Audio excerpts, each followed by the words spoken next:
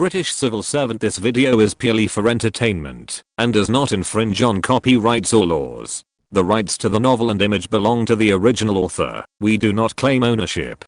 Don't like waiting and want to listen to this fanfic in full now? Subscribe to our Patreon, where you'll find the best fanfics.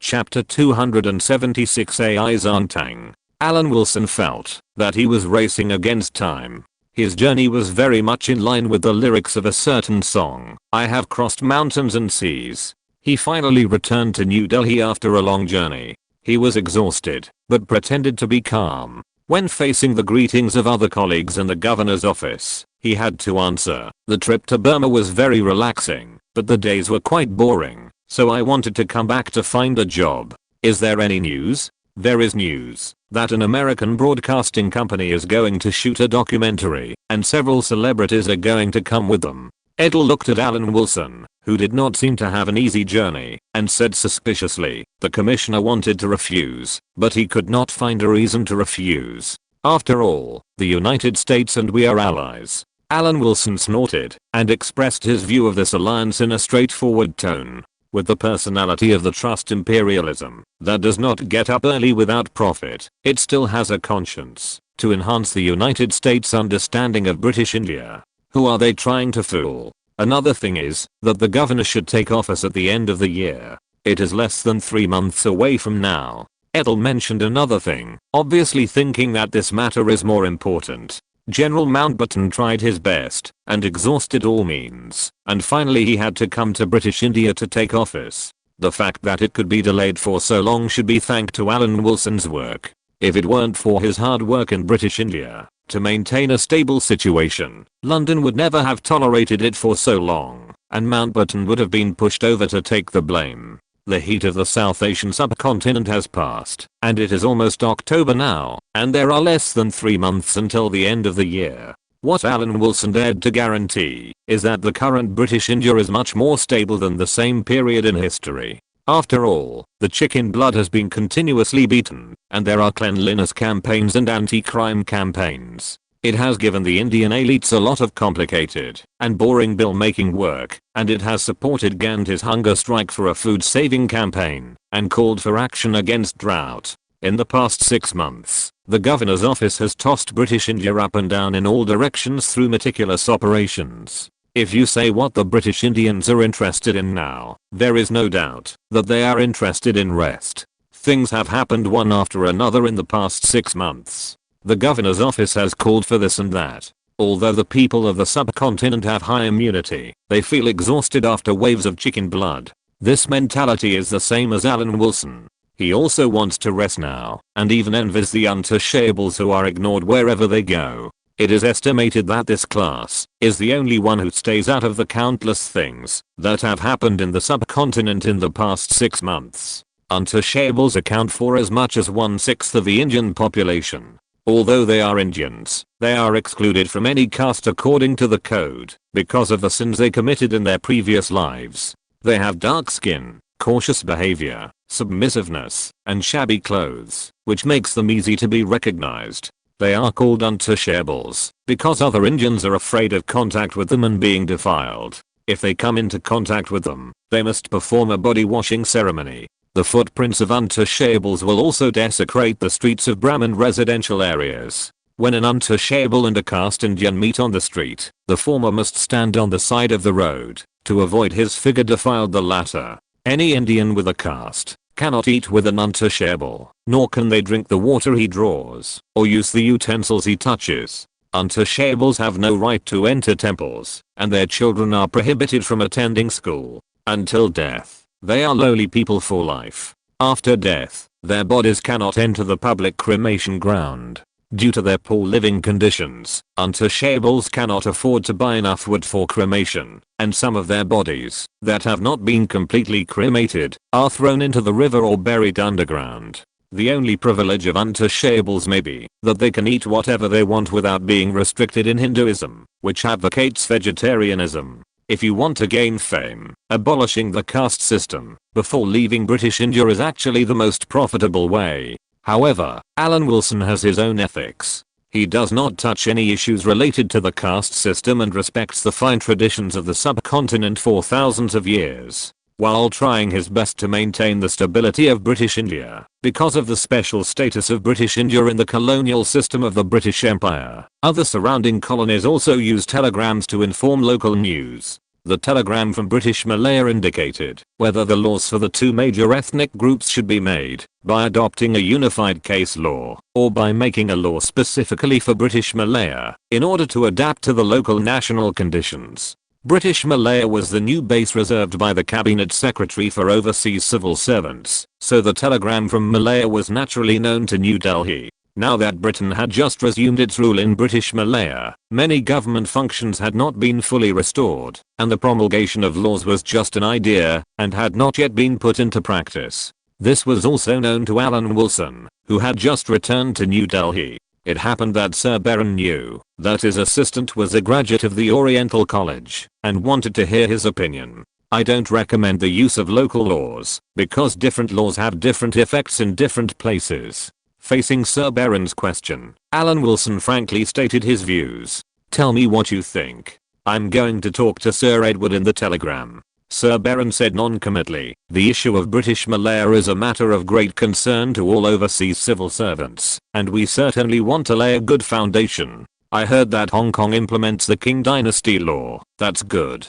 Alan Wilson answered without thinking. As for peaceful believers, just implement religious law. Religious law governs peaceful believers, and the Qing dynasty law governs all non-peaceful believers. We strictly distinguish according to blood relationship, and we will never promote national integration. In fact, there is no problem. After all, we are a country that follows case law. Sir Baron did not think there was anything wrong, but nodded in agreement out of the tradition of the British Empire. Hong Kong in the British era followed the British customary laws, but announced that the local Chinese were still governed according to local regulations, so this happened. For the same murder, if the criminal was not Chinese, he would be sentenced to hanging according to British law, but if the criminal was Chinese, he would be beheaded according to the Qing dynasty law. Because the sovereignty belonged to China, it was natural to use the Qing dynasty law. However, the group in Hong Kong that most upholds the Qing dynasty law is actually the local elite rich people. The reason is that a man's dream is to have 3 wives and 4 concubines. Why oppose the law that allows him to legally have more concubines? However, according to the Islamic law of the Middle East, this problem can also be solved. Marrying 4 wives is the same as marrying 3 wives and 4 concubines. It is a 50-50 situation on this point. Alan Wilson can even think that British Malaya may attract some Navo rich who have realized their men's dreams to immigrate here and contribute to the local economic development. There is even an advertisement in his mind. Friend, do you want to find the happiness of a man? Immigrate to British Malaya and be a real man. What about the local textbooks? The textbooks must be in our hands. The lessons of British India should be avoided one by one. Sir Baron stared at Alan Wilson with a burning gaze, full of the tone that the organization values you very much. Leave it to me. I have learned it. There is no problem in editing a set of textbooks, Alan Wilson said as a top student of the Oriental College. Sir Baron nodded in satisfaction. This was also his purpose. Alan Wilson's assistant was good in every way, except that he was too hardworking, which made his boss very disappointed. It was just right to use other things to keep the assistant busy so that he could manage the affairs of British India well. Sir, the currency reform in Burma has been decided. Burgess and I have convinced the local leaders of Burma. Alan Wilson showed his diligent nature and discounted Sir Baron's wishful thinking.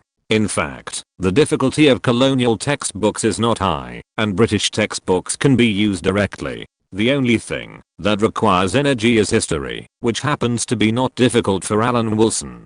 Top students of the Oriental College can copy directly from the history textbooks in their memory. Therefore, it is best not to have conflicts between China and Britain.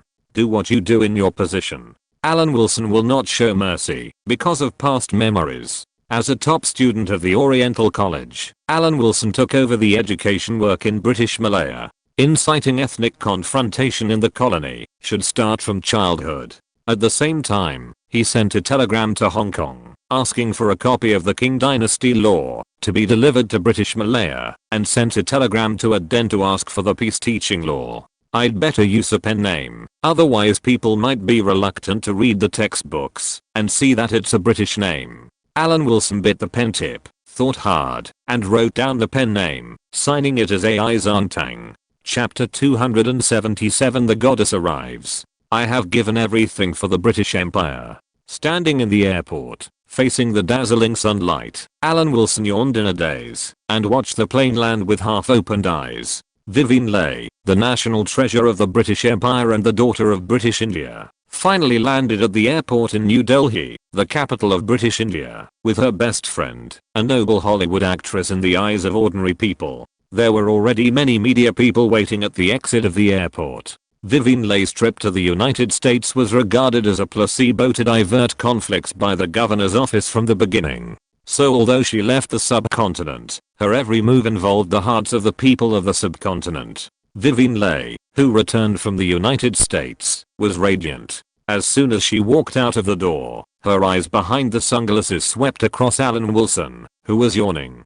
Her eyes behind the lenses were full of heartache. You only know how to work every day, as if British India can't do without you.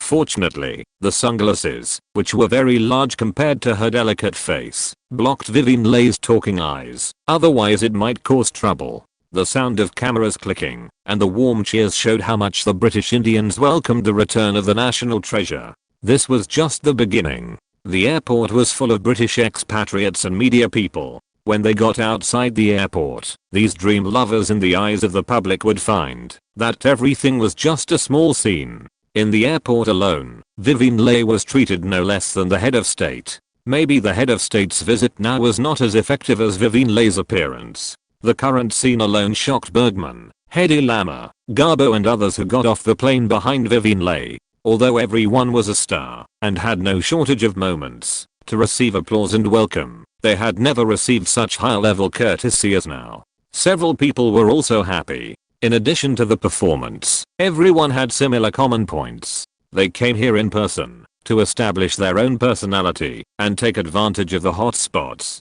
The more sensational it was in the United States, the more traffic they could earn.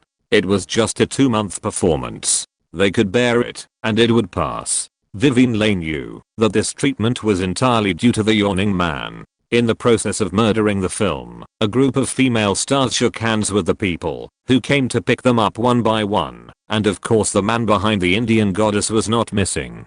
Why are you so tired? When Vivian Leigh shook hands, her tone was not without blame, and she seemed to have some complaints. Miss Vivian, I rushed back from British Burma, Alan Wilson said a little tiredly. Welcome back to the subcontinent. I believe the people of the subcontinent are very happy to hear that you are back. The reason for Alan Wilson's fatigue was certainly not all because of the rush, but saying other reasons would lack a bit of bondage. Sure enough, after hearing this answer, Vivian Leigh remained calm on the surface, but her heart was full of sweetness. It was just that she couldn't stay too long on this occasion, so she nodded and left. She shook hands with Hedy Lamarr, Joan Crawford, Bette Davis, Greta Garbo and Ingrid Bergman in turn. It must be said that the look of overwork is indeed a very good protective color, and several stars who are as busy as life didn't notice anything unusual. It was a joke. Was it possible that the glorious civil servants of the empire were inferior in acting? The next time was when the people of Delhi lined the streets to welcome Vivian Leigh. Vivian Leigh, who had already established a firm image in the hearts of Indians, was cheered by 200,000 people of Delhi and other Hollywood stars. She held the speech prepared by the governor's office and faced the endless waves of people and won a wave of favor for the British Empire. It is said that soldiers are raised for 1,000 days and deployed for a moment. Vivian Leigh was brought to British India to cope with this kind of use. The great British treasure did not disappoint the trust of the empire. She spoke passionately about her hard work in the United States and for British India. Whenever it was late at night, she thought of the people in the subcontinent who were still suffering from the drought, and she couldn't help but burst into tears. After a heavy yawn, Alan Wilson, who saw the cue board and said it was time to applaud, stretched out his hand. Even if he was exhausted physically and mentally, he had to show the ethics of a professional supporting actor and lead the applause to set the atmosphere. As for Hedy Lamarr, Joan Crawford, Bette Davis, Greta Garbo and Ingrid Bergman, they were all goddesses walking among the people. They were in the United States, but cared about the lives of people in the subcontinent. They were willing to postpone their schedules and come to express their goodwill. Although Alan Wilson did not believe it, the Indians did, and it also caused cheers from the crowds. I heard that the plane was carrying a large number of film reels shot by these American stars. Alan Wilson tilted his head and asked Ethel, the secretary of the transfer hospital, "Is that true?" "Yes, it was covered with canvas on the third plane that landed, and there should be several tons." Ethel nodded solemnly. Apart from a few stars, there were only luggage on Ms. Vivian Leigh's plane. The second plane was carrying film practitioners, and the third plane was not many people. All of them were films brought. It's simply blatant. If it were another place, it would be considered cultural invasion. Alan Wilson had a cold face, turning a blind eye to the waves of cheers, and said in a deep voice, "If Americans are kind, they don't look like the Americans I have in mind. We ban the broadcast of foreign films." Ethel suggested with narrowed eyes, "We can definitely do it. Of course we can, but it seems too cautious. And this is not a handle. It's better to keep a close eye on the Americans in the Missouri state." Alan Wilson shook his head slightly. "After all, it's our place. Isn't it normal to deal with a few visitors from afar? But I heard that these representatives of the American banking industry are ready to leave. They have been to many places recently." Ethel breathed a sigh of relief and said, "There seems to be nothing unusual at the moment." Alan Wilson knew this matter very well. After these investigators left, the real owner should come.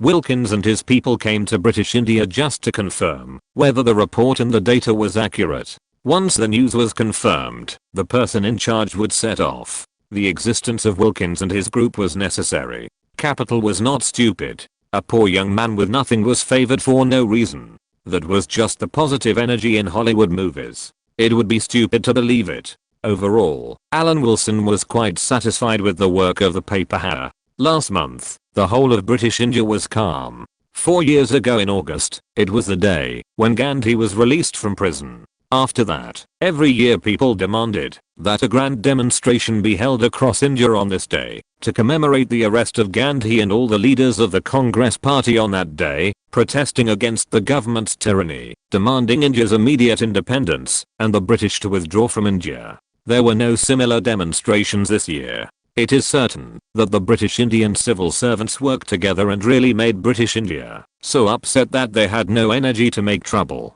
Of course, the additional help of drought also contributed to it. If we are a little less modest, the situation this year is really not just a little good but a lot better. Alan Wilson has suggested that the economic statistics of British India this year should be suppressed a little lower than the actual situation. In order to prepare for the rise next year, the chicken blood is still being pumped, and it should be pumped in different ways. Gandhi and the Congress party have been very busy recently. The disaster relief discussed with the Muslim League has finally made progress after the drought has improved. It is also true that they have no time to make trouble with the Viceroy's mansion. The Pax are staunch monotheists, while Hindus tend to believe in an infinite number of gods. Pax deny that Allah can be represented in any form, while Hindus decorate their temples with many images. Pax occasionally offer a cow as a burnt offering to Allah, while Hindus regard cows as sacred and protect them from harm. Pacifists believe that everyone is equal before Allah, while Hindus have always followed the caste system, which divides society into levels, with the upper class having more religious privileges than the lower class. These two religions can be said to be the religions that should least live in harmony in the world, but they live on the same subcontinent. But in the negotiations after the drought, the Congress Party and the Muslim League just reached a consensus, and the voices of living in harmony became much louder. This is really a ridiculous thing. At this time, when everything is in ruins and the governor's office is trying hard to prove that the situation is not a small good, but a great good, it also acquiesces to the emergence of good news. While the people of Delhi are intoxicated and bathed in the glory of the Indian goddess, the two British Indian bureaucrats are talking about the grand blueprint in a very discordant way, all of which are hidden under the noisy atmosphere. Next, when Vivien Leigh performs, she will go to major cities in the subcontinent to give speeches and serve as a good image representative of the British Empire. She also has to take into account the filming of documentaries for American companies. If it were in the past, she would be suspected of being a double agent. But in this place of British India, how could Alan Wilson let the great British treasure suffer grievances? After taking a nap in the governor's mansion in the afternoon, the newly refreshed commissioner assistant took a bath, washed off his fatigue, and waited for the time to get off work. At 10 o'clock in the evening, Alan Wilson finally identified the signal of Vivien Leigh's apartment through a telescope and went downstairs anxiously. After knocking on the door, Alan Wilson panted and stared at Vivien Leigh, who came to open the door. A man and a woman were already entangled at the door. When the door was closed, there were fallen clothes on the ground. Looking at your appearance during the day, I thought you didn't have time to come. Vivien Leigh wiped her wet hair, and her lazy voice was full of joy. I couldn't sleep a lot when I was in the United States. It's not as comfortable as you here. I can't sleep either. I have been taking a walk in the middle of the night for some time. Alan Wilson held a cigarette in his mouth, and the red cigarette but flickered in the dark night. He categorically denied Vivien Leigh's groundless speculation, although he did have the idea of asking Alyssa to come to New Delhi to help. Chapter 278. Boring Alan. After a long separation, the room was filled with tenderness and love. Vivien Leigh also told him everything about her life in the United States. It was impossible to explain it clearly in the telegram. Many things could only be discussed in person. Actually, I wanted Catherine to come. I would feel more at ease if she was here. I'm not familiar with the others. Vivien Leigh rested her head on the man's chest, but she said she had to follow up on the progress of the aid to the subcontinent, so she didn't come. She said she would come when she had the chance. You have a good relationship? Alan Wilson put out his cigarette. Vivien Leigh mentioned Katharine Hepburn more than once in the telegram. Now it seems that the relationship between the two is really good. When I got married, she also went to the wedding. At that time, crossing the Atlantic was not an easy thing. Vivien Leigh covered her mouth and chuckled. She is really a good person, but she is lonely. The person she likes cannot divorce for religious reasons, so she has been alone all this time.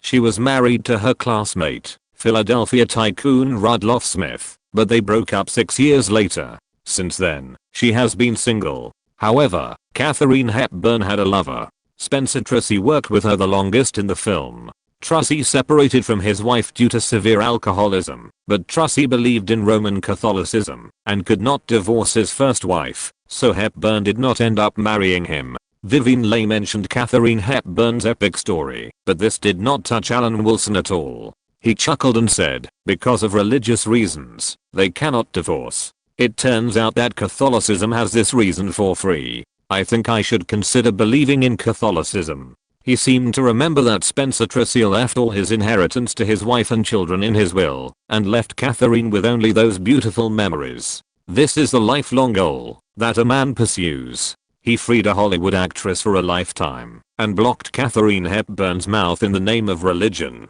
What Simon Dagwin is just for fun. Spencer Tracy should be the idol of life. Alan Wilson was such a realistic person, mercilessly piercing Vivien Leigh's fantasy of love. The helpless look in Vivien Leigh's eyes was just an excuse for Alan Wilson, and it was a pity that Katharine Hepburn believed it. Why do you always think so? Vivien Leigh was dissatisfied and stretched out her hand to push Alan Wilson's arm. Then what do I think?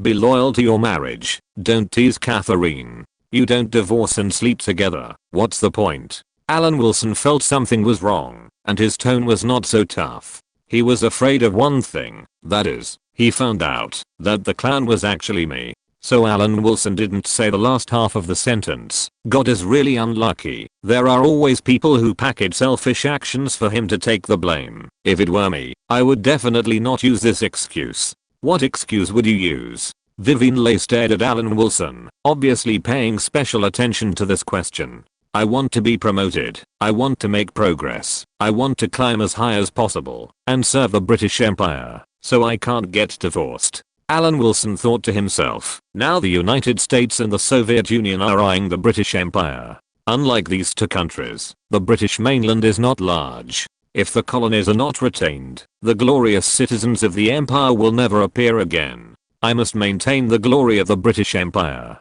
How do you know that they are not truly in love? Vivian Leigh was still unwilling to admit that what Alan Wilson said was reality. Otherwise, what was she now? A combination of interests seemed to be a bit of this meaning. Then let's test it once. If Catherine comes to British India, I can find someone to set up a trap to test it out. If a lover comes, it means this is a love worthy of respect. Alan Wilson, who said he wanted to test it once, knew very well that love cannot be tested. The second half of his words was rounded up. This can't happen to me. You must be patriotic before talking to me. I can talk, and I can be patriotic. Vivian Leigh pinched Alan Wilson. What are you afraid of? What is Catherine's identity? What is your identity? Facing different people, naturally there will be different results. Alan Wilson stretched out his finger and pointed at Vivian Leigh, causing a muffled groan. First, settle the matter of British India, and then talk to me.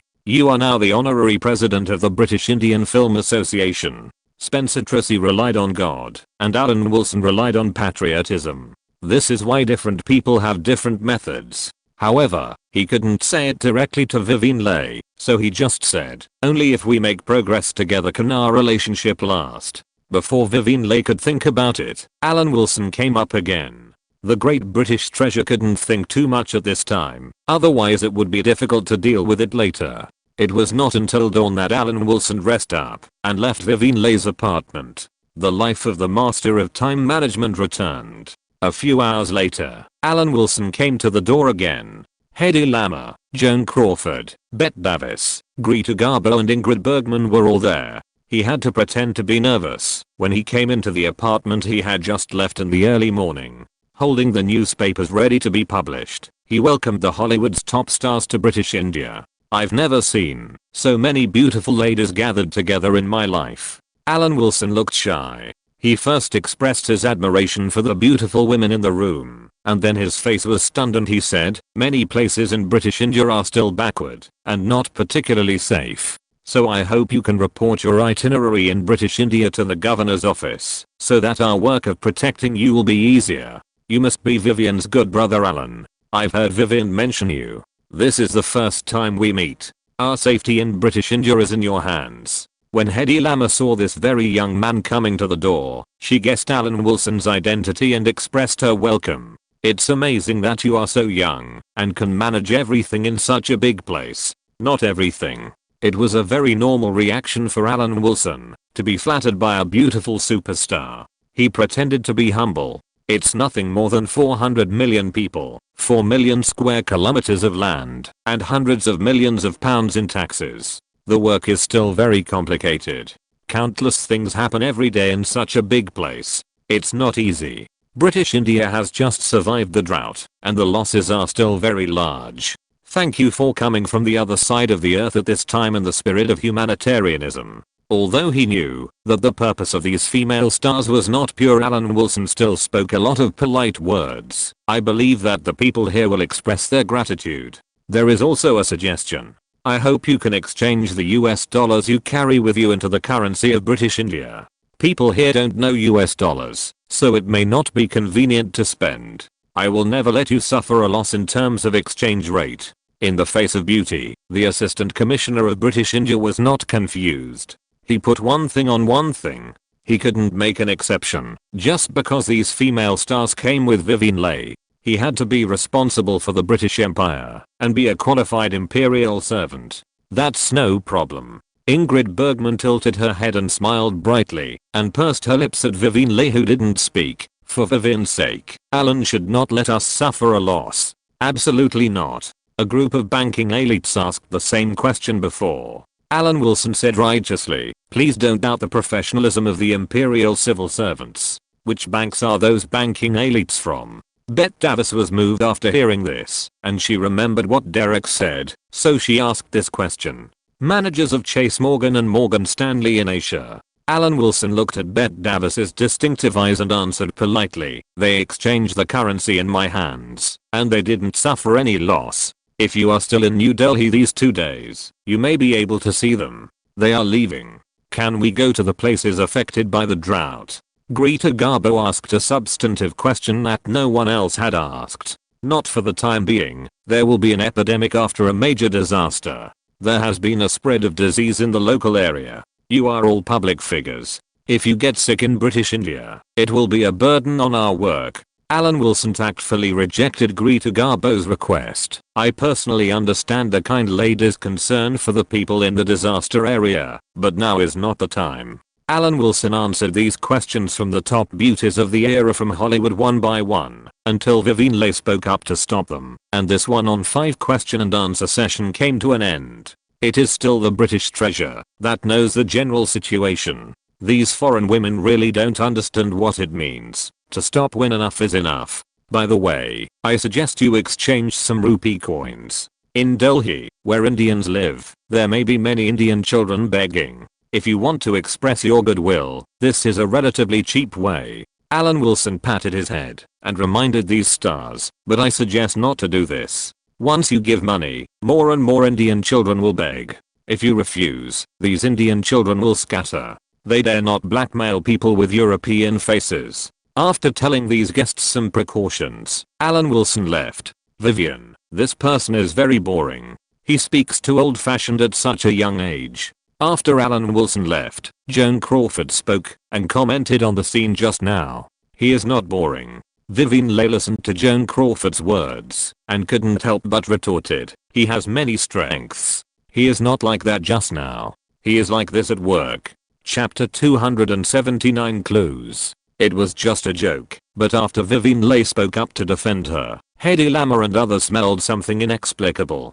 But when they looked at Vivien Leigh, she had an expression that said, as long as I'm not embarrassed, others will be embarrassed. The actresses were not sure. The suspicion was not dispelled. Everyone in the room was an actor, and they were all very famous actors. They would not see anything from the surface. They all tacitly did not mention this matter. Once the seeds of suspicion are planted, no matter what happens, it will only increase this suspicion. Even the red sofa in the bedroom upstairs now makes Joan Crawford doubt whether the habit in Hollywood has spread to British India. Vivian, didn't you get a good rest last night? Ingrid Bergman asked Vivien Leigh about her well-being. Everyone got off the plane together, but Vivien Leigh seemed to be still asleep, but her complexion looked good.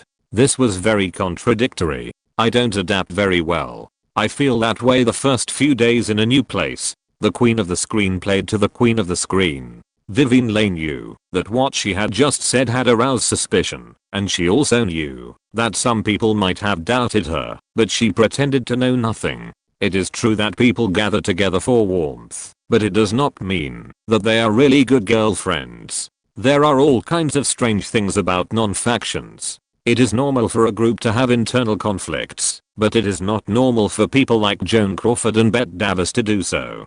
No matter what happens, it cannot stop the hard-working imperial civil servants. Now the British Empire is on the decline, and someone should step on the accelerator at this time. While Alan Wilson was editing the history textbooks of the Chinese ethnic group, he did not forget to inform the Congress Party by telegram about the results of the communication on the expulsion of Rohingyas from British Burma. Of course, the result was 3 glasses of wine as punishment. What Cambridge General History is just for fun. If you really want to do things, you have to go to Oxford Oriental College. Alan Wilson wrote furiously. The workload was huge. The key was where could he find Chinese assistants in New Delhi? No one knew Chinese characters, so he had to prepare all the manuscripts by himself. The glorious assistant to the British Indian Commissioner now felt like a bad typo, but fortunately he hadn't hit a writer's block yet. Half an hour later, the schedule of Vivien Leigh and Hollywood actresses was sent to Sir Baron's office. At the same time, he reported on the progress of the history textbooks, which didn't take much time. The paper full of Chinese characters was placed in front of Sir Baron. The British Indian Commissioner immediately concluded that the top student of the Oriental College was absolutely genuine and encouraged Alan Wilson. This matter will be left to you in full charge. Alan Wilson left with the manuscript. That made him dizzy, and then he breathed a sigh of relief. He was used to seeing letters, and it was very difficult for him to see this kind of hieroglyphics. An hour later, Alan Wilson appeared in Vivien Leigh's apartment again with a box of brand new rupees. As expected, everything was still there. Not only were all of them there, but some people even found unexpected gains. Hedy Lamarr found a man's short hair while taking a shower in the bathroom, and Joan Crawford found a pair of men's slippers under the sofa. The chain of evidence was completed at an astonishing speed, but everyone acted alone. While hiding it from Vivian Leigh, they also thought they were the smartest and concealed it from others. Although the value of the rupee is not the same as the value of the US dollar, when a box of brand new banknotes is put up, it is also very impactful. This is Alan Wilson's own share. He has paid too much for the British Empire, and even made concessions on the exchange rate, and took on losses that the British Empire should not have. Alan, with this exchange rate, the governor's office won't give you trouble, right? After listening to Alan Wilson's long speech from pounds to rupees to dollars, supplemented by real purchasing power, Vivian Leigh spoke up to help, paused and added, "We can't let the British Empire suffer losses. Because of the drought, the value of the rupee has fallen. I can't let the guests suffer. Overall, this exchange is still very fair." Alan Wilson took out a stack of rupees from the box and smelled it. The new banknotes smelled really good. Hedy Lamarr's eyes drifted back and forth between Vivian Leigh and Alan Wilson, trying to find something from them. Her eyes stayed on Alan Wilson's head for a long time, comparing the length and color of his hair found in the bathroom. Another suspicious look belonged to Joan Crawford, and the comparison was the shoe size. Obviously, both of them had different degrees of gains. Poor Tom, he was played around. Alan Wilson, who still knew nothing about everything, still adhered to the consistent principle that, if he had money, he would have women again, but if he had no money, even if he had it now, he would have it sooner or later. Alan, you suggested Vivian to increase her influence by bundling, right? Hedy Lamarr spoke first, and began to test this man, whether he was the man behind the Indian goddess. Oh, that's right. Alan Wilson was a little surprised, but he immediately admitted frankly, I just made a suggestion casually, and I don't know how effective it will be. But it should be very beneficial in public opinion. Whether the heat can be sustained, it shouldn't be a problem with your strength in numbers. In the media, as long as any of you actors is reported, and the other members are mentioned, it will be considered a great success. Is that so? Hedy Lamarr smiled charmingly. I can't tell that you have a lot of ideas. It's hard to imagine that such an idea came from a man who is only over 20 years old. It's nothing. You are Ms. Vivian Leigh's friends, and you are my friends. Alan Wilson acted very easy to talk to, and expressed his friendliness to the so-called big names in front of him. Ms. Vivian Leigh? When Vivian Leigh heard Alan Wilson's address, a trace of displeasure appeared between her eyebrows, and the typical reaction of the cow lady appeared. This was noticed by Hedy Lamarr, who was already 70% sure in her heart. Alan Wilson was still talking about some taboos in British India, especially the particularities of Hindus and Peace Church members, hoping that these Americans would pay attention and not cause unnecessary trouble. The caste system in Indian society has built an insurmountable gap between them. In addition, there is the theory of reincarnation and death in life. The rulers use these regulations of their ancestors as spiritual control to maintain social inequality and persuade and encourage the poor masses to obey the arrangements of fate.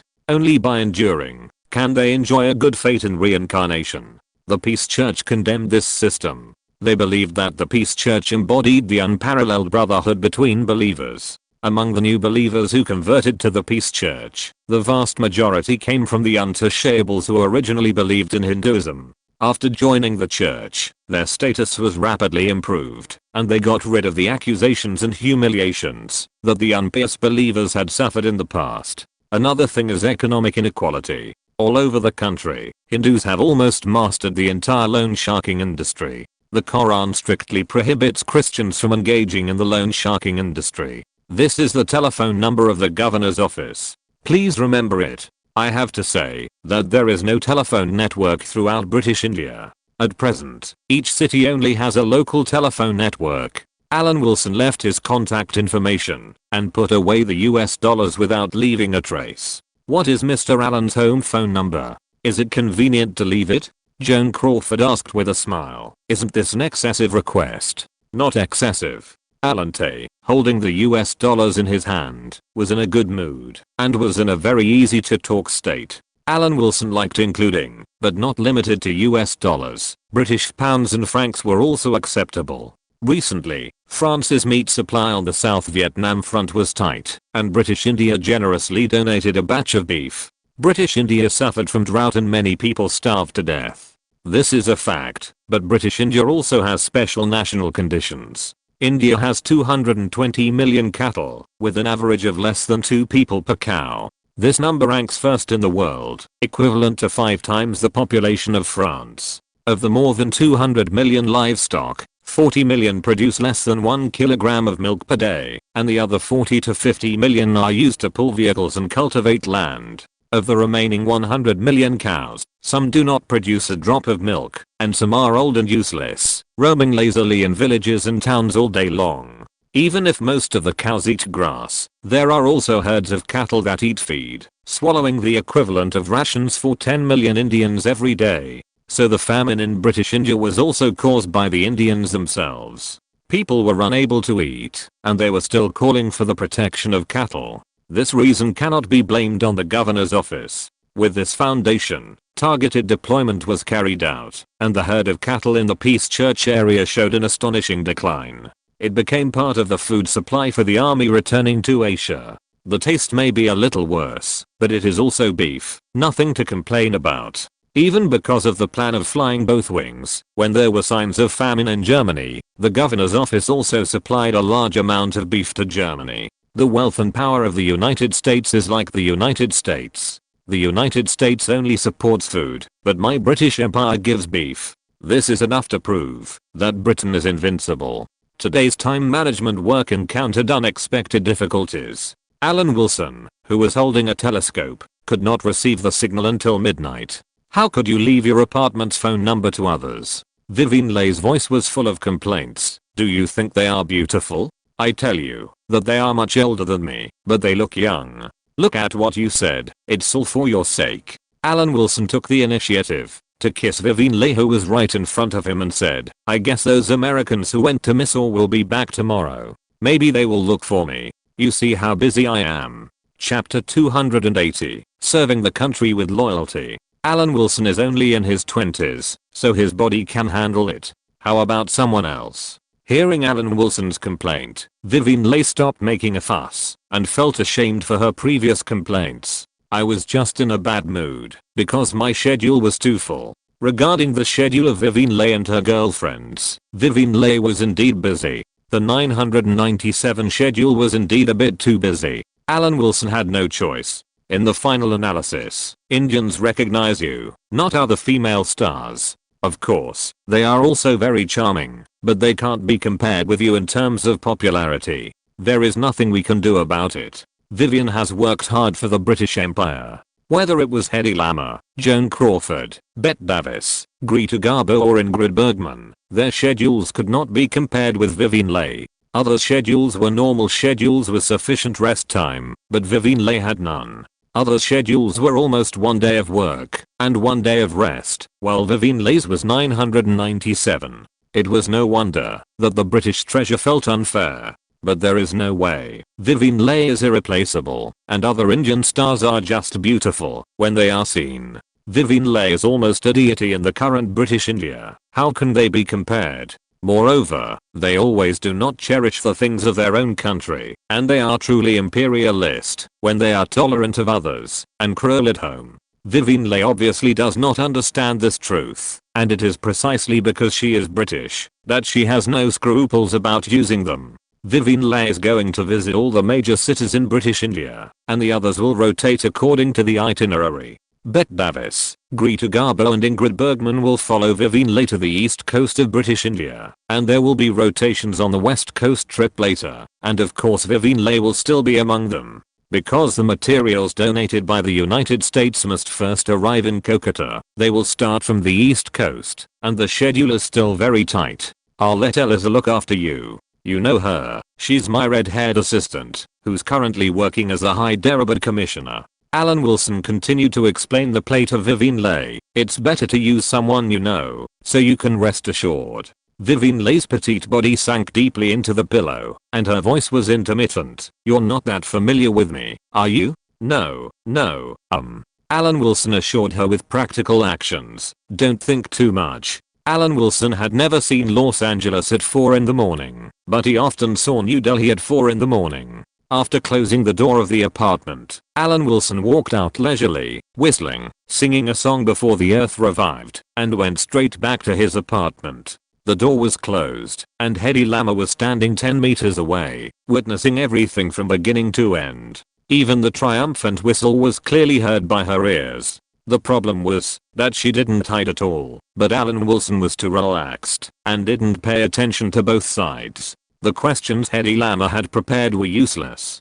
Hedy Lamarr was very tall among women, but she was ignored and didn't come to her senses for a while. It was not until the lights in Alan Wilson's apartment were turned on that Hedy Lamarr came to her senses and said to herself, "Am I just being treated as air?" Alan Wilson, who knew nothing, had no idea that he was seen by an actress who had drugged a maid at a dinner party, sewed all her jewelry on her underwear, rode a bicycle, escaped on a train to London, and fled to a new life to avoid the pursuit of the Third Reich. He was taking his last rest. He had to go to work at dawn. It was another busy day. The life of a social animal was so boring and tedious. Alan Wilson walked out of his apartment at work and happened to see Greta Garbo and Ingrid Bergman. He came to the door of Vivian Leigh's apartment, nodded and smiled friendly, and walked while looking at the watch. He should not be late. In fact, who would dare to do anything to him if he was late? The bad thing about having neighbors is that he even had a dinner with Alyssa in the garden of the apartment in the afternoon, which attracted a group of female stars to watch, led by Vivian Leigh.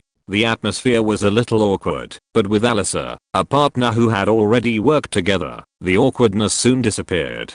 At the same time, several female stars watched the relationship between superiors and subordinates in the British Indian colony, and even guessed what was in the suitcase that Alyssa was carrying. After this round of work, I will arrange for you to be the Hyderabad commissioner. Alan Wilson drank a glass of juice, moistened his throat and said, "Your job is to take care of these ladies in front of you. They are all public figures in the United States. It's best if nothing happens in British India. I leave it to you." "Yes, assistant." Alyssa glanced at Alan Wilson and said with a smile, "The work in Hyderabad is very important. I have shown with practical actions that the assistant did not make a mistake in choosing someone. The situation in South India is more complicated. But then again, the group of banking elites received by Andy should be back in the next 2 days. I thought they would arrive today." Alan Wilson smiled bitterly. Maybe something delayed them. Maybe it's just a normal train delay.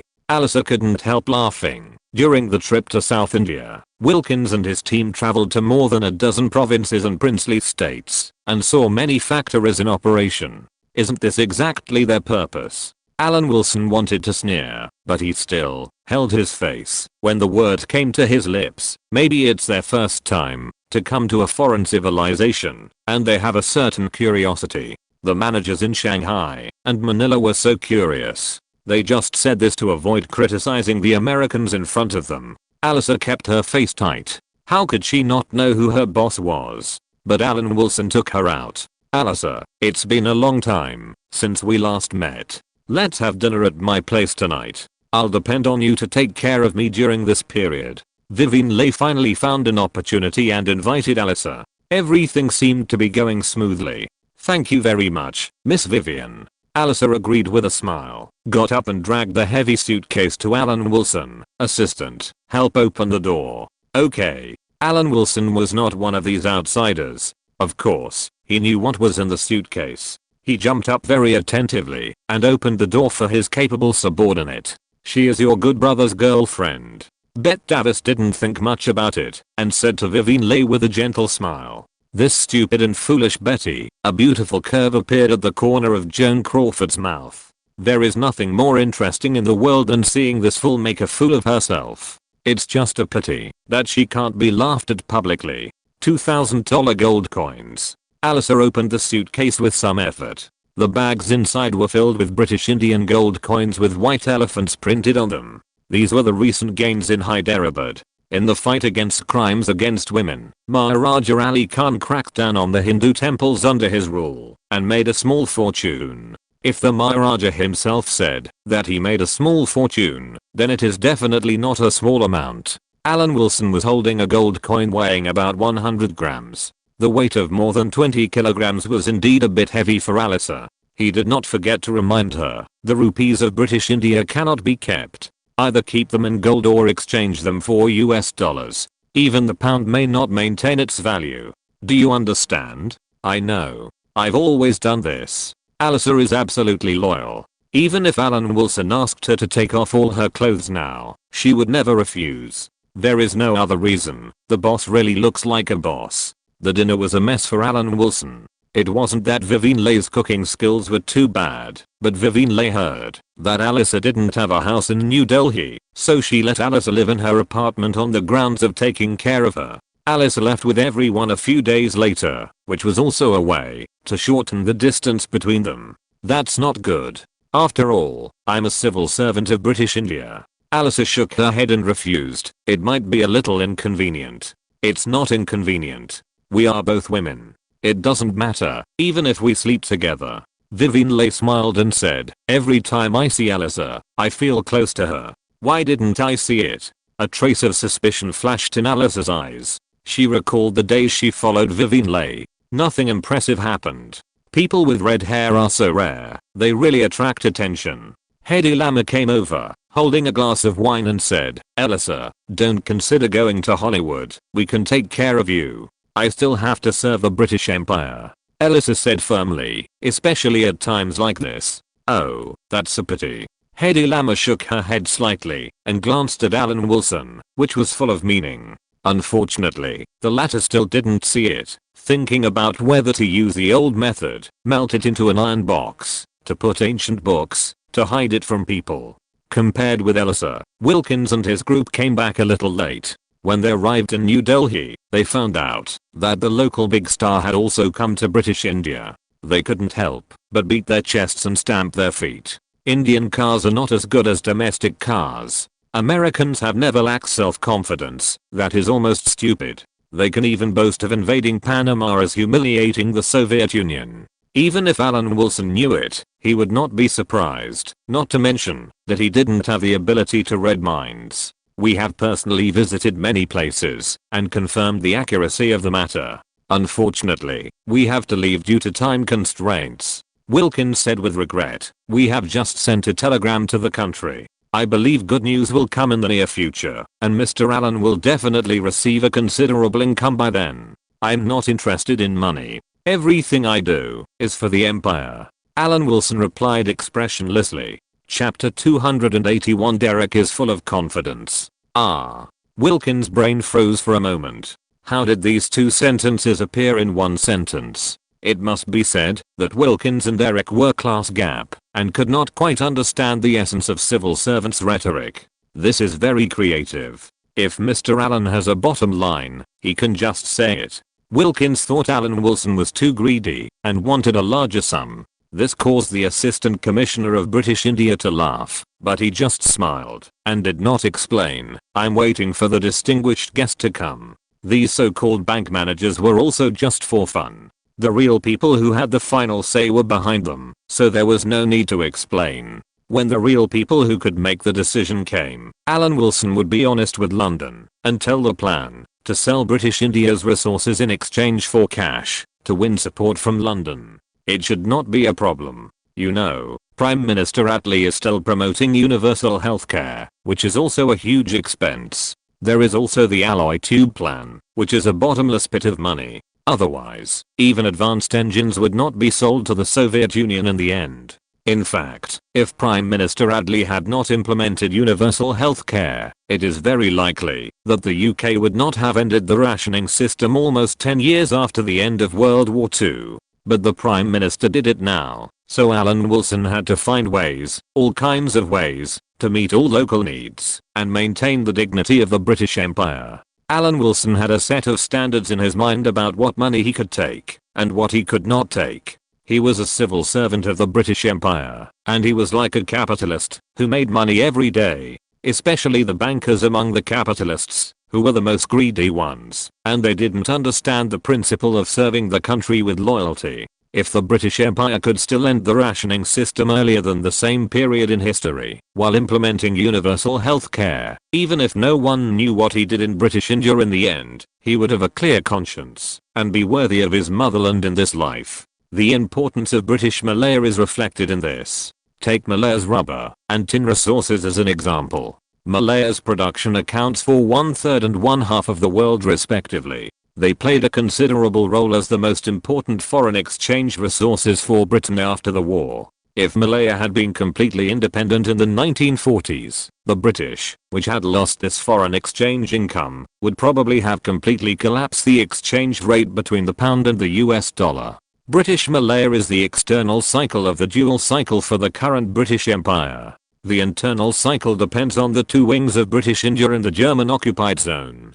Generally speaking, if the rationing system could be ended at about the same time as the Soviet Union before 1949, Britain would have a much easier road in the future and would have more options. After cashing out all the important assets of British India, the last step is to make the printing press smoke, but it seems too early now, and Alan Wilson does not want to learn from Chiang economic collapse, as long as the rupee depreciates by about 2 times. The key is that it is easy to shirk responsibility in this way. Find a group of economists who do not understand economics to help India analyze it, and it can almost fool people. Wilkins and others did not get what they wanted in the end. They left British India without seeing these female stars even once. Alan Wilson was better than them. At least he still had a sour face and watched Vivian Leigh's trip to the East Coast Goddess. He could imagine how sensational this trip would be. Moreover, the donated materials from the United States had already set off. Once they arrived in Kolkata, they would definitely be praised in all aspects. But this was not a reason for him not to have a sour face. Vivian Leigh didn't know what was going on, and she didn't give him a chance in the next 2 days. Beautiful lady, you must pay attention to safety. If you, the fallen angels, were to have something happen in British India, it would be a great sin for us mortals. Alan Wilson, who was bullied by Vivian Leigh, turned to Greta Garbo and Ingrid Bergman to show his courtesy. The first 2 times he met Ingrid Bergman, she was sitting. At this time, Alan Wilson realized that Ingrid Bergman was taller than him when she wore high heels. Even if she wore flat shoes, their heights were the same. You are so sweet, young man. No wonder Vivian trusts you so much. Ingrid Bergman teased Alan Wilson with a mischievous look. Do you think my sister is pretty? How about marrying you? Very pretty. Alan Wilson thought that Ingrid Bergman was talking about herself, so she answered truthfully. Ingrid Bergman was very pretty to begin with, so it was not a mistake to answer like that. Then Bette Davis and Greta Garbo laughed out loud, and Ingrid Bergman teased Vivian Leigh. Vivian, your good brother is saying that your sister is beautiful. Stop it. How can Alan hear that you are joking? Vivian Leigh pretended to be serious and dissatisfied and urged, the train is about to leave, get on board. Hedy Lamarr, Joan Crawford, and Bette Davis did not go to the train station, but stayed in the apartment, treating this period of time as a vacation, and it was not their turn to work hard now. Almost at the same time as several people embarked on their journey to British India, Derek, who was destined to shine in history, had received a telegram from Wilkins, who had ended his trip to India. The authenticity of the precious information was confirmed in the telegram, which was great news for Derek.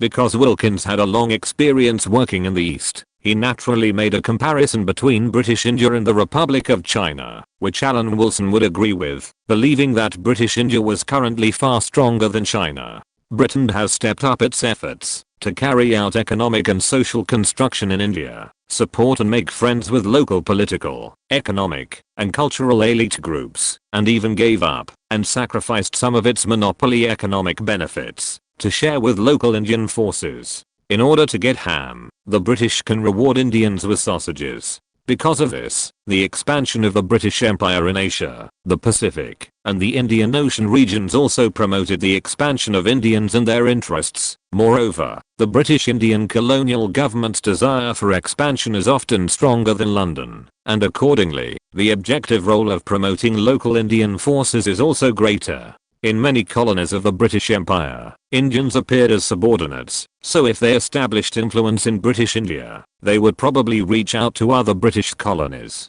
The telegram made a lot of sense. When Wilkins sent the telegram, he might not have known that British Burma had just expelled the Rohingya. After all, the transportation conditions in South India were inconvenient, and it was outside the influence of the princely states, so it was normal that he had not heard about it. Indian immigrants and local Indian capital have gained relative advantages in Africa, Oceania and other vast regions under the protection of the British Empire. The subcontinent is currently the first in Asia in industries such as jute papermaking and steel, and many indicators are 10 times that of China, with greater development potential.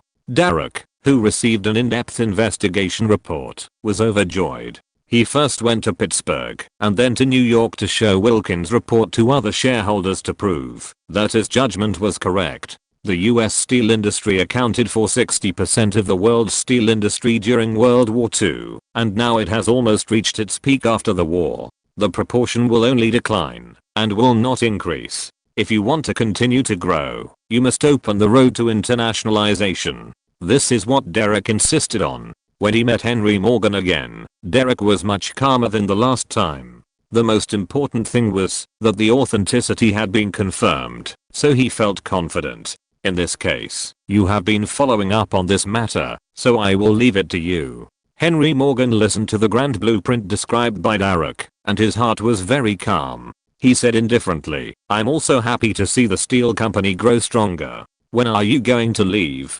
"Dear Mr. Morgan, I have decided to leave immediately," Drake said with an expression that he wanted to make progress too much. "Although we have an overwhelming position in many fields, there are also competitors. Even if they are very weak, once they know the news, they may think this is a good opportunity to turn the tables and cause trouble for us. So this matter cannot be delayed." "That makes sense. Then let's prepare." Henry Morgan nodded in approval and said, "Thank you for your hard work." Seeing that Drake was about to leave, Henry Morgan also said a few more words of encouragement. At present, the Morgan family still believes that there is room for development in the steel industry. The proportion of American steel may shrink, but the total amount should still have room for improvement. Now that the war has just ended, all countries need steel for reconstruction, and the total amount will still increase, but it may not be like the World War II period, when the United States alone accounted for 60% of the world's production. Internationalization has advantages. Raw materials such as coal and iron, or acquired for steel production, can be obtained from other places through cheap water transportation. Due to large-scale transportation, steel companies can also enjoy low freight rates, while the freight rates for transporting steel by rail are very high. The production of iron-rich stone in the Lake Superior area is constantly decreasing. The amount of high-quality and cheap iron, ore imported from Canada, Venezuela and other countries, is increasing. This also shows that it is time to look beyond the United States at the steel industry. This is the real reason why Henry Morgan was persuaded. After Derek left Morgan Stanley, he immediately confirmed his itinerary. Then he summoned a team of managers and went with him to British India via Hawaii and Manila. Derek was ready to leave his own color for the growth of American steel. The next day, the plane he took had already taken off. At this time, Alan Wilson was playing chess with Hedy Lamarr, planning how to start talking about the frequency hopping patent. He didn't know that an anxious American had traveled halfway around the world to discuss business with him, with his full attention focused on Hedy Lamarr. Chapter 282. Who else? It's your turn. Alan Wilson looked proud. Hedy Lamarr would be finished if he made the next move. The outcome was already decided. He couldn't help but say, "I heard that Miss Hedy was a top student in school. It seems that she doesn't know everything." Hedy Lamarr's situation on the chessboard was quite unfavorable. This was not a problem that could be solved by regretting one move. Alan Wilson was very relieved to see this. "I have worked in British India for many years. I have learned a little bit. What does this have to do with your work in British India?" Hedy Lamarr rolled her eyes, and her eyes were full of indifference and coldness. This look was very similar to Vivien Leigh's when she was dissatisfied. In fact, Alan Wilson, who had already seen a lot of real stars, felt that the eyes of these Hollywood actresses had different characteristics. Perhaps this was the key to the actresses, who came from the black and white movie era, standing out. Isn't the screen chasing eyes that can speak? This should be the reason. Hearing Hedy Lamar's question, Alan Wilson calmly held a glass of juice and said, chess originated in ancient India and was spread to Europe by Arabs. You said it originated in ancient India, so it originated in ancient India? Although Hedy Lamer was a top student in school, this kind of thing happened to be in his blind spot as a science student. Adhering to the momentum of not being stubborn, he disdained Alan Wilson's popular science. It's just like internationally recognized. Except for the Chinese, it's almost internationally recognized. Alan Wilson didn't forget to recall, while talking nonsense, that the argument that it originated in China might have to wait until the Yugoslav paper was published. I don't know if that scholar was born. Basically, the fact that chess originated in ancient India is already an international consensus. At least before the discovery of the unearthed cultural relics in ancient Egypt, there was no reason to overturn the ancient Indian dice. Who made Alan Wilson always do things that we Indians are too powerful in the past 6 months. Even myths can be blown up, things that have been verified, and ancient India can be blown up. Although Hedy Lamer is a movie queen, Alan Wilson, who is addicted to ecstasy, doesn't care about that, and implies something about Hedy Lamer in his words and deeds. Are you like this to Vivian too? Hedy Lamer interrupted angrily, not a gentleman at all. I respect Miss Vivian Leigh very much, but let's stick to the facts. Miss Hedy should not be unreasonable. Alan Wilson answered nonchalantly. Thinking that the matter was almost over, he was ready to change the subject to the frequency hopping patent. Just as he was about to speak, he heard Hedy Lamer snort. That's too much respect. You even respect me in bed. Miss Hedy can really take a joke. Alan Wilson was stunned when his train of thought was interrupted. He calmed himself and denied it. I'm just a civil servant in the colony. There is also an age gap. Ms. Vivian Leigh is so famous, and I'm unknown. We are from 2 different worlds. How can I associate them together? I saw you come out of Vivian's apartment with my own eyes. It was still dark. Hedy Lamer interrupted Alan Wilson's attempt to change the subject. What were you doing all night? Doing your hair? Alan Wilson's words of defense were stuck in his throat. He mumbled for a long time, his face changed, and his eyes changed. Ms. Hedy, as a public figure, you have to be responsible for your words. I sympathize with your situation very much, but spreading rumors is not advisable. In New Delhi, it is too easy for me to make someone disappear. I'm thinking about this problem very seriously now. Only the dead keep their mouths tight. Hedy Lamer's eyes suddenly became sharp, but when she met Alan Wilson's dangerous eyes, her heart skipped a beat. A man who changes his face faster than turning the pages of a book. With an uncertain look, Alan Wilson looked at the most beautiful woman in Hollywood in the eyes of some people, thinking about how to shut her up. It would be better not to cause a death. Did you want to kill me just now? You are young, but you are quite cruel. Hedy Lamer also pretended to be calm and said, do you think I'm the only one who can see that? All the stars who came here this time are good at acting. It's just that I don't have much acting skills, so I speak my mind. Ms. Hedy has a good understanding of herself. You also know that you are just a vase in the eyes of others. Alan Wilson smiled angrily, wondering if the other party could tell the truth. After being the one who has the final say in the colony for a long time, especially when Pamela Mountbatten is not around, he is a little too proud of himself and almost forgot his last name. Suddenly he smiled gently and said, what happened between Vivian and I has nothing to do with Miss Hedy, and she won't block your way. You are a Hollywood star, and your competitors are other people, not her. If you threaten me with this matter, it will not be good for us. British India is so dangerous. Those Indians with brains the size of walnut kernels can do anything, especially to women. I suggest that we each take a step back and have a good talk as friends. Alan Wilson stood up and attentively poured Hedy Lamer a glass of juice and whispered, there is no need to make the atmosphere too stiff. Thanks, I was able to run away from Austria by knocking out the maid.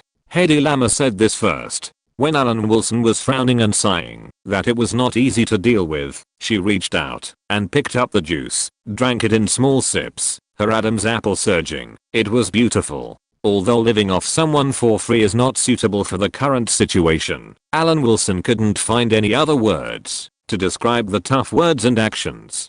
Hedy Lamer proved with practical actions that I can talk and I can be patriotic. A star like Vivian actually fell in love with you. What can you give her? Hedy Lamarr asked with curiosity. She has money and reputation to make her so devoted. On the contrary, her money is only considered to be rich in the eyes of ordinary people, but it is not much. Reputation also depends on how it is viewed. The fame of an actor is not equal to reputation. Don't regard the actions of many men who are greedy for your body as reputation. Extending his index finger and shaking it, Alan Wilson corrected Hedy Lamarr's misunderstanding. Otherwise, how can Betty stick to the shareholders of US Steel? You are far from real influence. This was the first time Hedy Lamarr had contact with the British King of Understanding. He knew everything and understood why Alan Wilson was the man behind the British treasure. Even his own patent for frequency hopping, Alan Wilson expressed great optimism, believing that it was an invention that would change history, in stark contrast to the lack of attention paid to him by the United States. Unconsciously, Hedy Lamarr opened her heart and talked about many issues that had troubled her for a long time. Americans look at actresses very superficially. They see my pretty face. Most Americans are like that. Alan Wilson deeply agreed. Fiddling with the queen on the chessboard. How can the queen on the chessboard be so important? If Miss Hedy can become a reliable friend, I'm willing to contact the locals and practice your patent. If it succeeds, you will have an aura of an inventor in addition to the aura of a star. In the words of the Far East, it is called both moral integrity and talent. It may not make up for your acting lessons, but your future will definitely be much better. Alan, are you really very optimistic about the frequency hopping patent? Vivian also asked this question. Did she ask for you? Hedy Lamarr remembered that when she was still in Los Angeles, Vivian Leigh had inquired about the frequency hopping patent. Compared with the man in front of her, everything was clear. Alan Wilson nodded, acknowledged Hedy Lamarr's guess, and expressed his willingness to contact local companies to help Hedy Lamarr realize his dream. But Vivian's matter still makes me worried. As long as you can help me, you can ask for any conditions. Hedy Lamarr said eagerly, I can pay for the research myself. I'm not short of money. Alan Wilson shook his head. Money is just a tool to realize dreams. Vivian didn't ask me to help her because of money. Hedy Lamarr stood up suddenly. She understood that either she didn't find out, or she was in cahoots with her. Just as he was thinking this, the phone in the apartment rang. Alan Wilson stood up and answered the phone under Hedy Lamarr's aggrieved eyes. Assistant Alan, who are you? Alan, the shower in my apartment is broken. Can you help me find someone to fix it? Joan Crawford's voice came from the microphone. You won't refuse to help with this little favor, right? No problem. I'm very happy to do it. Alan Wilson promised to contact someone right away. Maybe the problem is not serious. You come over first. Joan Crawford said relentlessly. What are you afraid of? We are all adults. Can I still eat you? Why does it feel like he is repairing a computer? However, Alan Wilson still nodded and agreed. He glanced at Hedy Lamarr and had to say that he now had a bold idea, very bold. Why can't we catch all the Hollywood girlfriends in one fell swoop? British India is his territory anyway. The similarity between Joan Crawford and Bette Davis is that the pair of eyes full of coldness is very unfriendly. Even when she orders people around, it seems like she is ordering servants around. The design and layout of these apartments are similar. I wonder if anyone has lived here before. Joan Crawford put her arms across her chest, looking down at Alan Wilson who was squatting there to check. No one has lived here recently. You are all guests. Why would they treat you like this? Alan Wilson said without turning his head. That's strange. Joan Crawford's voice came lightly. Why are there men's slippers in Vivian's room? This immobilization spell directly made Alan Wilson turn around slowly, and he said in an unknown tone, it's a miscalculation of the Allies that you people don't become spies. You people. Who else? Joan Crawford was shocked. In addition to herself, a star who has worked hard from the bottom to achieve her current status, is there anyone else who has such a meticulous observation? Chapter 283 The distinguished guest arrives in New Delhi. History will eventually prove that it is not advisable to take regret medicine. He repeated what he said to Hedy Lamarr, but did not reveal who the others among you are. Alan Wilson helplessly hoped that Joan Crawford would be a human being and give himself a chance. If time could go back, he would be more careful and would not be discovered. Men's mouths are liars. They said they would only sleep, but they did everything. Joan Crawford never believed such words. Other actresses were more or less born in a good family, and they could live a stable life, even if they were not stars. Joan Crawford was born at the bottom of the society. At the beginning, she even had to cry and beg for a job as a stripper. Who believes Alan Wilson's self-defense? But this matter has nothing to do with Joan Crawford. She just wanted to talk about her discovery and did not intend to get anything from Alan Wilson. I didn't expect you to be a nice person. Alan Wilson breathed a sigh of relief. He was sweating from nervousness just now. He thought that if he did one or two, it would be fine. If it really didn't work, he could create an accident and kill these actresses in British India and wait to watch American fans mourn. Fortunately, Joan Crawford pulled him back from the brink of crime.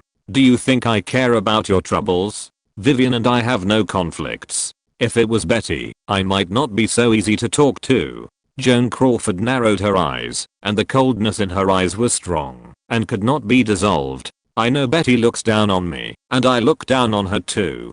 Joan, I also look down on those who are arrogant because of their background. I also came from a poor background, and I have come to where I'm today step by step. If the matter was more serious, Alan Wilson would probably kneel in front of Joan Crawford and hold his thigh to beg for mercy. Now it is not so serious, and he immediately stated his position to narrow the distance between the two sides. I'm ours. Are you ours? Joan Crawford, with a naughty expression, stretched out her finger and hooked the man's chin, and then said seriously, don't worry, I admire people who work hard. With Vivian's fame, you can be considered a dream come true. Joan Crawford has paid too much along the way and resonated with Alan Wilson's words that I also came from a poor background. Once upon a time, she also went from one red sofa to another red sofa for a role, and only then did she get to where she is today. Alan Wilson was considered as the male version of himself by Joan Crawford. They were both trying to live a better life. There was nothing to blame. He was just a gigolo. Alan Wilson got away with it after getting another gigolo status from Joan Crawford. He was a little shaky after 2 shocks in one day. The next day, he was not very optimistic about his work. He couldn't even think of how amazing India was. Fortunately, Vivian Leigh's tour of India had already begun. The news caused a series of articles in newspapers throughout British India, which achieved a sensational effect and attracted the attention of the entire British India, which indirectly relieved a lot of pressure from the governor's office. The goddesses walking in the subcontinent relieved a lot of work pressure from the governor's office. The most important job was to write a news article covering the entire page with the title Bergman and Garbo tasted some Indian food. It didn't matter whether they ate it or not. If the governor's office said that they ate it and said it was delicious, it would be a news article. For Alan Wilson, there was another business that was not suitable for others to know. Legician came back with a lot of harvest, which made Alan Wilson very pleased. He couldn't let go of the gold coin with the lion pattern. We closed the local English school, saved a lot of expenses, and put all our energy on trade.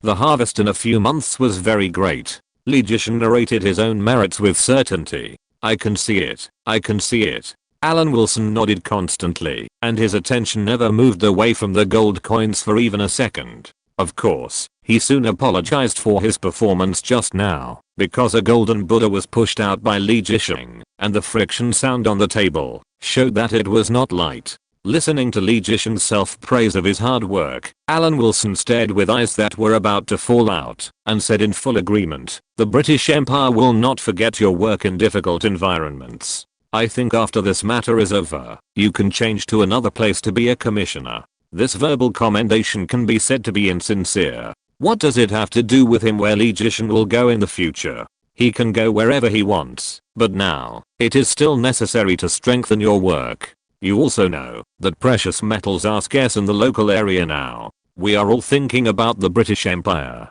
Don't think that the current work is useless. We bring these golds to the local area and exchange them for pounds. Isn't it supporting the local economy? Alan Wilson emphasized righteously that the return of colonial officials to the local area has a huge role in promoting the local economy. Don't you see that in many novels, the protagonists who return from British India are either rich or noble? Art comes from life. Who dares to say that these people who returned from the colonies have not promoted the progress of the British Empire? The patriotism from this perspective made Lee Jishan respect him. Otherwise, how could he become the Assistant Commissioner of British India in his 20s? He had been running around in the subcontinent for half his life, but now he was still an errand boy. This awareness alone was on a different level. With the encouragement of the Assistant Commissioner, Lee Jishan was more motivated. With me here, you can do it boldly. General Mountbatten will take office at the end of the year, and no one will pursue it. Alan Wilson gave Lee Jishan a hint. It must be said that he was surprisingly bold in terms of money, and didn't care about the consequences at all. We are not interested in gold, but we cherish the historical value in it. If they can't protect it, it's better to put it in the hands of a country that can protect it. For example, the British Museum. From Egypt to Babylon, what's missing? The British Museum has a collection of more than 7 million cultural relics and treasures from all over the world. The richness of the number and variety of collections is rare in museums around the world. Because of the huge collection, the British Museum can almost display the civilization process of the entire world. The collections are from the Middle Ages, especially the collections of ancient Egypt and ancient Greece and Rome, and there are a large number of precious cultural relics from Asia, the Middle East, Africa, and the Americas. The cultural treasures of many parts of the world can only be seen there. Want to see mummies in Egypt? Don't you know that there are more mummies in the British Museum than in Egypt? Even Alan Wilson thinks that Afghanistan can also be developed. Of course, he does not have this power now. He has to wait until General Mountbatten takes office before he can have a chance to talk to the Afghans. With the Golden Buddha, Alan Wilson is full of energy again, and he doesn't even have time to talk about patents with Hedy Lama. But the Golden Buddha can't be available every day, and the patent still needs to be discussed.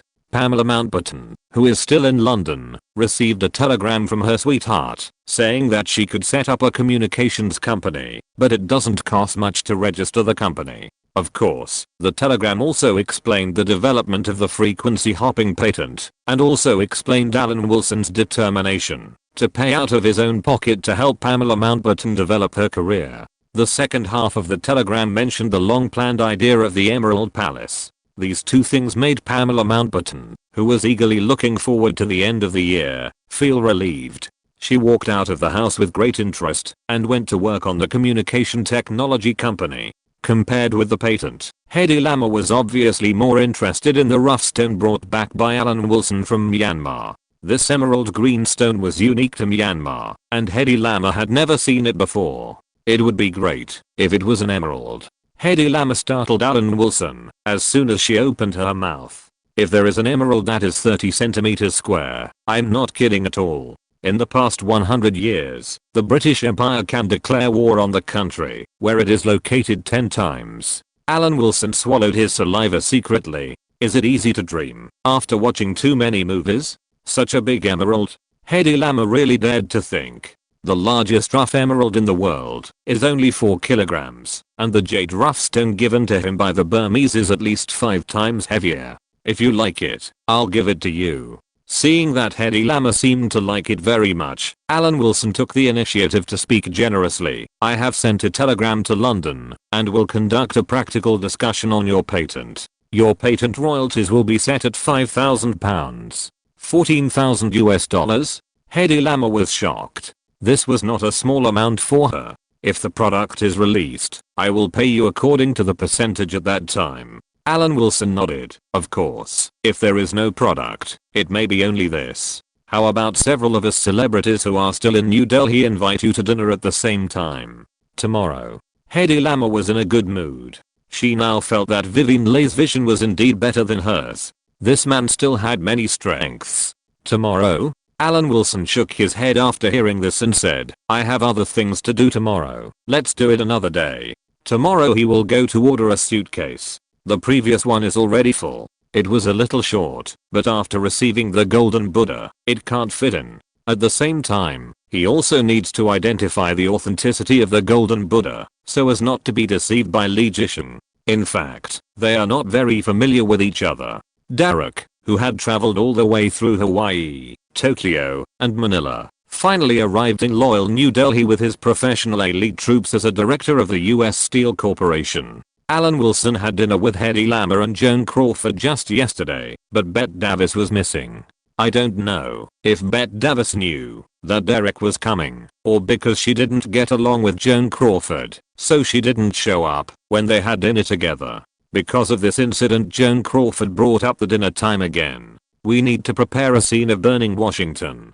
Alan Wilson learned the news and began to prepare. The other party was not French. Although he arrived in loyal New Delhi, it was not appropriate to use the Battle of Waterloo. If you're listening to this novel on a channel other than Fanfic World, it means they downloaded and uploaded it without effort. We cordially invite you to visit our channel, Mundo Fanfic Novelos. There you'll find the original version of this story and you can explore many other novels of various genres. We're waiting for you to immerse yourself in a world of incredible novels. Chapter 284, Officials and Capitalists. Whether or not he could leave a glorious mark on the resume of British India was much more important to Alan Wilson than collecting money. Civil servants could be shameless or incompetent, but they could never be both shameless and incompetent. This time the Americans took the initiative to come to him, and he had to seize this opportunity to use a small ball to turn a big ball, so that the local finances could be greatly relieved, so that the British Empire could come out of the haze of the World War. There is no doubt that lack of money will eventually affect military strength. The United States has money, even if the military expenditure is far from being as clean as it seems, and in the end it still forced the poor Soviet Union to the point where it could not continue. So what if the victory is not fair? The key is to see who wins. However, Alan Wilson's advantage is that the current situation in British India is stable, and the national enthusiasm caused by Vivian Leigh can at least last for a month. British India is safe and sound, so he can take advantage of the home field and have a good talk with the representatives of the capitalists. This confrontation between bureaucrats and capitalists made Alan Wilson full of expectations, and he was also fully prepared. The plane carrying Derek and a team of selected negotiators landed at the New Delhi airport. Compared with Vivian Leigh's flight a few days ago, Derek seemed very deserted this time. This was normal. How could he be compared with Vivian Leigh, who had already become a god in India? New Delhi and Delhi are two different worlds. On one hand, there are neat European-style buildings, and on the other hand, there are chaotic and unplanned downtowns. The difference is obvious at a glance. However, this is not the purpose of Derek's attention. After arriving in New Delhi, he did not go to the door immediately, but let Alan Wilson know that he was coming, but deliberately left the small bureaucrat in his eyes to dry out and grind the patience of his opponent. Derek, who was rich and powerful, took it for granted that this encounter would end with his great victory, starting from rising in the United States and moving step by step to the peak of life. What a coincidence. Alan Wilson also thought so. Although the two had not met yet, their demands were still the same. It's just that one is a bureaucrat and the other is a capitalist. At least Alan Wilson will not exploit ordinary people as wantonly as ordinary capitalists. He is essentially a top worker who is responsible for maintaining the operation of the state machinery. He must first ensure his innocence. Secondly, what policies he wants to promote are directly reflected in what policies his superiors finally introduced. People who are not in that system simply cannot detect it. Therefore, under the premise of preparing to communicate the plan with the locals, Derek is not dealing with Alan Wilson himself. Once the locals recognize the plan, the director of the American Steel Company will face the civil servants of the entire British Empire. This is not a one-on-one battle at all. Even if Derek brings a powerful negotiation team, it is impossible for him to confront the civil servants of the entire British Empire, not to mention that this is British India, and he has the home advantage. Alan Wilson, who was in the governor's mansion, did know through the person who delivered the message that the wealthy capitalists had arrived in New Delhi, but he was not anxious at all. He did what he had to do, and even looked forward to when he would be paid. At the same time, Derek, who arrived in New Delhi, traveled with the United States. In front of Bette Davis, he felt the feeling of spending money like water. Looking at the Indians in Delhi, looking at the rupees in his hand with eager eyes, made the big man quite satisfied. If Alan Wilson saw this typical colonial symptom, he would definitely sigh that it has been transmitted from person to person and even spread to the United States. European and American countries often get moral satisfaction by trampling on the dignity of local people. After get off work, Joan Crawford was already waiting at the door of the apartment, which surprised him very much. He didn't know what the other party's purpose was. Did she want to blackmail him? Joan, if you have anything to say, just tell me directly. I will definitely help. Alan Wilson swallowed his saliva. He still felt a little guilty when he met Joan Crawford. Among the remaining 3 actresses, Joan Crawford was obviously the most difficult to deal with. Why don't you welcome me? Alan, you are ours. Joan Crawford said casually, I don't need your help, but I want to tell you something. Why don't you invite me in? No problem. After hearing this, Alan Wilson quickly took out the key to open the door. Like Hedy Lamarr, Joan Crawford's eyes paused for a moment at the very conspicuous iron box. I don't know what's wrong with this. Or is this the life of a single dog? He walked to the sofa against the wall and sat down leisurely. His posture was very unladylike. Joan Crawford watched Alan Wilson busying himself with making fire and cooking and couldn't help but praise him. I didn't know you were so independent. Of course, when you live alone, sometimes you have to do everything yourself. People had already found out, so he naturally couldn't lie to her face. Would you like to stay for dinner together? That would be great. Let me taste your cooking skills.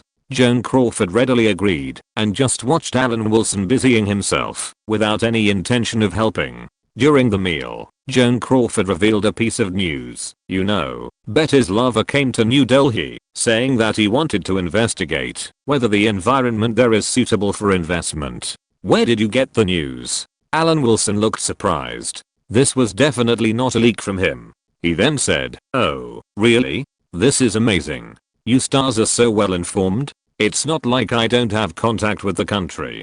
Joan Crawford curled her lips and said, others don't know, but I do. Betty has spent a lot of energy to get in touch with her, but I think it's doomed to fail. I'm not bragging, I'm much more accurate in judging people than she is. Have you heard of the United States Steel Company? I have heard of it. But, Joan, you know, I work in British India, and I'm certainly not as close to the United States as most people imagine, but I only receive news from newspapers. Alan Wilson found that, as long as they didn't talk about men and women, Joan Crawford was actually quite easy to deceive.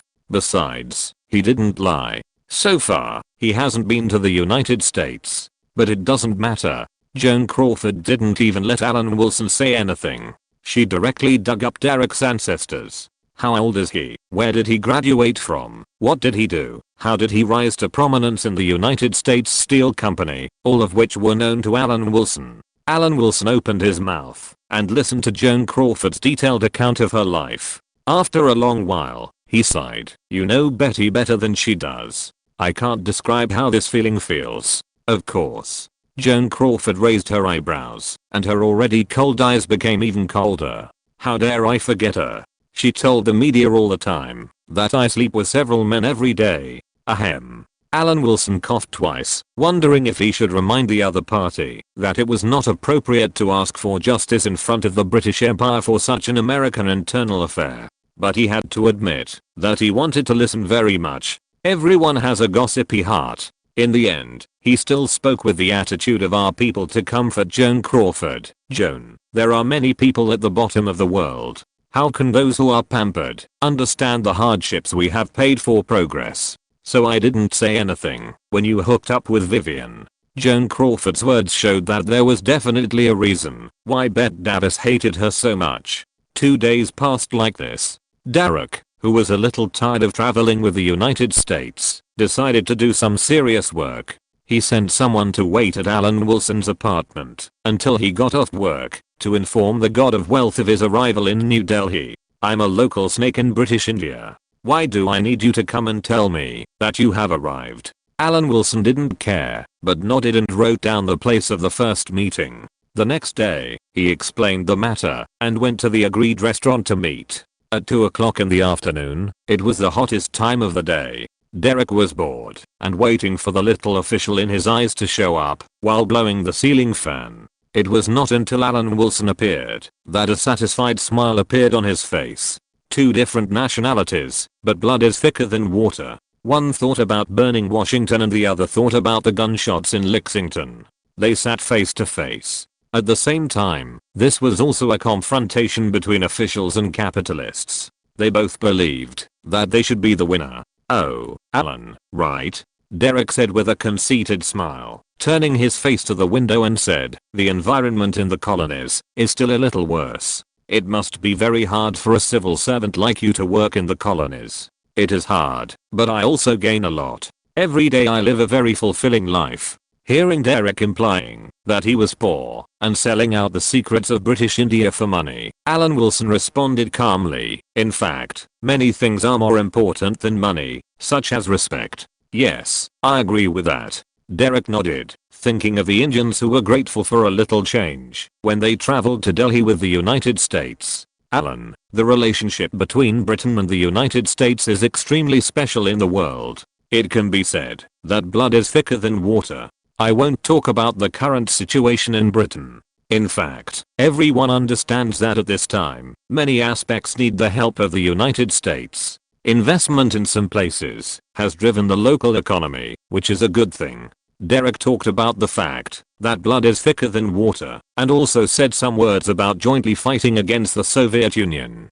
Finally, he said that the current British Empire needs blood transfusions from the United States, and selling British India's property is a good way, which can be said to be a win-win situation. "Mr. Derek, you should also know that, because of the existence of the Soviet Union, many colonies in the world are clamoring for independence. These colonies now feel that nothing is more important than dignity." Listening to the other party's irrelevant nonsense, Alan Wilson also put forward his own argument that money cannot solve all problems.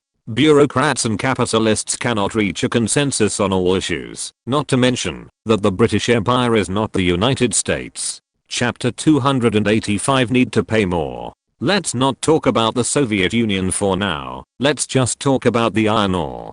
Derek said confidently, "Our meeting today is a coincidence, but coincidence also has inevitability. I got the news from Ms. Vivian Leigh. She asked you for information. This kind of information is top secret for any country. You dare to explain it in the hope of getting some rewards. Give me a glass of juice, thank you." After ordering the waiter in the restaurant, Alan Wilson said, "Dear Mr. Derek, there is currently no country in the subcontinent. You are thinking very far ahead. It is really admirable." The two chatted casually and did not get to the point. Time passed little by little. Derek's confident smile had long disappeared. He frowned and said, "Mr. Allen, even if you are already a senior official in the colony, your salary is not very generous. How much can you get with some gray income? A few $100s a month. What are you playing with? Who do you think you are? The Prime Minister of the British Empire?" What a coincidence. Alan Wilson really thought so, and was unmoved by the other party's sarcasm. "It's not that I think so. In British India, my power is almost the same as that of the Prime Minister. Can the Prime Minister kill people casually on the streets of London? He can't, but I can. I have countless ways to solve the factors that I think are unfavorable to the British Empire. This is a real colony. If it were the United States, Mr. Derek would certainly be able to do it, but it would definitely not be as easy as I do here. Not to mention that the shareholder of the American Steel Company in front of him might not be as rich as him, even if the other party was rich. But money and power cannot be completely equated, even if the two are interdependent." Alan Wilson was unmoved by Derek's probing, and finally made the other party feel that the so-called preemptive strike was just a beautiful dream. He gave up the vague probing and said directly, "Okay, let's be direct. The purpose of my visit this time is to come to British India to see if I can expand my business to the subcontinent. I came here with the iron ore. This will be good for Britain, right? This is a difficult matter." Alan Wilson was a little more alert. The other party finally got to the point, but still showed embarrassment and said, "The risks are huge and may undermine the stable situation in British India. Isn't it you British who have the final say in British India?" Derek chuckled and sneered, "When will you British care about the voices of the colonies? Hasn't it always been guns that speak? You can't say that." Alan Wilson flatly denied. Britain and India are as close as brothers, and Indians are our beloved relatives and friends, brothers and sisters. People like you still care about these things? Derek frowned slightly, as if he had seen an alien with his own eyes. Just when he wanted to say something else, he saw Alan Wilson's head tilted to one side, with a helpless expression. You have to pay more. Derek's expression was dull, and suddenly he chuckled, and said to himself, I thought I just met an honest official, and I was thinking about confirming whether today is April Fool's Day. Mr. Derek's misunderstanding of me is really serious. Here I solemnly remind you not to bring your domestic experience out of the United States. There is no trivial matter in diplomacy. Once you change places, previous experience may not be useful. Alan Wilson snapped his fingers and asked for another glass of juice, then said, when I said it was difficult, I meant considering the overall situation. It is a macro level matter, not limited to the behavior of an individual. In other words, there are people above you. Derek was concise and to the point, indicating that he understood what the other party said. It seems that this matter is beyond my previous expectations, and it is even somewhat out of my control. That's not surprising. Chamberlain thought he controlled the head of state. Alan Wilson leaned back tactically, looking straight at the fat capitalist from the United States. When Mr. Derek took action, it was actually a signal. Since you can come, if you delay, maybe other guests will come to British India. What if this iron mine falls into the hands of others? American Steel Corporation may have a competitor. There are many steel companies, but there are not so many steel companies with such good iron mines. Who would come to the distant subcontinent, Mr. Allen?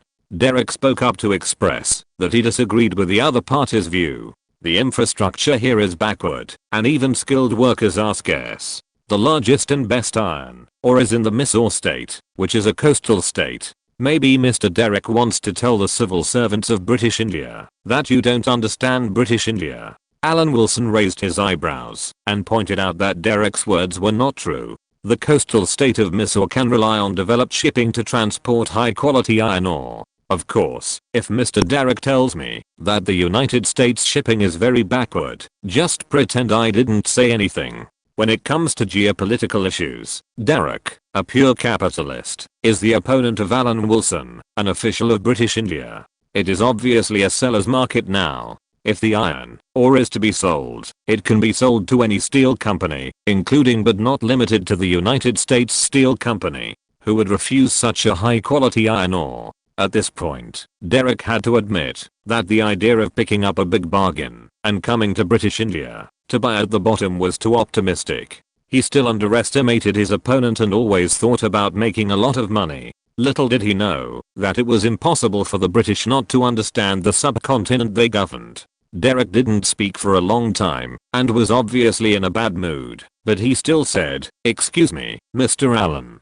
In fact, I'm usually very busy. I may go back someday." Then I wish that Mr. Derek can have a good time in the subcontinent during his short free time. Alan Wilson stood up, nodded politely to Derek, and then left the restaurant without looking back. Derek just watched Alan Wilson's back disappear until his assistant came to remind him, "Mr. Derek, I can hear you." Derek gave his assistant a warning look. Your boss is in a bad mood now. For capitalists, not picking up a big bargain is equivalent to losing money, which is the same as a thief who thinks he has lost money if he doesn't steal anything. Obviously, Derek is in a bad mood now. Alan Wilson's situation is much simpler. He went to the telegraph room of the governor's mansion and prepared to report the matter to London as an outstanding imperial civil servant and give his own suggestions. If the price is right, Alan Wilson said that he is willing to test the other party, and if it is not suitable, he will refuse the other party. Of course, this money is naturally contributed to the finances of the British Empire without reservation, to ease the pressure on the British Empire after the war. The question is what to do if the other party bribes him, whether to ask the other party to take out the part that belongs to the public. This telegram was sent to London, and then he left the telegraph room and returned to his home. When he walked to the door of the apartment, the corners of his mouth twitched. Joan Crawford was already waiting there. "Joan, this will make people speculate about our relationship," Alan Wilson said helplessly. "This will affect you." With Betty here, what impact do I have to worry about? Joan Crawford snorted and laughed, stepped forward, and the two of them were almost face to face. Are you afraid that Vivian will hear it? I didn't expect you to really want to stay together forever. She is a big star. How can I get her? Alan Wilson looked gloomy, with a face full of resentment of begging, but not getting it. There is a gap between us. It's too difficult to cross. This attitude resonated with Joan Crawford. They are all people who work hard for progress. This made Joan Crawford, who also came to this day step by step, feel a little empathy. Stay for dinner together. I'll call Missy D. Alan Wilson turned the door, turned around and invited Joan Crawford, acting like a good family man. Maybe that's how you seduced Vivian.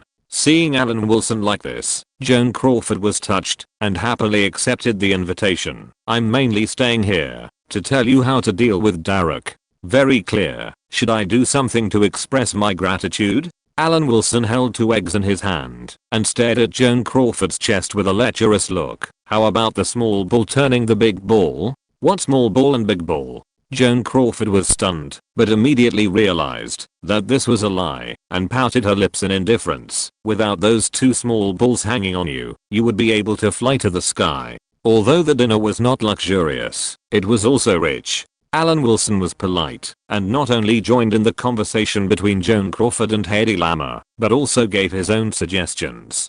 Because of the time difference, it was lunchtime in London. Edward Bridges and Norman Brooke, who were moving forward hand in hand and had no intention of making things difficult, ate while studying the telegram from New Delhi. Since the end of the war, the Treasury has been the most stressed department. Edward Bridges wiped the corners of his mouth gently and squinted his eyes. The ideas of our Prime Minister all require huge financial support. The Prime Minister calls it a grand blueprint. Norman Brooke shrugged, but they are indeed big things. That's right, so we let the civil servants in the colonies fend for themselves. At present British India is worthy of being the pearl of the British Empire. If it weren't for the support over there, I don't know how many permanent secretaries of the Treasury would have resigned. Edward Bridges looked at Norman Brooke at this point. So, Norman, have you made a decision? Of course I support it. Norman Brooke nodded solemnly. It's better to sell out the colonies than to sell out the homeland. Many things in the past have proved that once left alone, it will eventually come back to haunt us. Chapter 286 London Reply. From the very beginning, when Alan came back from British India, he said bluntly that if British India became independent, it would be best to sell it off in a package. The only worry is that there will be no unified consensus on British India in the country. Edward Bridges lit a cigar, exhaled lightly and continued, of course, this is also an old problem in our country. The ruling party and the opposition party will never reach a consensus unless something big happens. Maybe this is democracy. Norman Brooke laughed dryly twice. I just don't know what the Prime Minister will think. At present, the great Prime Minister is not what people think. At least not all. Edward Bridges added at the right time. Some aspects are still worth discussing. Well, is the idea to be direct and tell it all, or to get permission and acquiesce to Alan testing the edge? Norman Brooke muttered to himself with difficulty. That way of handling it is more reliable. I think we can be frank. Edward Bridges thought for a while and said, our Prime Minister is crazy about money. This is what I find strange. In addition to the National Health Plan, there is still a large amount of money that is unknown where it went. Norman Brooke talked about this topic with a strange look on his face. I don't want to accuse the Prime Minister of financial opacity, but where did the money go? Norman, don't worry about it. Edward Bridges looked at the other party and hesitated to speak, and finally warned Norman Brooke not to delve into it. The alloy tube project is still top secret. There are no more than 5 people who know about it, including the Prime Minister. Edward Bridges happens to be one of them. Although Norman Brooke has been regarded as the successor to the Cabinet Secretary, he is also among the others who are unaware of it. To be honest, if this thing is done, I think Alan's contribution can be knighted. In order to prevent the successor from thinking too much, Edward Bridges used Alan Wilson as a shield. Knighting is the most popular issue for civil servants to discuss, and Norman Brooke is no exception. If his father had not lived to see the end of the war, he should have been knighted long ago. But if it were Alan, his age would be very inappropriate. Norman Brooks said from a completely neutral perspective. Of course, I'm not greedy for anything. If we can get out of the quagmire of war as soon as possible, the credit belongs to all civil servants. This is also what Allen's telegram envisioned, including but not limited to you and me, Edward Bridges said with a smile. That's right. The glory belongs to all the gentlemen in Whitehall. Norman Brooks paused and said, how should we do it? Sometimes we can share some of the glory with political parties. What do the Prime Minister's political advisors like? I don't really have much contact with them, Edward Bridges muttered to himself. Compared with the cabinet secretaries who were close but not close, Norman Brooks had a very close relationship with politicians. He was even criticized by many people for being too familiar with them. Edward Bridges was not very clear about this question, but Norman Brooks knew it very well. I have a certain understanding of him. He is a gentleman with a flexible moral bottom line. Very good, that's easy. Edward Bridges was in a good mood. He drank the remaining whiskey in one gulp, stood up leisurely, and left in the respectful eyes of the Whitehall civil servants who were dining in the restaurant. This did not delay everyone. After that, they looked at Norman Brooks again with the same respectful eyes. The Whitehall civil servants only need to pay attention to these points. Although the leaders have differences, they are all for promoting work. The reason for the differences is that the leaders are in different positions and have different work priorities. Everyone should fully understand the intentions of the leaders and try to propose a plan that takes into account all leaders. If one of them is a direct leader, the opinions of the direct leader should be followed first. Everyone can start work when one leader makes a request and the other leaders have not yet made a request, so there will be no disagreement. If the matter is not urgent, it can also be postponed and wait for the leaders to reach a consensus so as to start work. But when encountering special situations, it is necessary to show the efficiency and responsibility of Whitehall and eliminate possible threats. National affairs require the Prime Minister and ministers to make decisions, but everyone naturally has a way, and the country's decisions coincide with their own expectations. In fact, Prime Minister Attlee's biggest problem is money. Now this is a well-known thing in Whitehall. Just look at the miserable faces of Treasury secretaries every day. Edward Bridges and Norman Brooks used their own methods. Edward Bridges convened a cabinet secretary meeting to discuss the current financial problems. Financial problems have always existed, but now they need to be studied in a meeting. Norman Brooks' method is to win over Prime Minister Attlee's political advisors by smoothing relations. Although political advisors belong to parties, rather than civil servants, the desire to pursue progress is the same. Today's political advisors may not be tomorrow's prime ministers. You must know that the current Prime Minister Attlee has also been the private political secretary of the former Prime Minister. The previous example is to live steadily at 10 Downing Street. Isn't it allowed for later generations to follow suit? Furthermore, the risk that political consultants bear in this matter is far from comparable to that of Whitehall. If they fail, they will not lose anything, and if they succeed, they may rise in the Labour Party. Why not do it? At this time, Norman Brooks' overly close relationship with the ruling party has become the key to open the door of convenience. It didn't take much effort to get the other party to agree to help. Doing practical things is always harder than cleaning up the mess. If it was Alan Wilson who made the mistake, Edward Bridges would simply forge a report on the Prime Minister's letter and archive it, so that no one could find it. In the telegram, sent back to New Delhi, Edward Bridges, as a cabinet secretary, responded, "The train is also independent, but as long as you lay the track, it can only follow the established track." This sentence is very philosophical. Alan Wilson read it several times. It probably means that political parties are trains, but civil servants are rails. Only the cooperation of the two can ensure smooth progress. If they really tear each other apart, the end result will be the destruction of the train and the death of people. Why can't we draw the curtains, shake our bodies, and pretend that the train is still moving? Alan Wilson thought of a famous Soviet joke. He would only make fun of himself for fun, but he would have to make fun of the Soviets if he really wanted to. Of course, the telegram also mentioned confidentiality and believed that the current British Indian Commissioner Sir Berrin did not need to know about this matter for the time being, and handed it over to Alan Wilson to handle it independently. When there is a clue, the cabinet will take the initiative to inform Sir Baron, and he will naturally have a share of the credit. Alan Wilson was in a good mood, and even Joan Crawford felt it. After all, the two of them had few friends in British India, and they always had to find someone to chat with, so they got along well with this young commissioner's assistant.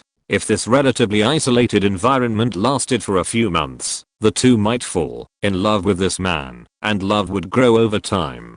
Who made the apartment where the two lived familiar to Alan Wilson? It seems that, after get off work today, your mood has become much better. What happened that made you so happy?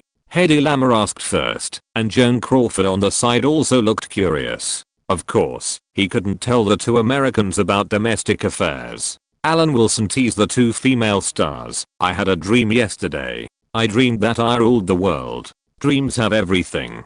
Joan Crawford couldn't help laughing and attacked mercilessly. This sentence was said by your country's President Truman. I forgot to tell you one thing. Before Hedy Lamarr joined in, Alan Wilson responded calmly. I attended the Potsdam Conference, and many interesting things happened at that time. Oh, really? Hedy Lamarr and Joan Crawford's eyes lit up at the same time.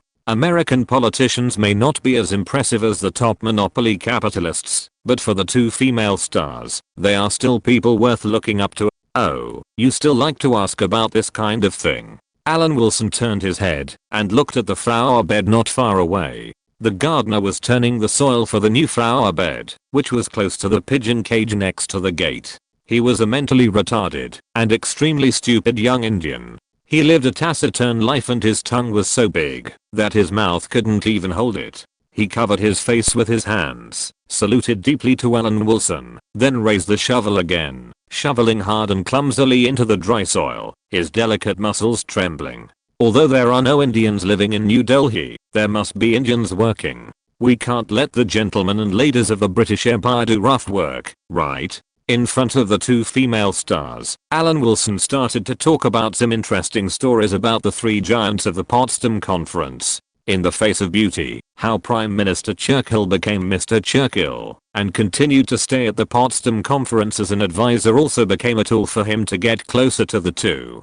Hedy Lamarr and Joan Crawford laughed so hard that they fell backwards. At this moment, Bette Davis, who was full of complaints, appeared at the corner and saw this scene. Betty, come and sit down.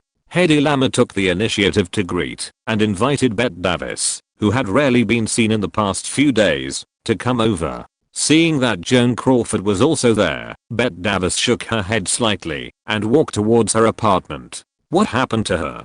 Hedy Lamarr was a little confused, but then she remembered that Joan Crawford was here, so of course she wouldn't come. Feeling Hedy Lamarr's gaze, Joan Crawford snorted. It has nothing to do with me. Maybe she was dumped. Chapter 287 Master of Metaphysics. Why can't you live in harmony? This is a world of reconciliation. Let's focus on the future and seek common ground while reserving differences. Alan Wilson did the mediation work without sincerity. Why do you care? You talk as if you are my husband. Joan Crawford curled her lips and said, things between women are more complicated. In fact, there is no special reason. It's okay if we just look down on each other. This reason is actually the most powerful reason. Alan Wilson was very sincere. He thought so. Then he raised his wrist and said, ladies, let's prepare dinner. What do you want to eat? Don't ask me. You should know how poor I am. I can only get a meager salary in the colony. In fact, he wanted to say that even this salary could not be obtained. If he did not strive for a little grey income, it would be a problem to eat. The Indian gardener in the flower garden not far away was also leaving. If the shuttle bus stopped later, he would have to walk back to Delhi. It was a hard job. In British India, Hedy Lamarr and several other stars also followed Alan Wilson's guidance. When dealing with Indians, ignoring them was the greatest protection. There can be no loyalty or real friendship with Indians. No affection, not even love. Generally speaking, the British really love Indians, native officials, forest rangers, hunters, clerks, servants. Indian soldiers will cry like children when their colonels retire. It is even okay to have a close relationship with them, as long as the occasion is right. But it is absolutely impossible to talk about joining forces and cooperating. Even if you want to know who is right and who is wrong in the native disputes, it is a matter of prestige. Of course, any rules are dead, people are alive, and no rules are so solid that they cannot be broken. For example, Alan Wilson and Ali Khan, he, the Assistant Commissioner of British India, has a heartfelt respect for Ali Khan. If Derek can do half of Ali Khan, he will also give Derek the same respect. It depends on how the other party chooses. In fact, Joan Crawford is more than twice the actual age of Alan Wilson, but there is no conflict. Instead, she often flirts with Alan Wilson, a young man who has never seen the world. Women, like men, like young people, but women usually don't say it out loud. However, in the British Indian colony, Joan Crawford returned to her true nature and took off her disguise. As for Alan Wilson, he felt that age should be viewed separately. After all, she is beautiful and has a star aura. Age is only a part of the factor. Not to mention a well-known star. Even if it is an ordinary woman, there are still many young people who don't want to work hard after decades, hoping that the aunt will open her broad mind to give shelter. As for Derek, Alan Wilson is a bureaucrat in the British Indian colony. Has anyone ever heard of a colonial official being anxious because of a failure to negotiate? Not to mention colonial officials, even local officials are professional at delaying time. The other party did not move, and he focused on his work, and even invited Hedy Lamarr, Joan Crawford, and Bette Davis, who stayed in New Delhi, to go to the movies. He invited 3 people at the same time and went together. This was a very courageous move. Such a behavior of not doing one's job made Sir Baron, the Commissioner of British India, very satisfied. Young people should gain more knowledge and not indulge in work. The work of British India should be managed by mature and steady people. The assistant realized this problem, which made the boss very pleased. There is nothing wrong with accompanying female stars. Young people love beauty. It doesn't matter if they delay work. There are so many civil servants in the Governor's Office of British India, and Alan Wilson will not worry about it. What is more courageous is that Alan Wilson directly took out 3 rings and gave them to Hedy Lamarr, Joan Crawford and Bette Davis on the same day. You are just a civil servant. How much salary can you get? Joan Crawford simply refused. This is a huge income for you. In fact, it is not very big. The gems were all given by Ali Khan.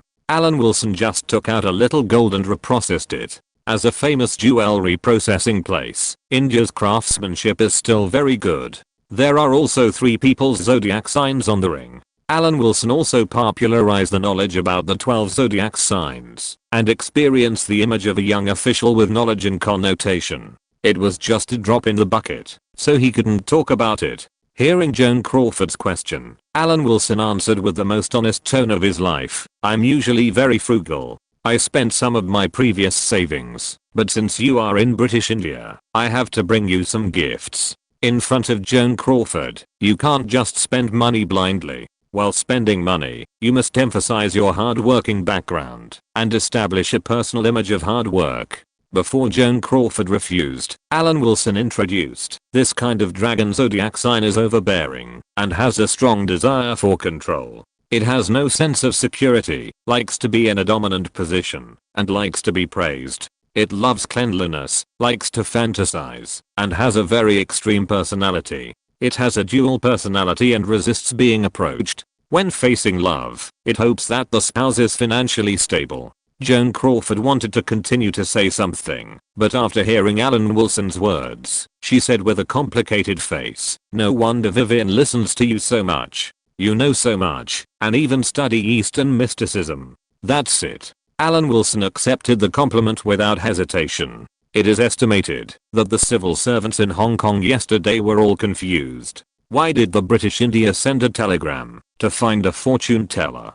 He had no choice but to pay the price for his previous negligence. These public figures could not be killed, so he could only find another way to solve the problem. Now it seems that the effect is very good. It seems that superstition can sometimes have unexpected effects. In later generations, a certain black American astrologer used a set of wizard theories to deceive the Norwegian princess. After dealing with Joan Crawford, he did the same with Hedy Lamarr and Bette Davis. Alan Wilson directly dealt with the 3 actresses who stayed in New Delhi. The civil servants who had learned the fortune-telling skills could now basically be sure that his affair with Vivien Leigh would not be leaked in the short term, at least to these three actresses. I'll tell you one thing, after accepting your gift, Derek told me that you were the one negotiating with him in British India. Bette Davis said with a complicated expression. He was determined to get the iron mine this time, and he might even look for you. Betty, you shouldn't reveal this, it might affect your relationship with Derek. Alan Wilson was a little surprised, but immediately showed his watertight nature and considered the issue from Bette Davis's perspective. He's tired of our relationship. Bette Davis smiled bitterly. In his eyes, the so-called movie actress is not a precious identity, but just a plaything. It turned out that she was dumped and had a resentful mentality. Joan Crawford was really right.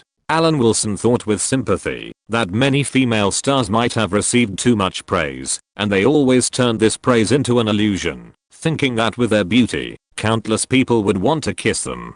Kissing them seems to be right, but love is not necessarily. It seems that many Hollywood actresses in this era have married many times in their lives and finally ended up in a miserable way. The actresses of the 21st century are obviously more open-minded. They can live together for many years without getting married. Anyway, thank you very much. Alan Wilson expressed his gratitude sincerely. Looking at Bette Davis, who changed her position, he said sincerely, it's better not to offend women. If there is anything that has touched Alan Wilson the most recently, when these actresses came to New Delhi, it is that he must find a way to guard against them from now on, especially Pamela Mountbatten. Out of selfishness, he hopes that Pamela Mountbatten can live in a bubble of happiness for the rest of her life. Although the girl he chose is not as good looking as any of these actresses.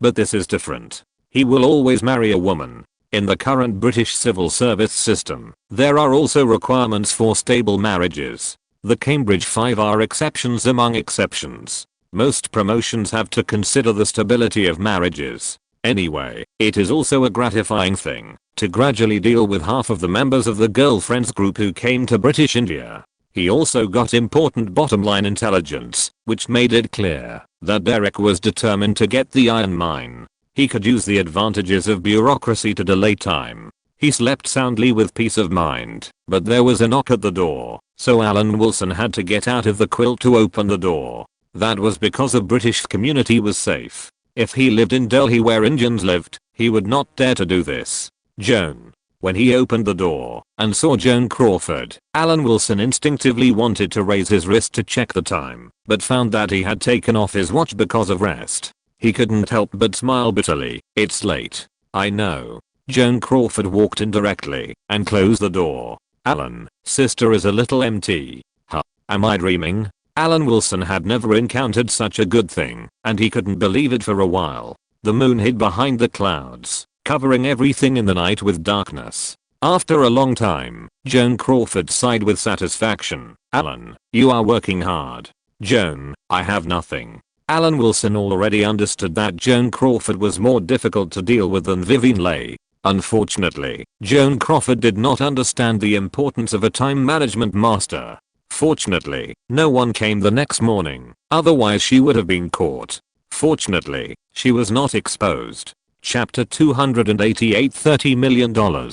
After making breakfast, Joan Crawford was still sleeping soundly. Alan Wilson had to bring breakfast to the bedside, cover it with a lid, and put it down, so that the cow that had just nibbled the tender grass could wake up and enjoy it. He looked at the time, and felt that it was about time. He leaned over and kissed Joan Crawford, then changed his clothes and went to work. The sound of the door closing came, and Joan Crawford's eyes opened suddenly, reached out and touched her red lips, and said to herself quite complacently, "It's just like my husband." She got up and opened the lid and laughed like a little girl, enjoying breakfast happily. She had to make up for the loss of physical strength, but now she thought that the trip to British India was still rewarding. When leaving, Joan Crawford wandered around the two large iron boxes for a long time.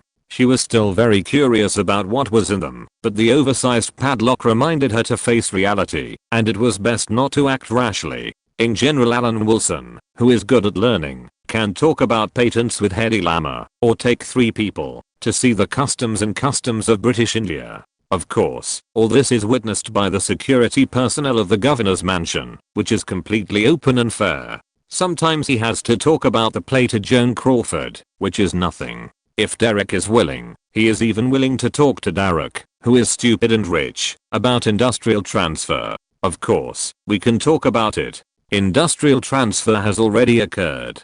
Globalization has also occurred once, but that time it was dominated by the British Empire, and the United States was just a foundry. In the 1840s, Britain began to transfer industries abroad. Britain was the exporting country and the United States was the importing country. This was the first industrial transfer. This industrial transfer made the United States successful and eventually surpassed the former empire on which the sun never sets. History will not simply repeat itself, but in connection with the situation in the 21st century, there are actually similarities. In fact, the British Empire has done to the United States what the United States has done to China. In the face of the pace of the United States' rise, it has also taken all means except war. It is not that it has not considered war, but every time when it comes, the Germans come out to take the bullet for the Americans. It can only be said that the Americans, who are destined to rise, have good national fortune in their rise, and there is a scapegoat willing to attract firepower for them.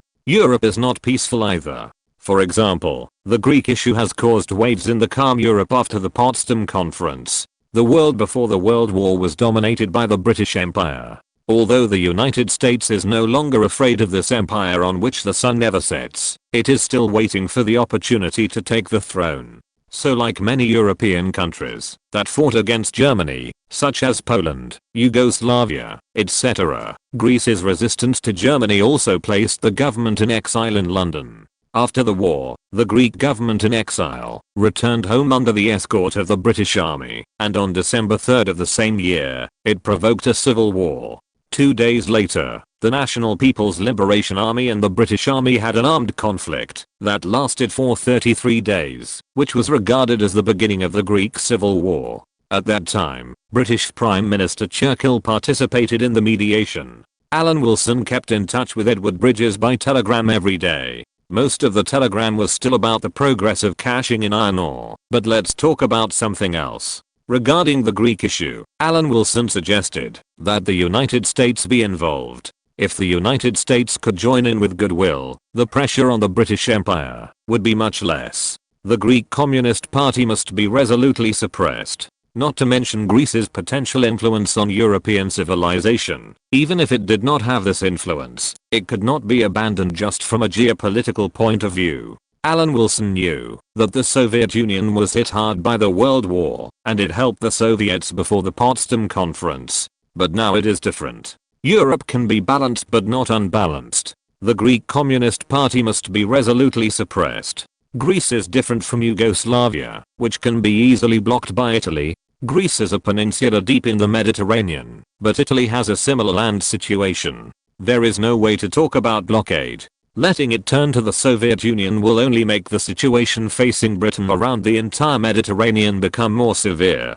In the telegram, Alan Wilson said that Greece should definitely intervene, even if it takes the initiative, to speak to the United States. The failure of the Greek Communist Party and the People's Armed Forces led by it in the Greek Civil War was inevitable. In a capitalist region like Europe, it is quite difficult to establish a socialist country in the Balkan Peninsula. Although there are armed forces and their strength is not small, the contrast is very obvious compared with the overall strength of the United Kingdom and the United States. At the same time, the complexity of its own strength and internal relations also casts a shadow on the display of its own strength. If we want to draw the attention of both the United States and the Soviet Union at the same time, there is also a way. Before winning over the United States, we can communicate with Turkey first, using the United States and Britain standing together as bait, to induce Turkey to send troops, to help the Greek government suppress the pro-Soviet armed forces. Edward Bridges, who was in his office, turned to the next page with interest. Greece and Turkey have a feud. Once Turkey gets involved, it will be difficult for the Greek government army to do anything. At this time, if the United States joins, we still have an overwhelming advantage over the pro-Soviet armed forces, but we can also provoke discord between Greece and Turkey, and then withdraw. On the issue of Greece and Turkey, it is the United States and the Soviet Union that are confronting each other. It is very traditional in the British Empire. Edward Bridges couldn't help but sigh. Being a colonial official is really a waste of talent. He should work on a bigger stage, such as in the Ministry of Foreign Affairs, to display Alan Wilson's talents. If Alan Wilson knew that he was too talkative and might lose the opportunity to work in the colonies, he would definitely regret it very much. He was loyal to the British Empire, but he used his talents in the wrong place this time. He might be sent to the Ministry of Foreign Affairs, where intrigues were everywhere. For him who was devoted to working in the colonies, he had no intention of exiling. Although he thought it was worth a try, Edward Bridges said in his reply, "Alan, do your own thing. Civil servants do things in a safe and steady way. It's okay to say it's slow. What we lack the least is patience. As long as we can achieve our goal in the end, it's good." Edward Bridges was talking about cashing in iron ore, but in fact, he was also talking about Greece. It seems unrealistic, but it's not impossible to take it one step at a time and divide a thing into many steps, such as 4 stages. In the first stage, ask the United States whether it is willing to exert greater influence, especially on the situation in the Middle East. If the United States is particularly eager to take over, then proceed to the second stage. Contact Turkey without telling the United States. Send troops to help the Greek government forces, and launch a surprise attack on pro-Soviet armed forces. After that, Britain will find an opportunity to withdraw from the Middle East and let the United States entangle with the Soviet Union in the Middle East. Finally, let the Americans worry about the Greek people who boycott Turkey because of national sentiment, and the mission is accomplished. Each stage is separated by a period of time. If the expected situation occurs, it will continue to be implemented. If it is unexpected, it will be stopped, and Britain will not suffer any losses. In fact, as long as the first stage, it can be judged whether the plan is feasible and whether the United States is very eager to expand its influence. If so, this plan needs to be implemented. In fact, compared with history, Alan Wilson's suggestion is only a little different. That is, to guide Turkey to send troops to help the Greek government forces suppress pro-Soviet armed forces. The other conditions are the same. This is the British countermeasures on the Greek issue, but Alan Wilson's reminder is clearer.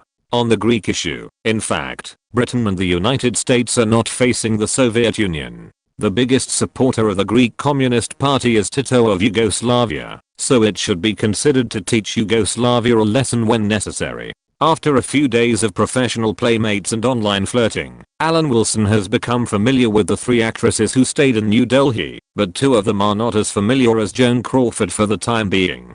Derek, who was looking forward to having a brilliant performance in front of the Morgan family, finally couldn't help but send someone to find Alan Wilson again.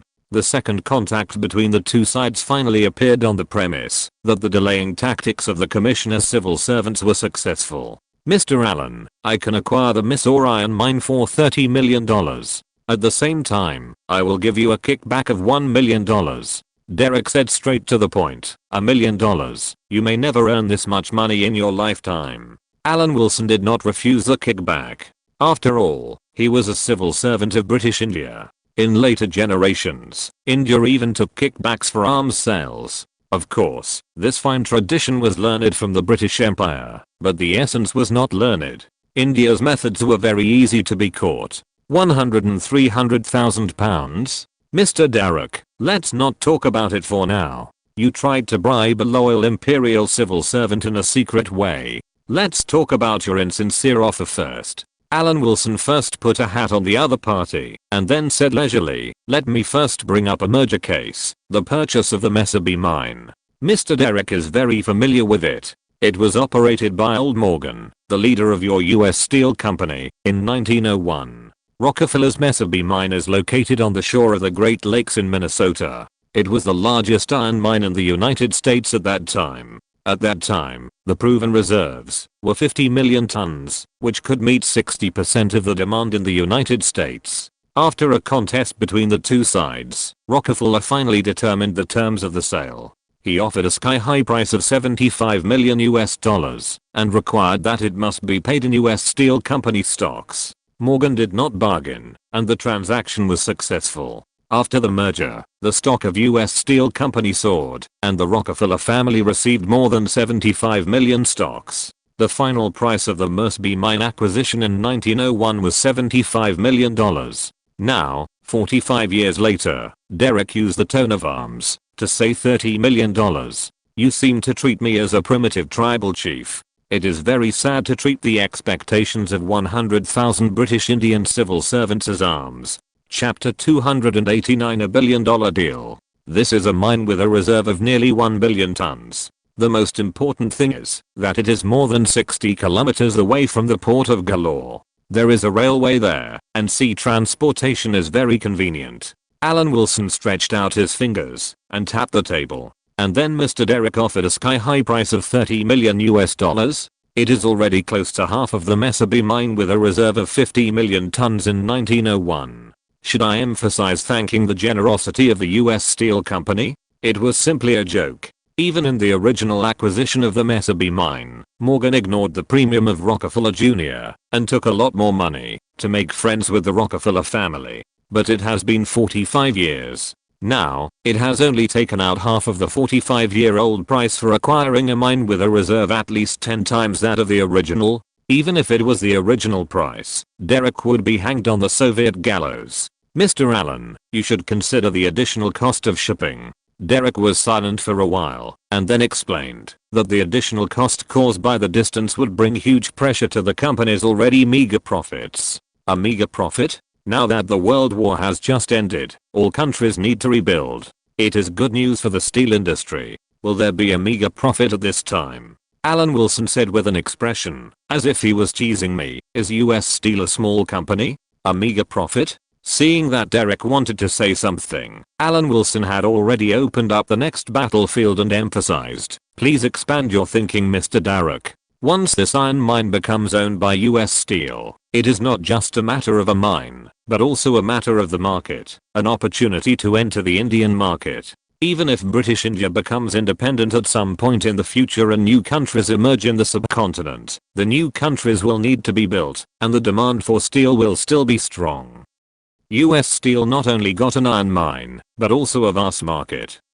Derek's words that he wanted to refute were blocked again. He had to admit that the colonial official's words made sense, but he still said stubbornly, the United States and China have a special relationship. We are close allies. China also has markets and raw materials. It's not like what Mr. Allen said, as if there is no other choice. Wow. Alan Wilson leaned back tactically and stared at Derek with a smile. Want to compare China with British India? It seems that except for the larger population, there is no comparison in any aspect, right?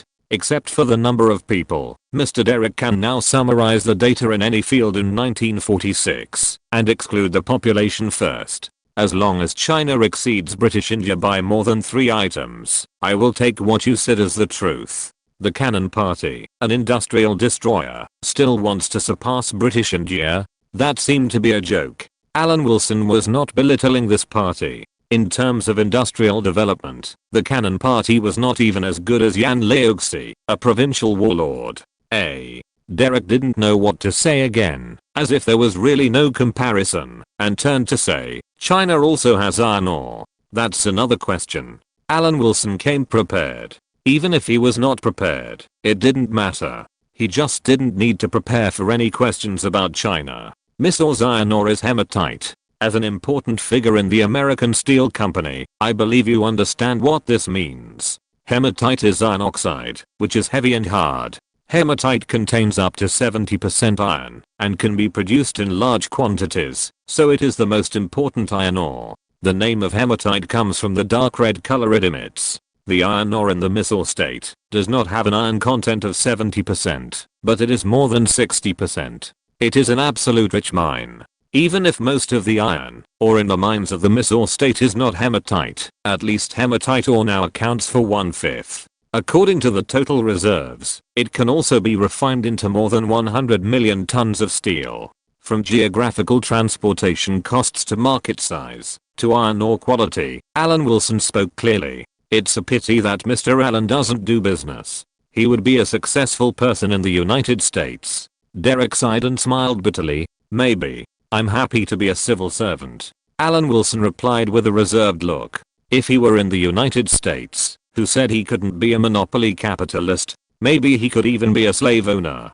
The conversation between the two seemed tit for tat, but the atmosphere was not in a state of confrontation. After all, talking about business is not about running a colony. Talking about business requires a win-win situation in a certain sense. It can be a real win-win situation or a special win-win situation. Derek, who had hoped to win twice, has now given up the delusion of pie in the sky and restored his calm attitude. He has clearly realized that extreme pressure is not advisable. I hope that we can reach a consensus on many issues when we meet for the third time. Derek said at the end that he would contact the country and come up with a truly win-win offer. At the same time, he would also make a report on the local transportation conditions and the conditions for entering the subcontinental market, waiting for the board of directors to respond. This was a big change from the first time they met. Derek finally put away the savior style that was unique to Americans, and Alan Wilson's attitude also softened a lot. Before leaving, he said, in fact, we still have a lot of common ground. After all, blood is thicker than water. American businessmen are always willing to do business with anyone. We have a good relationship with China and have helped the Soviet Union. Derek came out to see Alan Wilson off and said very gently, the example of China is still open to discussion. Alan Wilson said that he didn't want to compare with such examples. For example, the Treaty of Amity, Commerce, and Navigation of the Cannon Party. No one can find fault with the written text. In order to strengthen the long-standing peaceful ties and friendship between the two countries by means of provisions that are suitable for the spiritual, cultural, economic, and commercial wishes of the people of the two countries, and are sufficient to promote friendly exchanges between each other's territories, it is decided to conclude the Treaty of Amity, Commerce, and Navigation. The nationals of the contracting party have the right to reside, travel and engage in various occupations such as commerce, industry, culture, education, religion, etc. in the entire territory of the other party, as well as the right to explore and develop mineral resources, lease and retain land, and enjoy national treatment in the economy. It seems very equal. The two countries are as close as brothers, and any national can enjoy national treatment in the other country. It is even closer than the later China and the Soviet Union. Alan Wilson wanted to know if China and the United States were not separated by the Pacific Ocean, but were neighbors like the Soviet Union, would the Americans dare to put forward such conditions? Ships of this party can freely navigate in any port, place or territorial waters opened by the other party, and their personnel and goods have the freedom to pass through the territory of the other party through the most convenient route. Ships of this party, including warships, can enter any port, place or territorial waters of the other party not open to foreign business or shipping when encountering any danger. For the governor's office, Assistant Alan has been leaving early and returning late recently and has not stayed in the governor's office much. Of course, some people also know that the assistant commissioner has got a good job, which is to be a tour guide for American female stars. Of course, there was more to it than that. Alan Wilson even negotiated a deal worth hundreds of millions with Joan Crawford. $30 million? Joan Crawford was the one who knew the most about the American Steel Company's visit to New Delhi, except for Bette Davis. When she heard the number, she couldn't help but exclaimed, "Ellen, you are crazy. $1 million in bribes. You actually refused. You have to know what $1 million means. If I just make a movie, I don't know if I can earn that much in 10 years. Considering the pay of actresses in the 1940s, Joan Crawford was of course telling the truth. Moreover, she was over 40 years old and on the verge of a career crisis. She couldn't understand Alan Wilson's refusal. You can't take this money. Alan Wilson had an objective understanding of Joan Crawford. These female stars who came to New Delhi had different views on Alan Wilson, the commissioner's assistant. As for Joan Crawford and Bette Davis, although they didn't get along, they had a surprisingly consistent view on Alan Wilson. That is, this commissioner's assistant was not a big shot. Joan Crawford even thought he was a gigolo. Hedy Lamarr, who had little contact with Greta Garbo and Ingrid Bergman, did not think it was so simple when she met Alan Wilson, but maintained a polite attitude of contact. The reason is that Joan Crawford and Bette Davis are real Americans. Hedy Lamarr is Austrian, Greta Garbo and Ingrid Bergman are both Swedish, and Europe and the United States are still different. When Joan Crawford and Bette Davis grew up in the United States, they naturally thought that officials were just puppets of capitalists, not to mention that Alan Wilson, an assistant commissioner, did not sound like a big official. As for the other three actresses, when they grew up, the British Empire was still a well-known global leader, and Europe was not like the American capitalists who had the final say. When they looked at Alan Wilson, they were obviously different from Joan Crawford and Bette Davis. In the cognition of Joan Crawford and Bette Davis, the bosses of large companies are more powerful than civil servants. This is a cognitive error, and considering the age of the two, it is almost impossible to change. Alan Wilson pretended not to hear Joan Crawford's earnest persuasion to accept $1 million. There was no reason to accept a bribe without doing anything. He still had to communicate with London to close this deal worth hundreds of millions of dollars. Chapter 290 Communication Between Tools. Alan Wilson could not talk to Joan Crawford about this national condition of the United States because she is an American. There is no need for Americans to know about class contradictions. Moreover, the class contradictions in the United States are not very serious, at least not now. In countries like China and India, it can be said that class contradictions are always greater than other contradictions. There is no other reason, but the population is too large. Once the class contradictions brought about by the population cross the line, it will certainly affect the national strength of the country, and it will begin to lose in foreign performance. India is a typical example. If there is a standard for internal circulation, the extreme is the caste system in India. In the agricultural era, the caste system led to India being unable to beat almost anyone, and it could only revolve around in places that were also influenced by Hinduism.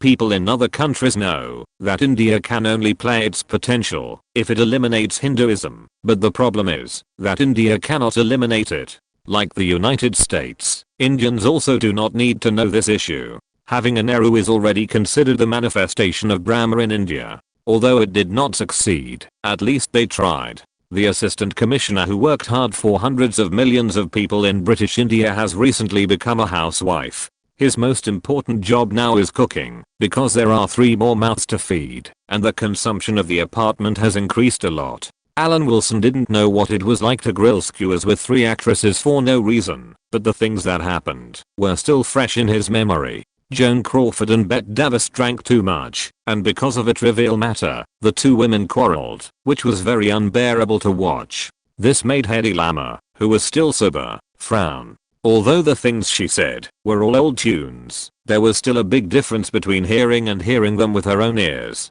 She was about to curse. "Miss Hedy, I'll take you home first." Alan Wilson, who was picking his teeth with a skewer, felt that choosing to grill skewers today was a wrong decision. It would be better to eat noodles. Eating noodles rarely involves drinking a bottle of wine. This would bring a simple choice question. Should I drink wine or soup? Them? Looking at Joan Crawford and Bette Davis, who were sneering and mocking each other face to face, Hedy Lamarr hesitated a little, whether to speak up to adjust. "I'll send you back one by one." Alan Wilson looked back at the 2 of them, and shook his head slightly. It turned out that female stars could also get drunk. The journey was not far, and Alan Wilson said that there would be absolutely no problem with Hedy Lamarr's patent application. As for problems in her acting career, he could not provide any help. He just said, "Miss Hedy can't always take on some vase roles. The more complex the character, the more she can hone her acting skills. If you can't improve your acting skills, you can only think of other ways. What else can you do?" Hedy Lamarr said puzzledly, "I know you are not a poor person like Joan and Betty think. But you may not be able to help with things in the United States." "That's true. In fact, you can consider returning to Europe to develop for a while and win a few awards in Europe, such as French or Italian ones. Maybe when you return to Hollywood, your reputation will rise." Alan Wilson thought for a while and said, "If you don't care, if your acting skills are not good, you can start with the genre. The success rate of European art films is still higher than that of the United States, at least for now." Hedy Lamarr was sent to the apartment in a few minutes. After watching the other party close the door, Alan Wilson went back and returned to the lawn in front of his apartment to clean up the mess. Unexpectedly, Joan Crawford and Bette Davis were still arguing with bottles of wine. This did not delay him from cleaning up the garbage. He believed that the two of them would definitely get tired of arguing. You've been dumped, but you still want to stick to Derek to become a big shot. Your vision will never be better than mine. When I first came to Warner, you wanted to target me. Don't you see how capable you are? Facing Joan Crawford's ridicule, Bette Davis also retorted, you think I'm you. In this respect, your legs are wider than the Pacific Ocean. So what? It's better than being dumped. Joan Crawford laughed and happened to see Alan Wilson packing up. Such a young man is obsessed with me. What about you? No one likes you. She's drunk. Alan Wilson, who was almost angry, took steady steps to pull Joan Crawford aside. The latter kept struggling, and her mouth was not able to provoke Bette Davis, and all kinds of dirty words came out at will. With a stern face, pay attention to the situation around, hoping that even if there are British expatriates, they can't understand American English. Fortunately, there are none. Stuff the two into the apartment, and go back to clean up the last bit of garbage. Alan Wilson returned to his apartment, locked the door, and took off his clothes. I decided to treat you two, the sworn enemies, with the same status as my wife. Before Derek finally faced the treatment of burning Washington, the American actresses who came to New Delhi were first wiped out. The next day, after Alan Wilson left for work, there were two people who got up to eat breakfast. You are like a whore. Joan Crawford still couldn't accept the shocking reality, but she couldn't help but sneer when she saw Bette Davis. I don't know who is more like a whore. Bette Davis was like a fighting cock, tearing with Joan Crawford again. After the second meeting, Alan Wilson and Derek were no longer on edge, and they even had time to have afternoon tea together. Mr. Allen, the things you face every day in New Delhi are very boring, right? Derek said, I'm not prejudiced against this place. The subcontinent really can't be compared with the United States. It's not boring, it's very moist. Alan Wilson stared at Drake's face and said in a very serious tone, of course this place can't be compared with the United States. There are not many cities that can be compared with the United States now. To be precise, there are none, unless the reconstruction plan of London and Berlin is completed. I admire your honesty. Derek smiled gently and then said, oh, Betty and I have a good relationship. I heard that she also lives in the British community. Oh, so. Alan Wilson's embarrassment flashed away, and he said in an ignorant tone, is it because the relationship between the two female stars is not good? Some expatriates have reported that the two female stars are always quarreling, which delays the normal rest of the community residents. Let's not talk about this. In fact, I still admire the United States very much. This is not a lie. Although there were visible problems in the United States in his previous life, it is still hard to say whether it will collapse. For example, whether it is the Tang dynasty or the Ming dynasty, they are both classical countries, which are fundamentally different from modern countries like the United States. In the Tang dynasty, when cold weapons were used, ordinary people could threaten the imperial power. In modern society, can guns fight against the National Guard? Changsun had no money and could only exploit the people. Therefore, such cases with particularly different national conditions can only be used as a reference angle and cannot be directly applied. Alan Wilson did not use the Qing dynasty as an example because the problem of the Qing dynasty was essentially equivalent to the invasion of aliens by the Earthlings, and no matter how hard they struggled, it was useless. In fact, both of them were waiting for a response from the country. Alan Wilson was waiting for the evaluation of the head of the Imperial Civil Service in London. Derek was waiting for the board of directors of the United States Steel Corporation to study. In essence, both of them were tools in this matter. The only difference was that Derek thought he could dominate everything. Alan Wilson did not. He knew that the final result depended on the decision of London, and he was just creating conditions. However, there are some details that can be decided, such as the issue of agency fees. Alan Wilson did not want to use kickbacks to describe his behavior, even if it was actually. Derek said that, if the amount agreed by both parties was within the permitted range, he could give Alan Wilson 1.5% as a thank you. It's too much. I don't want any fees. Let's put it this way, 1% is the effort made by the British Indian civil servants for this matter. I personally hope that Mr. Derek can give 0.5% of additional expenses. The additional expenses are not included in this fee. Alan Wilson divided the total amount very clearly. He did not want to get an astronomical amount of benefits from this matter. The key is to benefit the British Empire. I don't know how I can give you this additional expense if the agreement is successfully reached. Derek certainly knew that Alan Wilson wanted to avoid being in the vortex. As long as the merger is successfully reached, this is actually not a problem. It is normal for the other party to be a civil servant to cherish his feathers. Just give the money to Vivian Leigh. Alan Wilson thought for a while and said, no need to give it to me. I will let her get it when the time comes. This is good for both parties and easy to deal with. This answer really surprised Derek, and then he shook his head and laughed. I didn't expect Mr. Allen to be a sentimental person. This is not a small amount of money. It may involve millions of dollars. Are you really not tempted? Life is still long, and besides, this is the good luck she brought. Alan Wilson said this and replied, I only take 1% of the British Indian civil servants and share it with everyone. The most important thing for a person is happiness. It is better to share happiness with others than to enjoy it alone. Sharing good things has many benefits, such as safety. If everyone embezzles, corruption will not exist. Drake nodded in approval and had no objection to Alan Wilson's risk avoidance behavior. The United States did the same. You can use means within the rules to obtain astronomical benefits, but as long as you dare to embezzle directly, you will be killed immediately. On this day, Vivian Leigh, who completed her tour of the east coast of British India, returned to New Delhi with the praise of the entire British India. If you're listening to this novel on a channel other than Fanfic World, it means they downloaded and uploaded it without effort. We cordially invite you to visit our channel, Mundo Fanfic Novelos. There you'll find the original version of this story and you can explore many other novels of various genres. We're waiting for you to immerse yourself in a world of incredible novels.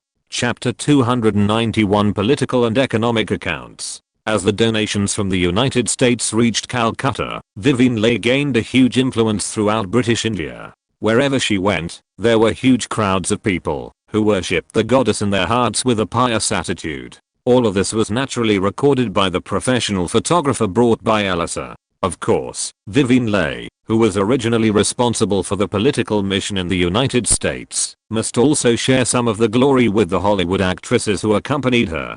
Greta Garbo and Ingrid Bergman, two Nordic big horses, are also the fantasy objects of Indians, and they are pursued in all directions without dead ends. The moment when the three distributed the donation materials and established their image was also faithfully recorded by the photographers who followed them. The so-called welcome by the majority of Americans in the United States is just for fun. If you really want to experience the feeling of worship, you have to come to India. With these Hollywood actresses, the recent work of the governor's office has been much simpler. Just talk about these actresses in the first person and tell us where our India is great. I never dreamed that the role of a star could do so much. Sir Baron was amazed and could not understand the current craze. In the UK, the status of local film actors is not much better than that of stage actors. In terms of status, those who perform stage plays are even higher. I was also surprised. Alan Wilson, who has rarely come to the governor's mansion recently, was not surprised at all, but he still stood on the side of his boss at the critical moment of whether he was reliable. To be honest, handsome men and beautiful women are really influential. In terms of culture, South Korea is not even third-rate in the world. But with the combination of Korean Wave, South Korea's popularity has been greatly improved. Especially in third world countries, gods and Buddhas are killed, and it seems that only India has been spared. Alan Wilson thought about this problem before. It may be that Indian songs and dances are in every movie, and Indians have become immune. The poorer the country, the less resistance it has to Korean Wave. In Europe and the United States, Korean Wave can only be regarded as second tier, but in third world countries, it is simply super first class. Now Alan Wilson has completed the unfinished work of Korean Wave, and with the top female stars from Britain and the United States, he has torn apart the seemingly strong immunity of British India. Indians should not only not blame him, but should even thank him. the national treasure of the British Empire and the star of the United States of America. The two great powers serve the Indians. Isn't this a small blessing? But then again, Alan, your job is envied by many young men. Sir Baron said, don't you often take American female stars to play? Many young men must be jealous of you. Alan Wilson heard it and immediately replied, I feel like I have found several mothers. Cooking every day takes up a lot of time, and there is a cultural gap between me and Americans. Alan Wilson first made it clear that there was an age gap of at least 10 years between him and these female stars, clearing himself of suspicion, and then began to change the subject. Sir Baron was really curious and said in disbelief, no way, Americans were also British immigrants in the past. Are there cultural barriers between us? Is it the ridiculous accent of Americans? That's one reason, but I can overcome it. It's just that some female stars think I'm a handyman. Alan Wilson said with a stern face, tell me that, if I want to achieve financial freedom, I still have to find a way to do business. I can't waste time in the civil service system. These stupid Americans. Sir Baron's face changed, and he said sarcastically, Americans may not see anything in their eyes except money. As the head of the British Indian Civil Service, Sir Baron was furious when he heard the disrespectful words about the civil service group. The eyes can't see anything, or they may be blinded by poverty. Alan Wilson seemed to be serious and put forward another hypothesis to express his common hatred with his boss. It's better to talk about Americans than for his boss to care about his reception work. If there is nothing wrong, Alan Wilson will not be afraid of the shadow, but the key is that he is really guilty. Although on the surface, all activities were under the attention of the security personnel of the governor's mansion, the relevant persons involved in the case knew what happened after dark. He, as a tool, is still relatively relaxed at the moment. Vivian Leigh and her group have returned. After returning to New Delhi, they will rest for 2 days and will soon start the trip to the West Coast. The trip to the West Coast is actually more important because Mumbai is on the West Coast. Mumbai is not only the largest port in British India, but also the center of filmmakers in British India. Bollywood in India is a film base centered on Mumbai. Vivian Leigh is also the honorary president of the British Indian Film Actors Association. The trip to the West Coast will be more official. Bollywood represents part of the Indian film industry and is one of the largest film production bases in the world, with hundreds of millions of viewers. Indian films have a strong family color. Today, several film families in British India can be said to have influence in the 21st century, so it is definitely worthwhile to establish connections with these Mumbai film actors. Maybe they can be used in 50 years. Compared with him, at all, the wider personnel in London and Pittsburgh are also more motivated. A series of assessments were conducted around the Mysore iron mine, taking into account market factors, transportation factors and even political factors. An acceptable price was calculated and then given to the tool person thousands of miles away to see if a satisfactory number could be obtained. If this could not be achieved, a step back and a satisfactory figure could be accepted. Edward Bridges' bottom line in the telegram was also 30 million, but in pounds. The number exceeding this would be counted as Alan Wilson's achievement. The telegram said, Norman and I both think that Alan is a very reliable imperial civil servant. Reliable. Seeing this word, Alan Wilson instinctively straightened his back, and the spirit of ownership rose in his chest. 30 million pounds, 84 million US dollars. After converting the exchange rate in his mind, Alan Wilson felt that there was still a lot of room, although he did not know how London evaluated it, but instinctively felt that this price had nothing to do with the lion's mouth. As for Pittsburgh's assessment, the most important part was to prevent the British Empire from digging holes and tampering with debts. After all, the United Kingdom and the United States are of the same lineage, and the rebellious son has learned about his father's style of doing things. American children have felt a lot of fatherly love when they were young. If they were not Germans, a complete childhood would be a foregone conclusion. The hardware is all there, but the cost is not as simple as it seems. It is not as easy as imagined to negotiate a big deal involving hundreds of millions of dollars. On the basis of the target company's balance sheet, the value of the assessed object is determined by reasonably evaluating the value of the company's assets and liabilities.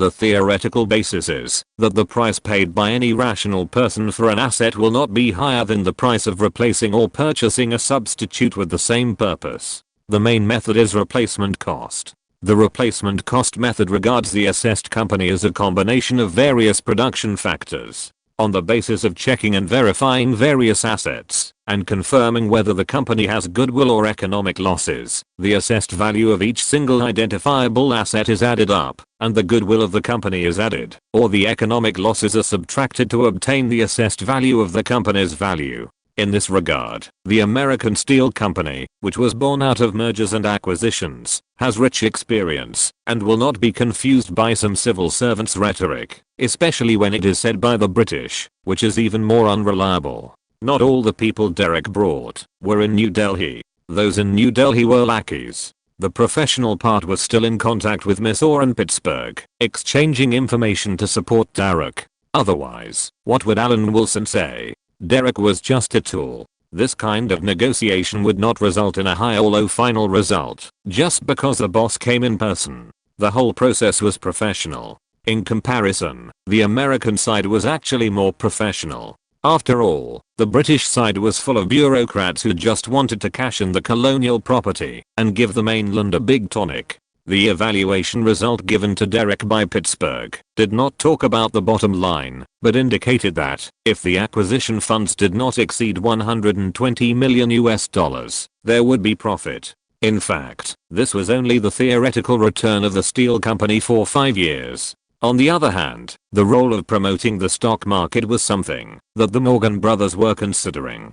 5 years. Alan Wilson did not know the evaluation of the steel company. He was calculating the political account, evaluating how long India, especially Nehru, could endure after independence, watching the steel industry, which was equivalent to whether a country's backbone could be strengthened, being controlled by foreigners. He remembered that at the beginning of independence, in 1947, Nehru had already determined that state-owned enterprises were the dominant force. In 1950, he officially began to imitate the Soviet Union, established the Planning Economic Committee and personally served as the chairman. In the same year, Nehru officially launched India's first 5-year plan. If the 5-year plan has already begun, and the steel industry is still in the hands of the Americans, isn't that a joke? If history has not changed too much, it can be said that the Mysore iron mine will be safe in the hands of the Americans for only 3 years, not counting this year. By 1950, Nehru may find a way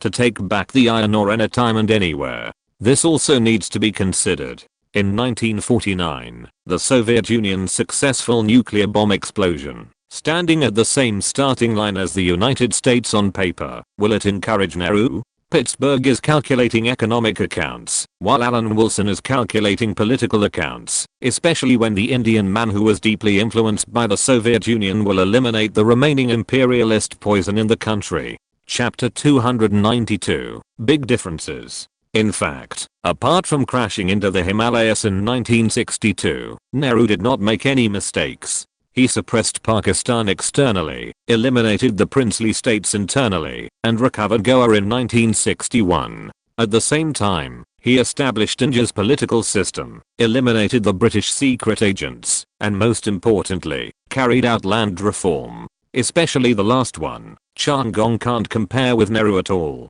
At the beginning of independence, India's development was no slower than any other country, and it also had the initial ability to resist external economic influences. Everything is moving in a good direction. Nehru was the initiator of the Bandung Conference and the stage was built by Nehru.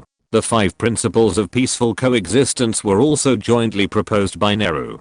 Together with Tito and Nasser, he was worthy of being the leader of the non-aligned and the leader of the Third World. He was definitely a powerful country with a strong momentum. But now, with Alan Wilson, Nehru is destined to work harder to deal with the situation he faces. Just in terms of the external environment, Nasser has not shown any signs yet, and Tito is lucky not to be beaten. You should know that the main supporter of the Greek Civil War was not the Soviet Union. Churchill had already demarcated the sphere of influence with Stalin, and the Soviet Union was abiding by its promise on the Greek issue. The main supporter of Greece was actually Tito of Yugoslavia. Tito is now facing another problem, that is, Hundreds of thousands of opponents who should have been eliminated have fled abroad. This is already annoying. The most annoying thing is that, as long as the United States is provoked, the United States may remember these people and use them to attack Tito. Now it seems that, even if Yugoslavia still conflicts with the Soviet Union, it is estimated that at most it will be like Romania, quarreling with the Soviet Union and the Warsaw Pact, but it will never leave the Warsaw Pact. It is similar to France in history. It is a member of the Western family, but it has also caused trouble for the United States. Without the support of Nasser and Tito, Nehru is estimated that he will not give up independence, so this iron mine will only be safe for 3 or 4 years. As for the internal environment, the delegations of the two parties have returned to British India after a performance in London. The biggest achievement is to surface the discord between the Muslim League and the Congress Party. The most obvious consequence at this stage is that after Patel returned to British India, he was encouraged by his supporters and wanted to compete with Nehru. Alan Wilson thought this was a good thing, at least it would make Nehru less lonely and exercise his political skills. At this time, Vivian Leigh returned to New Delhi enjoying the praise. The non-stop activities made the great British treasure exhausted, and she had to go on a trip to the west coast in a few days. The great British treasure was so tired from working for the country that the loyal imperial civil servant felt distressed, so he went to Vivian Leigh to massage her door, to relieve the fatigue of the Vivian in his heart. While enjoying the massage, I heard Alan Wilson talking about the situation in British India. Vivian Leigh heard Patel's name and hummed, "It seems that this person is not bad. He seems to call on his supporters to learn from me. He should be an open-minded person. He is the conservative leader of the Congress Party. Apart from Gandhi, he should be the second most important person after Nehru." Alan Wilson introduced while massaging, his supporters are all Hindu supremacists. So that's the case. I really can't tell. Shouldn't conservatives hate the colonizers? Vivian Leigh turned over and lay down. It's not so easy to distinguish between the left and the right. There are all kinds of people in the Congress Party. Nehru's supporters emphasize unity and regard the British Empire as an enemy, while Patel's supporters believe that the Mughal Empire is an enemy. No matter what, the British Empire did not suppress Hinduism. From the perspective of India, of course, Nehru's efforts to bridge religious conflicts are good for India. But from the perspective of Hindus, Patel's supporters are more reasonable. In short, it is very complicated. Just when Vivian Leigh was exhausted and Alan Wilson had untied his belt, the knock on the door of the apartment made the two people who were ready to enter the state stunned. I didn't want to pay attention, but the knock on the door kept going. "Vivian, it's Ingrid. Go to the bathroom and hide for a while." Vivian Leigh didn't care about Alan Wilson and pointed to the bathroom directly for Alan Wilson to go in. "People are in the bathroom. The door is blocked outside, waiting online. It's very urgent." Alan Wilson, squatting on the toilet, looked helpless, and the shock was far more than that. "What's wrong with Vivian? I'm in a hurry. Let me in." Ingrid Bergman's voice came through the bathroom door clearly, with clear meaning and facts. "Ingrid, the bathroom is broken, and I don't know what happened. I haven't lived here for a few days, and it's so dirty. I was just about to ask Alan to find someone to fix it." Vivian Leigh's voice was a little unstable. If Ingrid Bergman went in, she wouldn't be able to hide it. Huh. Alan Wilson sighed to the sky, controlling his breathing and not daring to make a loud noise. Vivian Leigh finally succeeded, not letting the affair be exposed in front of Ingrid Bergman, and got through the period without any danger. After everyone left, Alan Wilson came out of the bathroom and said with fear, "Forget it, I won't come tonight." "No, you have to come." Vivian Leigh took Alan Wilson's hand. "Come over tonight and tell me about the play." After Vivian Leigh and her group came back, Alan Wilson's cook became even busier. He originally wanted to feed these actresses, but he felt that it was too perfunctory and the food had to be carefully prepared. But he really didn't have enough knowledge in this area, and even wanted to send a telegram to Hong Kong to ask the civil servants there to send a menu. Hedy Lamarr, Joan Crawford, Bette Davis, Greta Garbo and Ingrid Bergman all praised Alan Wilson's character. There were too few men who took the initiative to help women cook. "Actually, I usually eat at the governor's mansion, but everyone is a guest after all, so I always have to take care of everyone." Alan Wilson said honestly that he always ate at the governor's mansion, which made it easier to establish an image of thriftiness. Oh, really? Ingrid Bergman looked at Alan Wilson, but couldn't tell. I thought European men had made such progress now. Oh, by the way, I also want to go back to Europe to develop my acting career. Do you have any suggestions? If we talk about Europe as a country, the market of each country is a little small, unless the market can be unified. Alan Wilson thought for a while and said, take an equal attitude towards the films of European countries and screen them uniformly. This is the only way to fundamentally solve the market problem. Otherwise, the market is small, and the film will not get box office revenue. Without box office revenue, the pay of you actors cannot be increased. You talk as if you know something about movies. Joan Crawford rolled her eyes at Alan Wilson and said, the American film market has been the world's #1 for many years. The key is money. Without income, everything is fake. Vivien Leigh wanted to refute, but Alan Wilson nodded first and said, so to unify the European film market, the population of some countries cannot support the film industry, but they have very good actors. Countries like France, a literary powerhouse, and Italy, a country with a strong historical atmosphere, can provide very good scripts and venues. Countries can develop well by learning from each other's strengths and weaknesses. This is what you officials should do. Oh, I forgot, you are a colonial official. Ingrid Bergman laughed. You should not be able to promote this matter. The first person to make an appeal should not be the officials, but the actors. For the ministers, the actors are also votes. In fact, the most suitable person here is Vivien. Alan Wilson took a deep look at Vivien Leigh. Given the widespread praise now, it would be a pity not to use it. Only when the actors make the first appeal, I can communicate with my friends in London about the rest and let the ministers consider this matter. You have a lot of friends, Alan. Greta Garbo glanced around the table and said something a little weird. Not bad. Alan Wilson nodded reservedly, not knowing why Greta Garbo spoke in this tone. The negotiation with Drake was quite difficult. Although both of them had made clear the bottom line, who would choose to spend more money if they could save money? Is it to make a friend with money? The relationship between Britain and the United States is relatively complicated. It can be summarized in many ways, but they cannot be friends. Even with the support of the country, the two still had great differences in the beginning of the negotiation. Derek offered $50 million, and Alan Wilson also offered $50 million, but the currency was pounds. The common point was that Alan Wilson and Derek both thought they had done their best, and the other party did not show any sincerity, which was simply a hooliganism, and an insult to the British Empire and the United States of America. Although there are not many high-quality iron ore, it is not only in the subcontinent. But there are not many high-quality markets, otherwise the United States and China signed a friendly treaty, wouldn't it be, to find the British India of the United States? Alan Wilson said earnestly, by the way, your East Asian allies didn't ask for American aid? Will the China Association let the United States go? Not only asking for American aid, but also a win-win situation, using American aid to speculate in American stocks, killing two birds with one stone, and playing with the Americans in the palm of their hands. This is the style of a master of micromanipulation. I'm a pure businessman, and I don't know much about the affairs between countries. Derek coughed softly and avoided Alan Wilson's question. Real big businessmen cannot do without politics, Mr. Derek. Alan Wilson changed the subject and said, look at the situation in British India. Isn't it much more stable than your allies? There is a market, but you are afraid that you can't make money.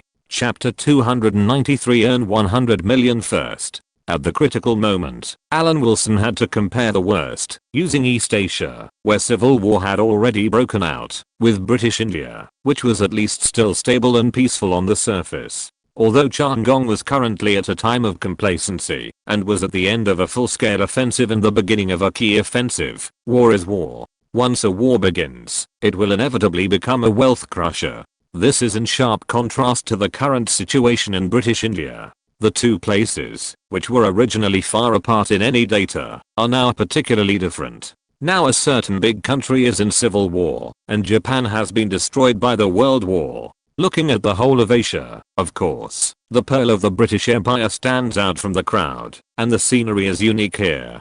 Seeing Derek pretending to be confused, Alan Wilson had to use his political nature to remind Derek of the current reality. There is no need for Americans to know the more cruel reality, such as poor Truman being played around by John Gong. Our side has a great advantage, and with Alan Wilson's poor historical knowledge, he really can't find a few operations that actively give away heads. Ming Yingzong should be one, and Gaolian River Car God should also be one. But the other two can be said to have lost a battle. Chan Gong, in more than 1,000 battles, the artillery party seemed to have only won more than 20 times, with a winning rate of 2%. This cannot be washed away. The negotiation of this day can be regarded as a failure because of the question of whether the 50 million was pounds or dollars. Rejecting Derek's kindness, Alan Wilson left. He had to go back to cook. It was a pity that he was a young man in his early 20s, being played around by a group of middle-aged women in their 30s and 40s.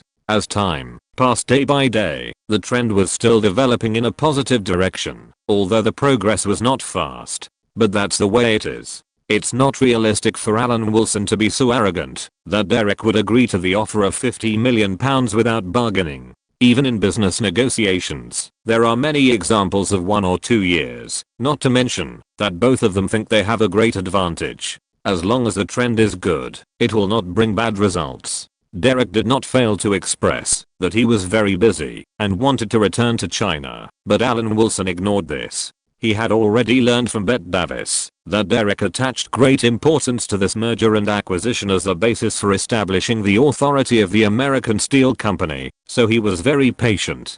But he was very patient and needed intelligence support. He had to discuss with Bette Davis, including but not limited to the bedroom. This was also a necessary sacrifice for the British Empire. No matter how hard it was, Alan Wilson had to stand up for the advancement of his career.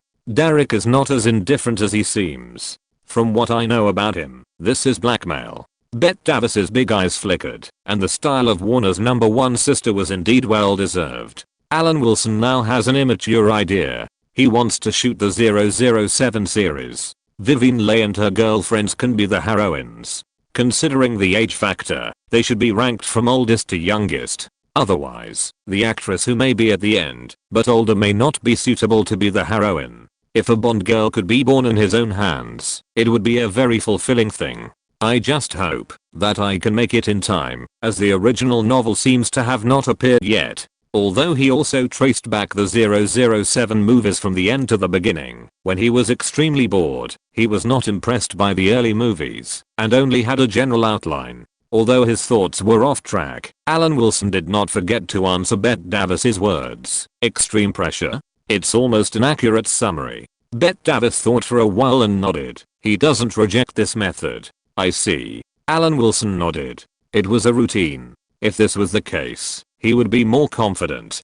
People who do this are generally eager to achieve their goals. They don't have any other ideas. Everything is based on achieving the goal. Alan Wilson's guess is actually not wrong. Derek is doing this now. As early as the first meeting between the two parties, Alan Wilson mentioned the acquisition case in 1901 and pointed out that Derek's offer of $30 million was insincere.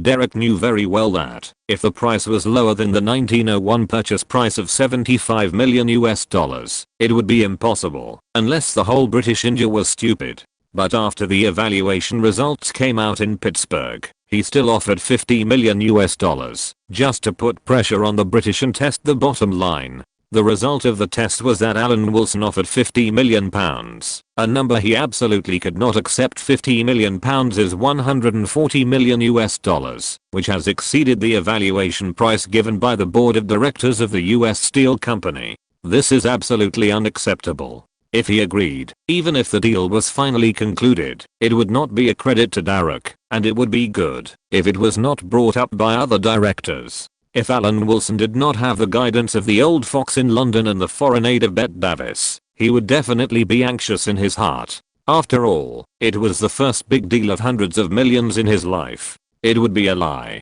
to say that he was not nervous. What British India is stable is just self-hypnosis. Even if the situation in British India is not as blatant as that in East Asia, it is just a storm coming. I don't know when stability will be gone forever. The home advantage can support Alan Wilson with data. It does not need to care about what kind of businessman Derek is, nor is it affected by other factors. Just list the data. Starting from £50 million and $50 million, the bids of both parties are getting closer step by step. During this period, Vivien Leigh has started a West Coast tour with Hedy Lamarr, Joan Crawford, and Bette Davis, which makes Alan Wilson, who is already familiar with them, quite disappointed. Now there are only 2 Swedish actresses left in the community. Greta Garbo has already made her way into Hollywood in the 1920s. After 20 years of acting career, she has announced her retirement. It is a surprising thing that she can come to British India this time. Greta Garbo is recognized as the queen of silent films. She can express thousands of words with her eyes without even changing her facial expressions. Therefore, Garbo's acting skills and beauty have shocked the world. The boss of MGM commented on her, a face that only appears once in 1,000 years. Roland Barthes praised, her face has the rules of elegant love, and the flesh on her face gives people a destructive feeling. Alan Wilson found that of the remaining 2 actresses, Greta Garbo was very difficult to approach, while Ingrid Bergman was much more approachable. Greta likes quietness, and she has prepared to never get married for the rest of her life. Ingrid Bergman commented on her Swedish predecessor in front of Alan Wilson. This time when we came to British India, most of us came here to gain fame, but she is different. She really came here to do charity. Never get married for the rest of her life. She likes women? Alan Wilson asked directly. It's not that he hasn't come into contact with such people, such as the British Burmese Commissioner and the British Ceylon Commissioner. I dare not ask her about this matter. You have the ability to ask it yourself. Ingrid Bergman said in an encouraging tone, wanting to see what it feels like for this civil servant who has strong communication skills and is friends with almost every actress to hit the iceberg. I thought she had a prejudice against me. Alan Wilson thought he was exposed again, but it turned out to be Greta Garbo's fault. Now he didn't know that in Greta Garbo's eyes, he had really been exposed. She is like this, very cold and not very communicative. Ingrid Bergman shrugged and said, even her retirement is a mystery that many people don't understand, but this time when distributing donations, she worked very hard. When she first arrived in the United States, because Garbo was tall and had long arms and legs, Hollywood portrayed her, who was originally reserved and shy, into an image of a sports-loving, active, cheerful, lively, and lovely female athlete. The result was obviously not very optimistic. Later, she showed her own personality, cold, lonely, sentimental, and showed her most authentic personal characteristics in front of the camera, which made her a hit. Ingrid Bergman is strictly speaking a junior of Greta Garbo. Both of them are Swedish. Ingrid Bergman, who came to the United States, is taller and has often asked this predecessor for advice on how to gain a foothold in Hollywood. So she knows Greta Garbo's affairs very well. Oh. Alan Wilson forced a smile, cooking while waiting for guests to come. Greta Garbo only came over during meal times, and usually stayed at her apartment. After dinner that day, Alan Wilson, who wanted to see her and get acquainted with her, still didn't hear a word from Greta Garbo. The latter came a few minutes later and said, you and the actress have a lot in common. Ms. Vivien Leigh is a national treasure of Britain. How dare I not take good care of her? Alan Wilson replied with a smile. Not Vivien. Greta Garbo tilted her head and glanced at Alan Wilson with indifferent eyes. There are at least 2 more, so your methods are surprising. Because of this sentence, Alan Wilson was still suspicious during the negotiation with Derek, which confused Drake. He stretched out his index finger and shook it in front of the other party a few times, and repeated, Mr. Allen, I said 100 million. 100 million US dollars. Did you hear it? I heard it. I heard it. Alan Wilson suddenly came back to his senses, indicating that he heard Derek's small goal, and then began to answer, Dear Mr. Drake, I have to say that our bottom line is very close, but it's still a little short. Chapter 294 Prime Minister's attention. Still a little short? Mr. Allen, you have to know that a private enterprise is not decided by one person. Derek frowned, especially for a company like US Steel. Even if I'm an executive director with a say, I cannot influence the opinions of the majority. It is not a family business. Similarly, British India is not decided by me alone. Alan Wilson shrugged. His tone was quite helpless. Moreover, this is not a matter of British India. London will know it in the end. If you can come up with a plan that benefits the country, it's fine. If you can't, I believe Mr. Derek also knows the political complexity. I understand it very well. You don't have to explain it in official language. Derek spoke in a tone of an old man and stopped Alan Wilson before he started his long speech. Both of them could feel that they were approaching the goal, but just like the conversation between the two, this was not something that could be decided by the two of them. Alan Wilson had the head of the civil servants in London above him, and Derek had other directors of US Steel behind him. To see the victory at dawn, it was not a victory in the final analysis. The decision-making power does not lie with British India, but with Britain and the United States, Pittsburgh and London, which are the places where decisions are made. There are also problems. For example, British India seems stable now, but once India becomes independent, can the iron ore be guaranteed to be stable? Alan Wilson talked about this from the historical origins to the current situation. In essence, the India that Nehru talked about does exist in the cultural concept. After all, Hinduism is here. But a country called India is a long time ago. The history of the Mysore state is longer than that of the United States, and there is no reason for the current situation to change. We will leave a loose federation for independent India. Mr. Derek's concerns are not completely impossible, but they may be minimal. Not to mention, British India, especially after Alan Wilson came back, the only thing that has not been given up and continued to promote is disarmament.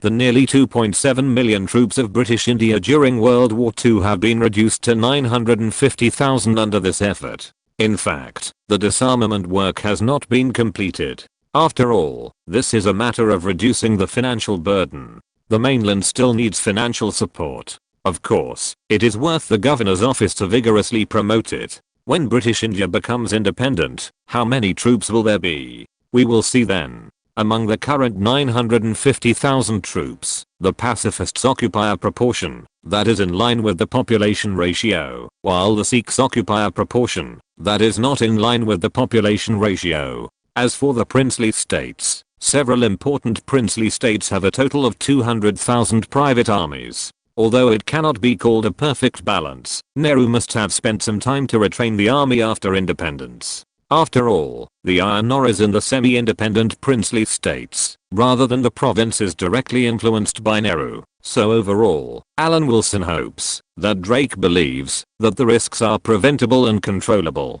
Unless Mr. Derek does not believe in the political ability of the British Empire. Alan Wilson seemed to be offended, and his face became serious. I cannot believe in other things, but when it comes to political ability, I believe that it is not only the United States that believes. Derek has received professional training. No matter how funny it is, he will not laugh, unless he can't help it. He believes that not only the United States believes it, but France, Germany and even the Soviet Union all believe in the political attainments of the British Empire.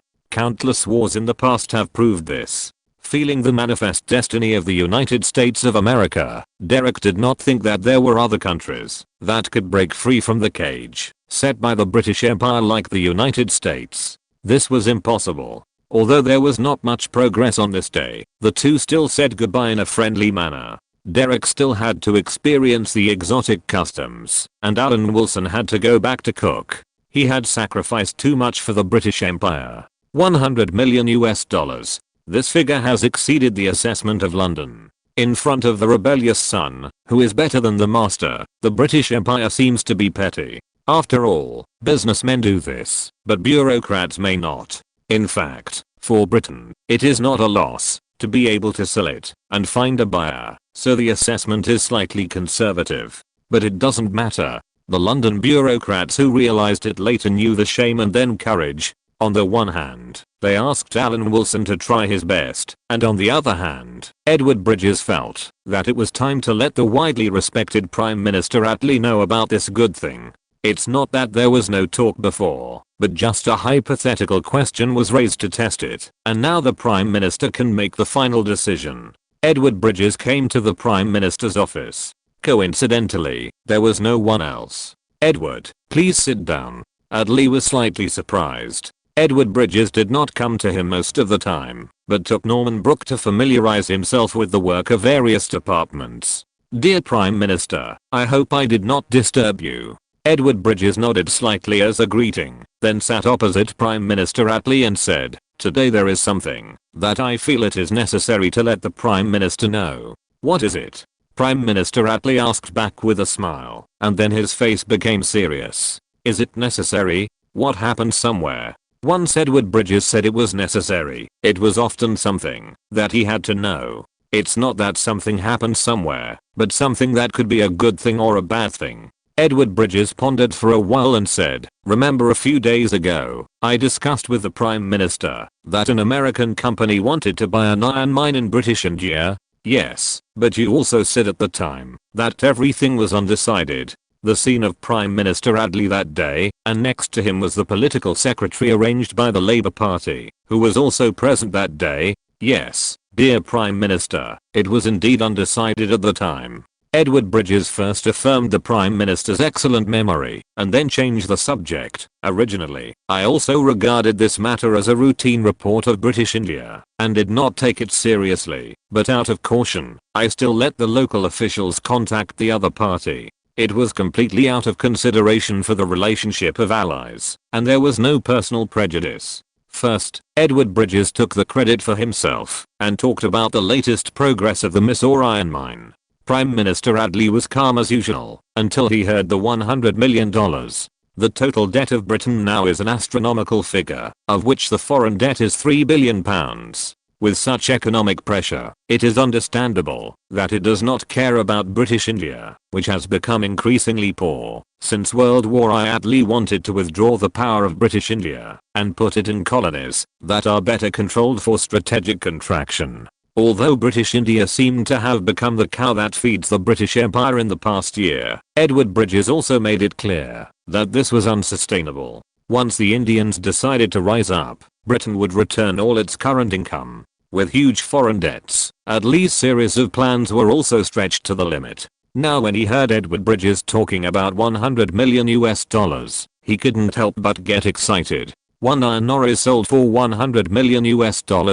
Prime Minister Attlee asked seriously, very surprised. In fact, it is the best quality iron ore in British India, in the territory of Mysore. Edward Bridges explained, it was the Americans who took the initiative to contact us. We took a conservative attitude, but the Americans were very eager. At the beginning, we did not rule out the possibility that the Americans were taking advantage of the fire. In fact, the Americans started with a price of $30 million. Prime Minister Attlee really wanted to say that $30 million would be fine. It was already a certain time. He didn't look at the current foreign debt of the British Empire. The Americans were not urging them to pay back the money, but they could remember it for some reason. But, isn't there a price of $100 million now? Prime Minister Attlee showed enthusiasm for the offer of $100 million. What stage have we reached now? How much chance of success do we have? If we accept the offer of $100 million, the success rate is of course 100%. In fact, I once made a general assessment and estimated it to be £25 million. Edward Bridges directly reduced the estimated figure by £5 million. Naturally, the extra figure was the result of his planning and victory in the battle, which forced the Americans to sign a surrender. Of course, he did not forget Alan Wilson. Of course, this is also the credit of the British Indian civil servants who conducted arduous negotiations. That's right, the property of the British Empire should be treated fairly. Prime Minister Attlee righteously affirmed the achievements of Edward Bridges. The tax revenue of British India during the First World War was only £100 million, and now it is less than £200 million. It was still plundered from boxes and cabinets. Before World War II, the tax revenue of British India was less than £100 million. Now, an iron ore alone has been sold for £30 million, which is almost 1/3 of the income of British India in a normal year. Although the Americans are allies, we cannot sell off the legacy of the empire at a low price. Prime Minister Attlee affirmed the correctness of this move. Although he was born in the Labour Party, it was precisely because of his birth in the Labour Party that he understood the value of wealth. and would never lose money to gain publicity. Prime Minister Attlee, who was mentally prepared for the eventual independence of British India, did not object to cashing in the accumulation of the British Empire's century-long operation. He was not Churchill, who could just maintain the majesty of the British Empire with words and make money. Of course, no matter who it is, they can't take advantage of the fire to rob. Edward Bridges said with an amazed expression, "Your courageous decision will be the key to the success of this merger."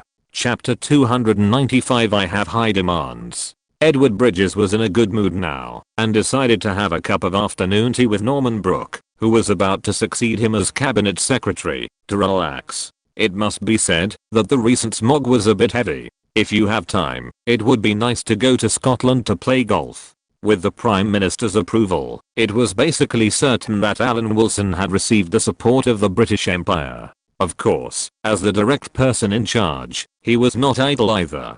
Similarly, all parties in British India were busy with their own affairs. Sir Baron was mediating the disputes within the Congress Party, and the mediation was limited to verbal. As for the differences between Nehru and Parker on the issue, the person who could really mediate was Gandhi, not Sir Baron. At the same time in history, General Mountbatten had already taken office. British India had also been reorganized, and Nehru had become the Deputy Prime Minister of India. Patel could not compete with Nehru under such conditions. But there were some controllable changes in history. Mountbatten had not yet taken office, and there was no talk of the reorganization of British India. The Congress Party was not part of British India, and was still in the stage of resistance. It happened to coincide with the drought in the subcontinent. The governor's office seized the opportunity and openly and impartially turned the problems of some regions into the problems of the entire British India. From the perspective of the political environment, the British India in the past year was very lively, and many people felt tired.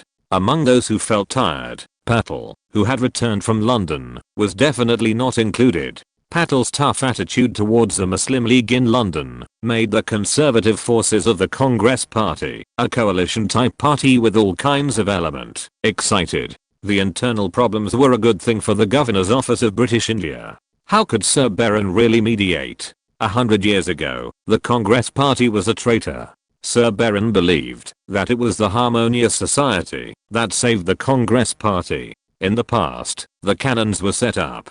Therefore, Sir Baron's mediation was nothing more than understanding, and he even hinted to Patel through his words that not all Londoners were optimistic about Nehru. There were also some conservative MPs who were very optimistic about India under Patel's leadership. This is not a lie, there is such a voice. After this trip to London, the liberalism advocated by Patel was indeed recognized by some members of Congress, but the recognized members were all from the opposition party. On the contrary, Mr. Churchill's opposition Conservative Party had doubts about Nehru's so-called Labour Party element, believing that the so-called inclination towards the Labour Party was a disguise, and there was a shadow of the Bolsheviks. Alan Wilson certainly knew that in this matter alone, the British Conservative Party was actually right. However, he didn't need to get involved in this matter. Sir Baron had a high enthusiasm for work recently. As an assistant, he couldn't make the British Indian Commissioner unhappy at this time.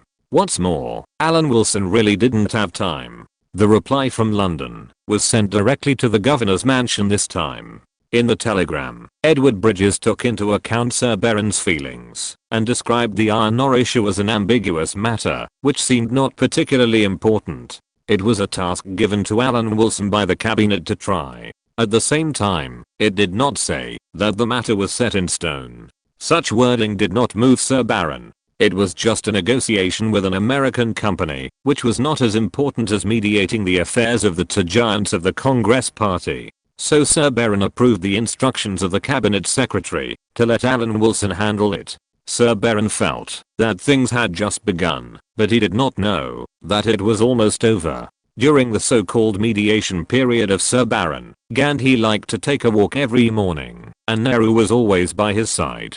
They talked about many issues in the past, present, and future. When talking about the future of the Congress Party, Nehru imagined that after the motherland gained freedom, the Congress Party like the current one would disappear on its own, and it would be replaced by a party that was more in line with the interests of workers and peasants. Gandhi believed that the Congress Party should continue to exist under the following conditions. The Congress Party could pass a self-restraint regulation stipulating that all members should not accept a paid position in state organs. If anyone wanted to obtain such a powerful position in a state organ, he must withdraw from the Congress Party. Gandhi's intention was to keep the Congress in a detached and selfless position, so that it could exert great supervisory pressure on the executive and other departments of the government, to keep them on track. Gandhi's ideas were significantly different from the concept of modern political parties, which were established to seize power, in order to transform politics and economy in accordance with the party's guiding ideology. Nehru thought so. However, as Nehru, who was favored by Gandhi to lead independent India, did not say what he really thought. Gandhi was a more important figure in the Congress Party and even in the subcontinent than any other Congress Party chairman. He was the designated chairman and his suggestions were always adopted. Gandhi repeatedly refused the chairmanship, preferring his colleagues or assistants to take the position. But Gandhi's support was crucial, especially after Patel's return.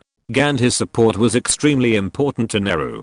Gandhi had such influence, so as long as he got Gandhi's support, Nehru would have the confidence to deal with Patel's challenge. As for the mediation of the Governor-General's Office of British India, Nehru also expressed his own thoughts. The old way of the British, divide and rule. But Patel should have determined one thing, that is, the British will leave within 2 years, so he wants to be the one who leads India after the British leave. Gandhi frowned. No one is perfect. Although he tends to narrow, he is not completely opposed to Patel's proposition. For example, Patel's defense of the faith of Hindus made Gandhi very happy, but other aspects? It was very ordinary. Patel's supporters are mainly conservatives. The conservatives of Hinduism are actually Gandhi's enemies. More than 10 years ago, because Hindu temples did not allow untouchables to enter the temples for worship, Gandhi had a debate with the conservatives.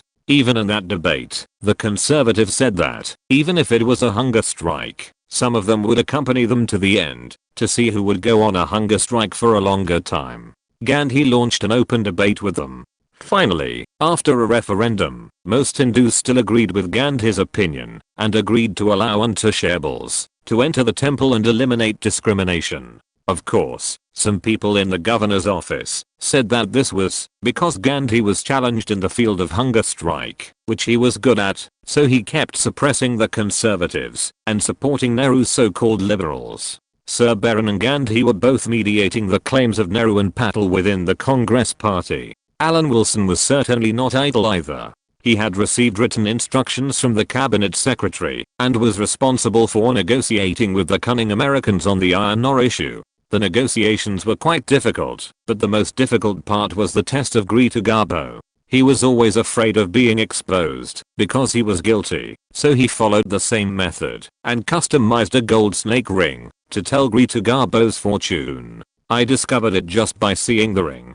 Greta Garbo glanced at Alan Wilson with a cold look, pointing directly at the civil servant's mistake. We both entered the industry as actors very early. Vivian is not in Hollywood, so she was easily fooled by you. As for Ingrid, that's her personality problem. That's why I judged that you have succeeded. Alan Wilson, who was holding the gold snake ring, was quite embarrassed now. He didn't know whether to continue to hand it over or to pull it back with his hand holding the ring. He almost wanted to reflect on himself. He was such a careful person at ordinary times. Why did he have such obvious loopholes when he saw some beautiful actresses? Greta Garbo, half lying on the sofa, continued with a faint smile. Do you also want to do the same and get the advantage from me to realize your star collection? If I say I have never thought about it, I would be lying. Alan Wilson was a little embarrassed and said, I can only say that I still have room for learning. I can be more secretive, but I can't judge anything just by the rings. They don't wear them on their hands. I used to act in silent films and conquer the audience through expressions. Eye contact is extremely important in silent films. Just look at how a few people look at you, and everything will be clear. Greta Garbo stretched out and answered the question casually. Everything has a reason. Then Greta Garbo mentioned that there was something wrong with the way Hedy Lamarr and Joan Crawford looked at Alan Wilson. He has always been the one to explain the play to others, and now it is Greta Garbo's turn to guide him. Although Greta Garbo, like Hedy Lamarr, had never won an Oscar, if Katharine Hepburn were here, you wouldn't be able to hide for a day. Referring to Katharine Hepburn, who once competed with her, Greta Garbo said with a cold smile, she would probably persuade Vivian to stay away from you. Well, it seems I'm lucky. Alan Wilson still maintained the gesture of handing over the ring, and his wrist was a little sore. I'll accept the ring first. After all, it's a precious gift. While speaking, Greta Garbo had already taken the ring away and said in a condescending tone, young star collector, you should have heard Ingrid, the one who can't keep secrets, say that I have made up my mind to remain single. Then Greta Garbo heard a sentence that almost broke her defense. You can have children without getting married. Greta Garbo, who had always maintained an icy state, showed a change of expression on her face for the first time. She still underestimated this young civil servant, who could even say such a thing. Want to have a baby with me? I have high requirements. Greta Garbo almost gritted her teeth, making this shameless man retreat. I'm sorry. Alan Wilson apologized repeatedly. At this time, Ingrid Bergman, who came to eat on time, came to the door and saw Greta Garbo half lying and Alan Wilson sitting seriously. Before that, Greta Garbo had put away the ring. You must be impatient. Ingrid Bergman went to the table without any guilt. This is how Garbo was in her eyes. She was always careless, as if she was keeping people away from her. Chapter 296 Final Offer. The war had just ended, and people were longing for peace, but violence and hatred were brewing everywhere in India. The British Empire itself was exhausted, and India was no longer a wealth, but perhaps a burden to them. It was no longer a hunting ground for the empire to obtain prey, but was becoming a hotbed for harming the empire. Without other audiences, Alan Wilson could only let the two Nordic goddesses be his audience, otherwise, they would have to talk about something during a meal. He couldn't talk about the issue of having children without getting married in front of Ingrid Bergman, otherwise the iceberg goddess would explode. As a colonial official, you can't control much. Ingrid Bergman was a little surprised. She swallowed the dumplings and then said, why didn't you make this kind of food when they were still here? Greta Garbo was right about being simple-minded. Alan Wilson blinked and said in embarrassment, the two questions are too different. Which one should I answer first? Let's answer the food first. Ingrid Bergman didn't forget to pick up a fork to pick up the dumplings while speaking. This is the first time I feel that tools are not as useful as hands. You can also learn from Indians and grab them with your hands directly. Alan Wilson was really defeated by Ingrid Bergman. Other actresses more or less saw the problem from the details, but this Nordic silly girl was an exception. In terms of the occasion, Ingrid Bergman was the most dangerous. She was almost caught, but in the end, nothing was found. No wonder she was caught by the paparazzi, just when she went to contact the director to discuss the play. Who else should she catch? If there is one thing that Ingrid Bergman is similar to other people, it is that she has been in British India for more than a month, and her body is somewhat empty. After all, she is at an age where she needs things. If there is no one to take care of her, she will always feel a little irritable. But at present, only Joan Crawford does not care, and finally takes the initiative to come to the door. With the first one, Alan Wilson's greed is inevitably growing. Just like Greta Garbo's rhetorical question, he can't say that he has never been moved at all. That would be a lie. Of course, Alan Wilson is still hypnotizing himself. This is all to protect Vivien Leigh. If the great British treasure knew her true side, how sad she would be. Although the responsibility is not his, but there are bad people among the crowd. After eating, Greta, let's go for a walk. Ingrid Bergman finished the dumplings and was still yelling at Alan Wilson why he didn't make dumplings when the staff were all available. It's easy to say, how many dumplings are there? It's not you who do it. Alan Wilson did not comment on this question. I want to take a break and stay here for a while. Greta Garbo still had that expressionless look and made an appointment with the other party to find her later. Okay, see you later. Ingrid Bergman finished her meal and left naturally, without any intention of staying to help. Alan Wilson had already concluded that Ingrid Bergman was not suitable to be a wife, at least not frugal enough to manage the household. Can you take your eyes back? Greta Garbo reminded lightly. Just a glance could see that the man's eyes were on Ingrid Bergman's sizable buttocks. When Greta Garbo first arrived in the United States, she was packaged as a sportswoman by the company because of her tall figure. Compared with her, Ingrid Bergman is even more so. That is, Greta Garbo does not know the term practical weapon, otherwise she would definitely agree. I'm a normal man, can't I even take a look? Alan Wilson said with a smile. This is an instinctive reaction, and I didn't do anything. You have already done it, on Hedy and Joan. Greta Garbo looked at Alan Wilson with indifference, and at the same time ruthlessly exposed the other party's lies. Alan Wilson knew best about Hedy Lamarr. He had nothing at all. This silent film lover was not so flawless. He was also misjudged. Alan Wilson asked humbly, Hedy is not as obvious as Joan. Don't you know that her acting is not good? Greta Garbo insisted. She has too few opportunities to practice. She always plays a role of a vase. There is no disguise. It's the same problem as Ingrid. So Bette Davis's acting skills are the best among these people. She has concealed Greta Garbo. But at the same time, this does not prove that he has a chance in Hedy Lamarr. Even if Greta Garbo said that there is only a 1% chance for the simple reason that people only believe what they like to believe, Alan Wilson also thinks it is worth 100% effort. Alan Wilson, who has always taken it as his responsibility to balance public and private affairs, will not delay public affairs because of his children's personal affairs, and vice versa. Moreover, the iron ore matter has seen the dawn of hope.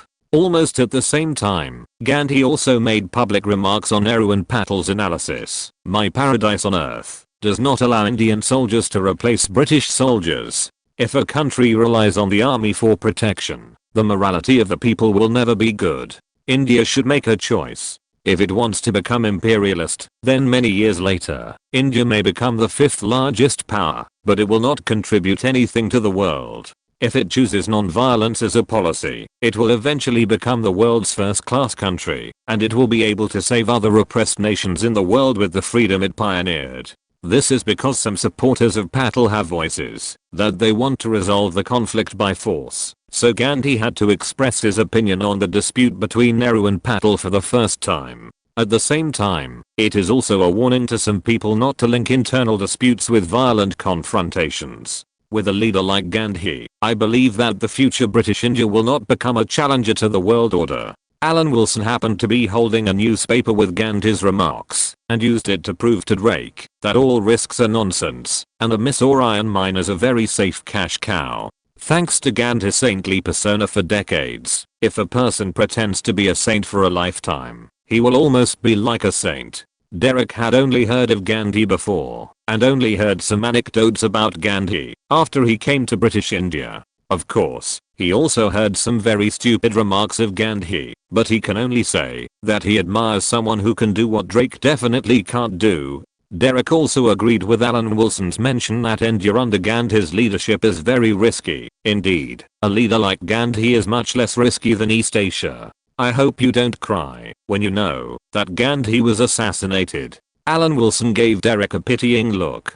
He has been taught by Greta Garbo, made up for his shortcomings, and his skills have reached a higher level. Gandhi was assassinated because of the conservatives of Hinduism. In fact, Gandhi is also a conservative, but not as conservative as those conservatives. However, there is a saying that goes, if loyalty is not absolute, it is absolutely disloyalty. In the eyes of Hindu conservatives, Gandhi is more hateful than the Muslim League. Not to mention that Gandhi had been enemies with these conservatives for more than a decade because of the issue of untouchables. As long as the partition of India and Pakistan began, Gandhi began to call for assassination, which was almost inevitable. If there is really a need, Alan Wilson can help. In order to maintain the purity of Hinduism, the Assistant Commissioner who has always loved the land of India can do anything.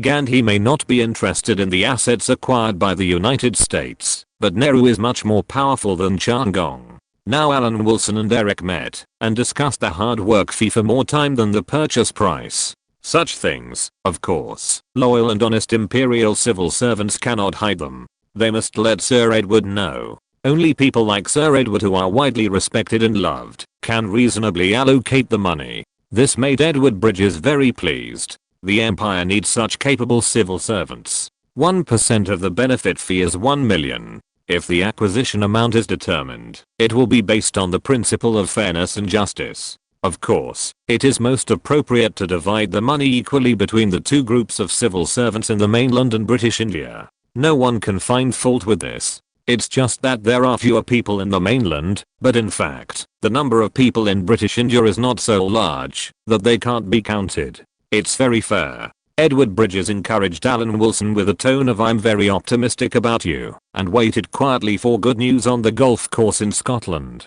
In addition to the 1% belonging to everyone, and the 0.5% belonging to individuals, Alan Wilson did not change his mind and let Vivian Leigh take it on his behalf. In the last few days of negotiations, the two sides were deadlocked on the price of $106 million. No one was willing to give in higher or lower.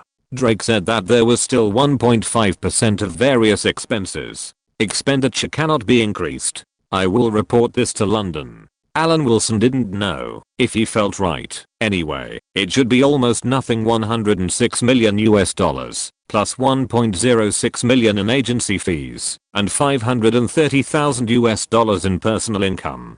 Derek rounded it up for Alan Wilson. The total expenditure of US Steel for the Miss Orion mine was $107.6 million. The British Empire transferred the Miss Orion mine and all its supporting facilities to the United States Steel Corporation. The railway is not good. The local railway belongs to the princely state. This was the benefit given to the local Maharaja. Mr. Derek, the local stability still needs the protection of the Maharaja of Mysore. Alan Wilson said that the ownership of the railway was not in the hands of the British Empire. Okay. Derek pondered for a moment. After all, it saved more than $12 million for the United States Steel Corporation, which was actually satisfactory. Alan Wilson was also satisfied. This was more than $20 million higher than the domestic requirements. London should be satisfied. Both of them thought they were the big winners. No matter how cunning the opponent was, they were still fed foot-washing water. I couldn't help but feel a sense of accomplishment in my heart. The United States/Britain know better than this. Chapter 297. A win-win situation. At present, the relationship between the British Empire and the United States of America is still quite chaotic. The British Empire is not mentally prepared to be the follower of the Americans, and the United States is indeed stronger than the British Empire. There is a line in a movie that can describe this situation. I call you brother, you call me dad, and we each have our own way. For Alan Wilson, this big deal worth hundreds of millions of dollars can be used as a stepping stone for his boss in London to take notice of. As for how much benefit, it is a small matter. He is not prepared to charge much money from Derek, but Alan Wilson can refuse to accept it, and Derek must give it. He doesn't need it now, but it doesn't mean that others don't need it. The 0.5% hard work fee of the US Steel Company is to be given to Vivian Leigh to develop her career. As for other ladies of the same status as his wife, there are other arrangements. 3 telegrams were sent to London and Bonn successively. 2 of the 3 telegrams are exactly the same, and the third is the final offer to the cabinet. The Miss Orion mine is sold for $106 million.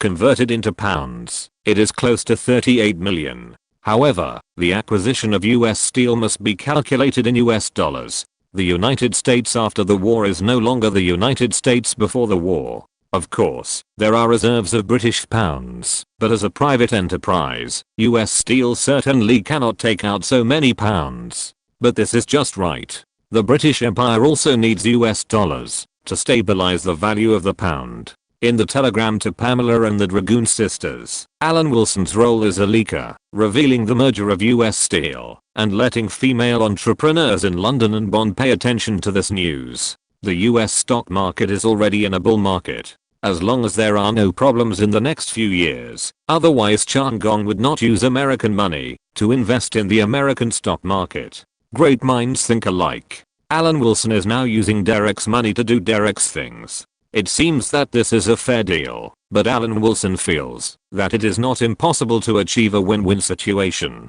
Once such a large merger is announced, it will definitely be good news for US Steel, and normally US Steel stock will also be bullish. At present, the news of the merger is only known to the senior executives in London and the major shareholders of the US Steel Company. It can be regarded as a secret. It is normal for Alan Wilson, who has always pursued a balance between public and private interests, to share this secret with his family. When the cabinet secretary's office was celebrating, Pamela Mountbatten also received a telegram of greetings from her lover. In addition to the usual tenderness and sweetness, Alan Wilson also mentioned that he had been working day and night recently and had paid too much for the British Empire, which extended to the merger of iron ore by the US Steel Company.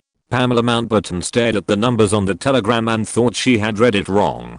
Her mother Edwina Ashley was born in a wealthy family. For ordinary people, the wealth of the Mountbatten family is an astronomical figure, but hundreds of millions of dollars are also an astronomical figure for Edwina Ashley. Mother, Alan asked me to give you this telegram. Pamela Mountbatten blushed and came to Edwina Ashley. Unfortunately, General Mountbatten was at home today. Let me see. Edwina Ashley took the telegram, then glanced at her daughter and knew why her daughter blushed. In addition to the business, the love words to Pamela Mountbatten and the business behind were all in the same telegram. Let me see. General Mountbatten came over and was pushed aside by Edwina Ashley. What are you looking at? You are a soldier.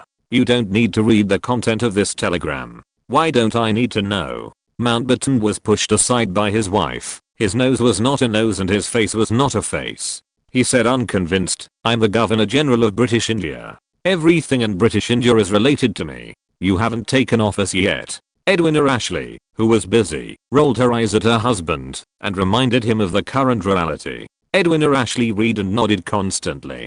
To make money, you have to stand and make money. The best way is to be related to politics. It is easy to get things done with someone in the court. It is the same in the British Empire. Edwina Ashley, who has been keeping an eye on the US stock market for the past 6 months and has gained a lot, can certainly understand what this news of hundreds of millions of dollars means to the steel industry. Not to mention that it is a sure thing. Even if it is a risky pursuit of wealth, it is worth a try. Edwina Ashley is extremely satisfied with her son-in-law, Alan Wilson. He is loyal to her daughter and knows how to take care of the family. What else can she be dissatisfied with? This point of taking care of the family is definitely not an illusion.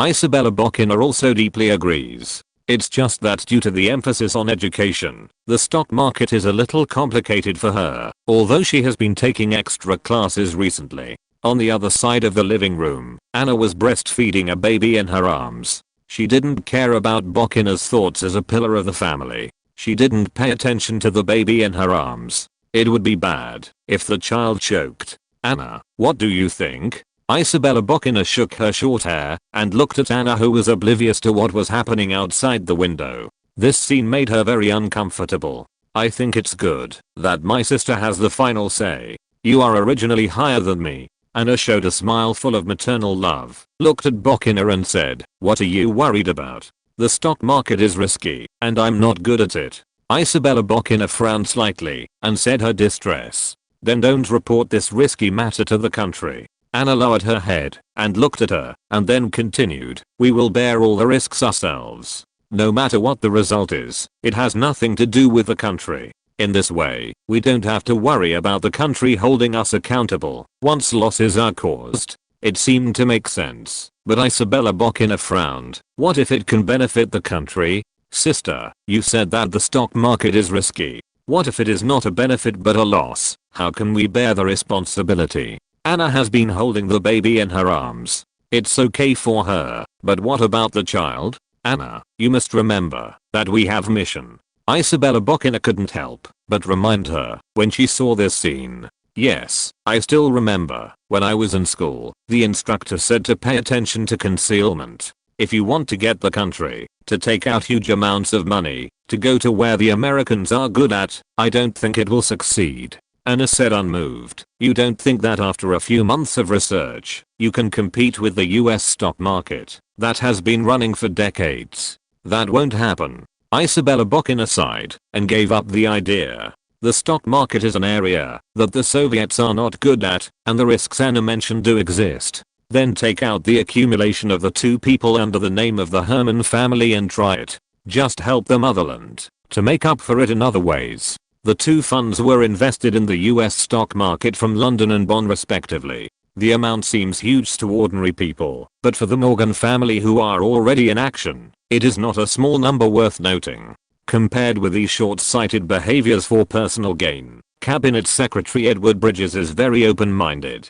Money is certainly important, but an official's most important thing is never money, it may be other things. What's more, the trusted young progressive officials have already reserved a share for Edward Bridges, waiting for Edward Bridges to cut the cake and share it personally.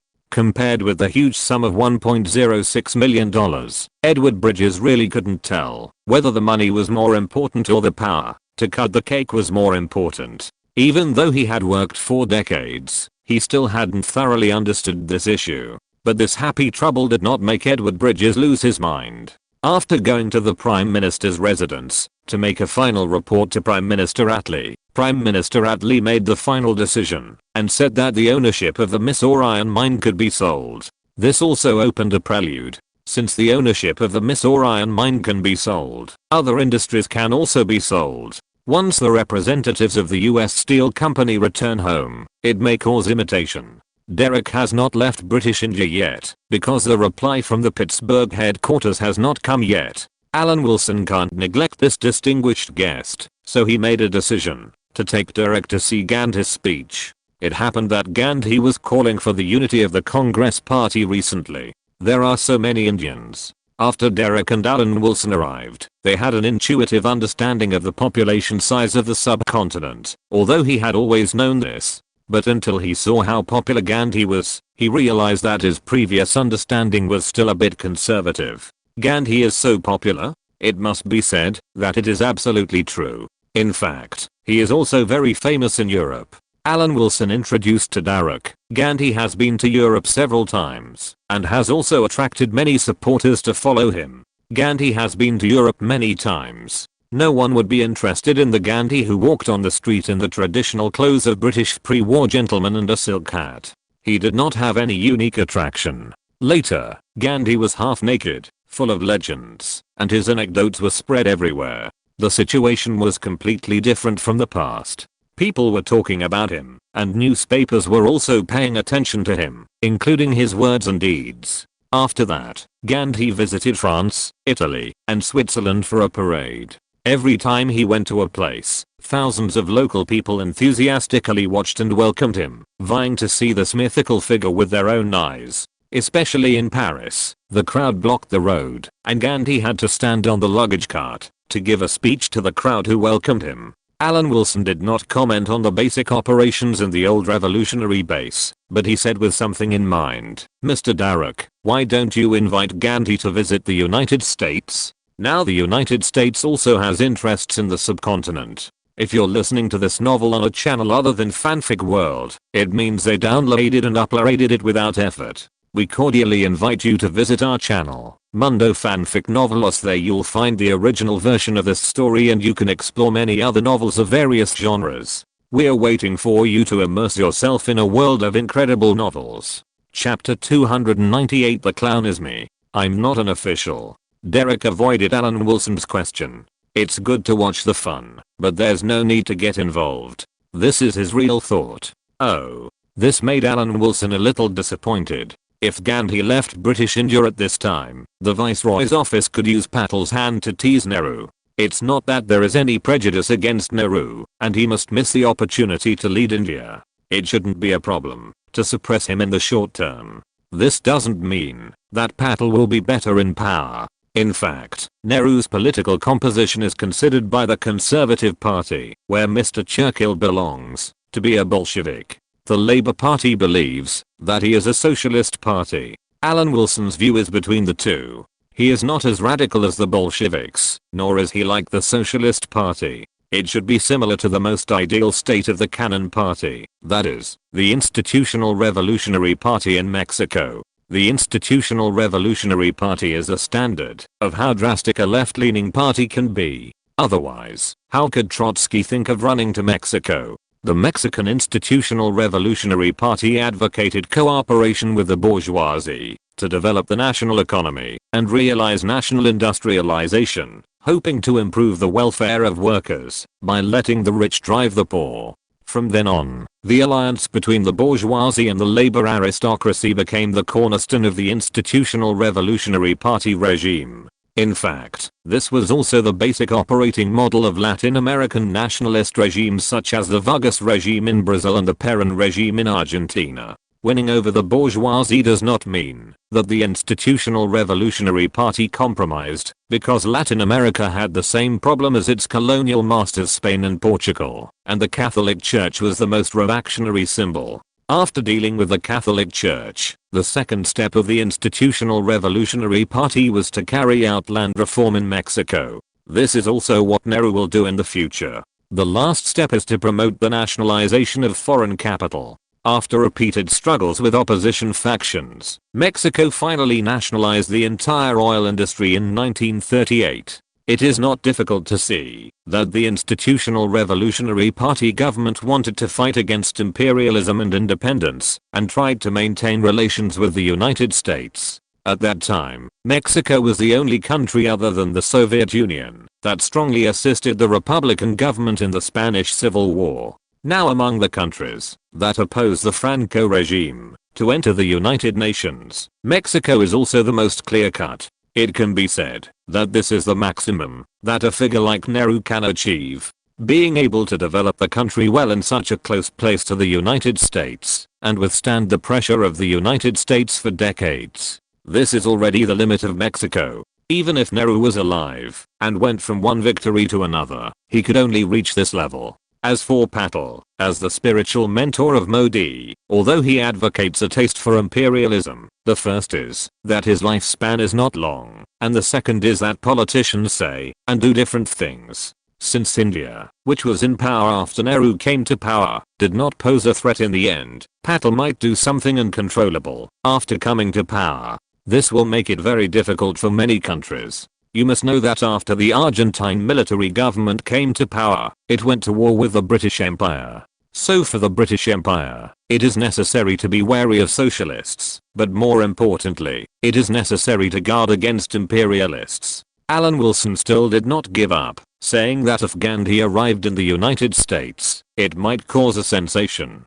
Derek did not comment on this, and did not give any answer. In a word, he is a businessman, not an official. In the end, Alan Wilson gave up trying. He might as well think about how to arrange the lives of Greta Garbo and Ingrid Bergman, such as playing tennis. Of course, there are tennis courts in New Delhi, which were also built by the British. Alan Wilson is not interested in tennis, but it depends on who plays. In his previous life, whenever Kurnikova and Sharapova played, he was also a fan of this sport, and the two Williams could only get the treatment of changing the channel. Tennis is a magical ritual. All citizens of the British Empire are obliged to play it, and he doesn't want to see himself doing nothing. Playing tennis is just to give his eyes something to do. In India, if you don't sweat at least once a day, it is simply a sin, and the guilt it causes is more serious than killing 1,000 times. Greta Garbo and Ingrid Bergman are both over 1.7 meters tall, and their athletic nerves are very strong among women. They are also Nordic. Although they don't play often, it can be seen that the two have not played this sport before. It can be clearly seen that Ingrid Bergman is better in both reaction and strength. It's no wonder that she is just over 30 years old, which makes her more advantageous than Greta Garbo, who is 10 years older. That's not respectful to the seniors. Just as he was thinking this, a groan of pain brought Alan Wilson's attention back to reality. Greta Garbo sprained her foot. She stood up and walked into the field with a brisk step. Alan Wilson asked with concern, "Oh, God, did you sprain your foot?" Greta Garbo was really reluctant to fight against Ingrid Bergman, who was 10 years younger and had more nerves and strength. This action also led to the current consequences. Although she looked very neutral and beautiful when wearing men's clothes, she was not a man after all, but she misjudged the current situation. Ingrid Bergman apologized, seeing that the other's ankle was already red and swollen. Although it had nothing to do with Ingrid Bergman in theory, it was still somewhat related. "It's okay, let's go back." Greta Garbo took a deep breath, still maintaining a cool expression. At dinner time, Alan Wilson was still busy. The two actresses watched. Alan Wilson asked if he wanted a doctor to see him, but Greta Garbo refused. She had also been injured while filming. When she was in Hollywood, Hollywood was just a sweet shop, and the treatment of actors was far worse than today. I'll take Greta back, Ingrid Bergman said apologetically after finishing her meal. Alan Wilson wanted to say yes, but suddenly said the opposite. You are also a woman, so I should do this kind of thing. Greta Garbo, who had been silent, changed her eyes slightly, and her eyes looking at Ingrid Bergman became ambiguous. Okay. Thank you for your hard work. Ingrid Bergman's answer made Greta Garbo swallow a mouthful of saliva. After the fellow villagers left, Alan Wilson and Greta Garbo were the only ones left in the apartment. Greta Garbo's eyes never left the man in front of her, watching him clean up the dishes, until he grabbed her ankle and gently squeezed it in the name of massage. You can't help it? Before Alan Wilson took the final action, Greta Garbo spoke first. I advise you to calm down. You are only in your 20s, and you still have a bright future. Has Ms. Greta ever played a policeman? Alan Wilson looked at Greta Garbo, who had no power to resist. If he had known this effect, he would have arranged to play tennis long ago, and there was no need to wait until today. Greta Garbo stared at Alan Wilson, but it didn't work this time, and she was carried directly to the bedroom. The cicadas outside the window at night made the two people who were in the period of rebuilding their relationship after the war break free from their blank minds. I want to go to the bathroom. Carry me to the bathroom. Greta Garbo sat up and stretched out her hand to push Alan Wilson, who also used the night as clothes. The latter got up to serve, and the two left the bedroom together, and soon the sound of dripping came. Greta, are you there? In front of Greta Garbo's apartment, Ingrid Bergman knocked on the door and called out, but there was no response, so she said to herself, didn't she come back? Could it be? Ingrid Bergman suddenly turned around and looked at the apartment in the distance. She felt as if she had discovered something extraordinary. The clown was actually me. Counting the time spent traveling across the ocean, life is indeed quite tormenting for women of their age. But it can't be like this. Ingrid Bergman didn't say anything. It's not that Ingrid Bergman's acting skills are not online, it's just that she has never thought about it. But now, her doubts have appeared, but she just can't believe her own guesses. Regarding the current internal disputes of the Congress Party, the governor's office does not take any position. We all know that Mr. Nehru and Mr. Patel are both politicians respected by the subcontinent, and their prestige in the subcontinent and the international prestige are comparable. In the governor's office, Sir Baron, with an embarrassed look on his face, solemnly stated to the representatives of the Congress Party that the British Empire also recognized the dual giant model of the Congress Party in addition to Gandhi. But in fact, Nehru's status in the Congress Party is still higher than Patel. It has to be said that this statement is harboring evil intentions. Alan Wilson sat in his seat without speaking, but only spoke in agreement when necessary. At the same time, Ingrid Bergman was also attacking her predecessors in her eyes, starting with Greta Garbo's self-blame for being injured, and hinting that Greta Garbo must have not slept all night. It is also a fact that she did not sleep all night, so Greta Garbo nodded and comforted Ingrid Bergman not to care. If you stay awake all the time, you won't hear my knock on the door. At this point, Ingrid Bergman felt that it was enough and there was no need to make further attempts. Sir Baron has made it very clear. We hope that the two leaders who are widely respected and loved in the subcontinent can put aside their differences. After all, the drought has just passed, and the whole of British India needs unity. After Alan Wilson's brief agreement, he returned to the state of sitting in a daze. He was in the governor's mansion and his heart was gone. Sir Baron kept speaking, and there was a feeling that the glorious era had returned. Expressing the governor's mansion's concern for the current stability of British India. Of course, this concern was limited to verbal. At least in the newspapers, the dispute between the two giants of the Congress Party was not a big deal. Far less big than Vivian Leigh, who had been on the screen for a month. Chapter 299 Double Happiness. The negotiations were over, and the relationship between Alan Wilson and Eric was completely improved. Since the US Steel Company had made a decision, it naturally hoped to have a good relationship with British India, at least the current rulers, the British. Key politics was still the focus of Alan Wilson and Drake's topic. As an official, He could only talk about this, otherwise what was the point of being an official? Wouldn't it be better to do business with Derek? When asked about Mexico, Derek said that he didn't like this neighboring country. Even many entrepreneurs believed that this country was very dangerous. It might be the second Soviet Union, and it was the Soviet Union next to the United States. Maybe things are not so bad. Alan Wilson said, although the Institutional Revolutionary Party is powerful and has amazing control over the whole of Mexico, nothing is immutable. Isn't there a new president in Mexico? Yes, it's a president who was born as an administrative official, not a general in the previous civil war. His name is Aylman, but judging from his remarks, he is still a difficult person to deal with. Derek nodded. The United States may not care about other places, but Americans must care about Mexico's affairs, especially now that this neighboring country seems a little unruly. That's the person. This is the beginning of Mexico's change, similar to the characters of Tang Xuanzang, Song Hu Zhang, Han Zuandi, and Qian Lang. Aylman is left-leaning in economics and right-leaning in politics. He is determined to promote industrialization and nationalization, while resolutely suppressing trade unions, uniting capitalists and the middle class. At the beginning of his term, he announced anti-corruption, and he himself was heavily involved in corruption. Aylman supported the representative of Mexico's state-owned enterprises, the Mexican Telecom Company, which will defeat Sweden's Ericsson in its home country and become the world's 7th largest telecommunications company in the 21st century. However, it is also a tool for Aylman and his cronies to make money.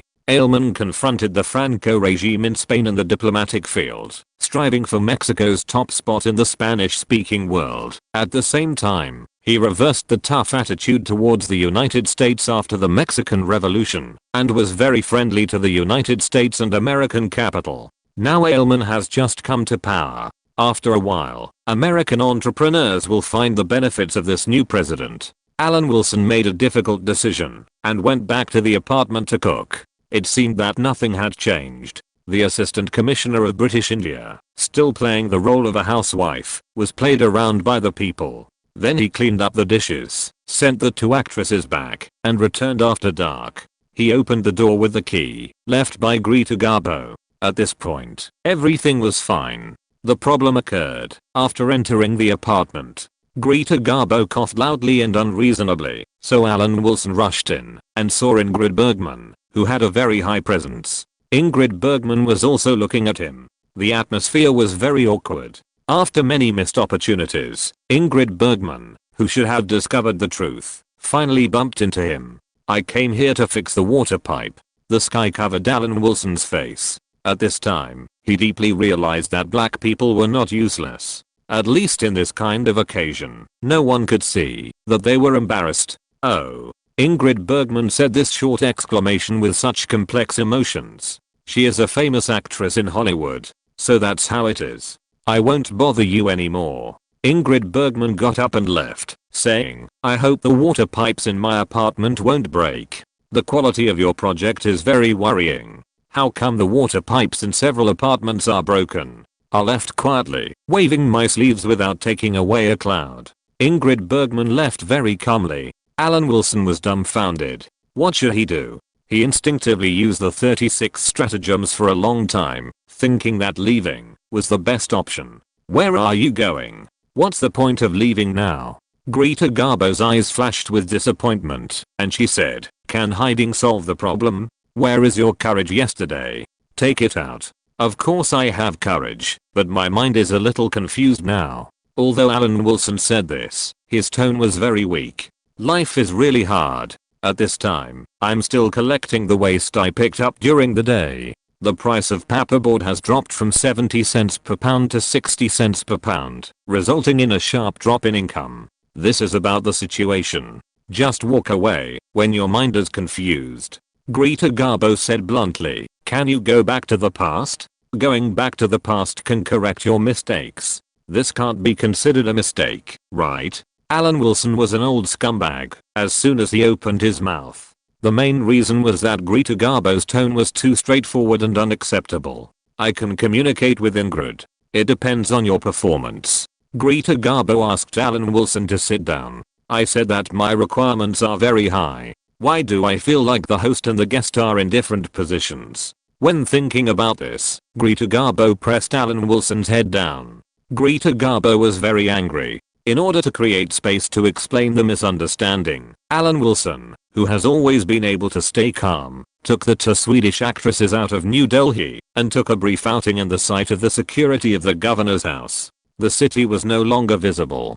At first it was just scrub, dense, low shrubs, with the only trees being semi-wild mango trees bearing plum-sized fruits. Then the road was surrounded by taller trees. At this time of year, the jungle was dry and waterless and dead. The trees along the road were close together, dusty, and their leaves were a dull olive green. There were no birds to be seen, except for a few ugly grey creatures that jumped awkwardly under the bushes, like the notorious blackbird. After getting off the bus and walking for 2 miles, the road ended at the shallow end of a stream. Because of the water, the jungle here was greener and the trees were taller. At the edge of the stream, a huge dead tree lay dead, covered with delicate orchids and a few limes with waxy white flowers. Their fragrance was strong, just like bergamot. Alan Wilson even had the leisure to study the cause of the tree's death. It was probably not related to the drought, right? Because less than 50 feet away, another tree was alive and well. It was a bodhi tree. This buttress-like tree was 6 feet thick and was made up of countless branches, like a cable twisted by a giant. The roots of the tree formed a natural cave, and below it was a pool of clear green, bubbling water. Whether around or above the tree, there were lush branches and leaves blocking the light, turning the place into a cave surrounded by leaves. But since there was a bodhi tree, Alan Wilson had something to say, telling the story of Buddha's enlightenment under the bodhi tree, like a tour guide, introducing the history of India. There was a shaking in the tall bodhi tree, and it was boiling like a kettle. It turned out that a group of green pigeons were eating berries on it. Alan Wilson looked up at the huge green dome of the bodhi tree, trying to identify the birds in it, but he couldn't see them at all. The birds were very similar in color to the leaves, but the whole tree was alive because of them, and it flickered, as if the ghosts of the birds were shaking the tree. The story of Buddha's enlightenment under the bodhi tree did not attract the attention of the two Swedish actresses.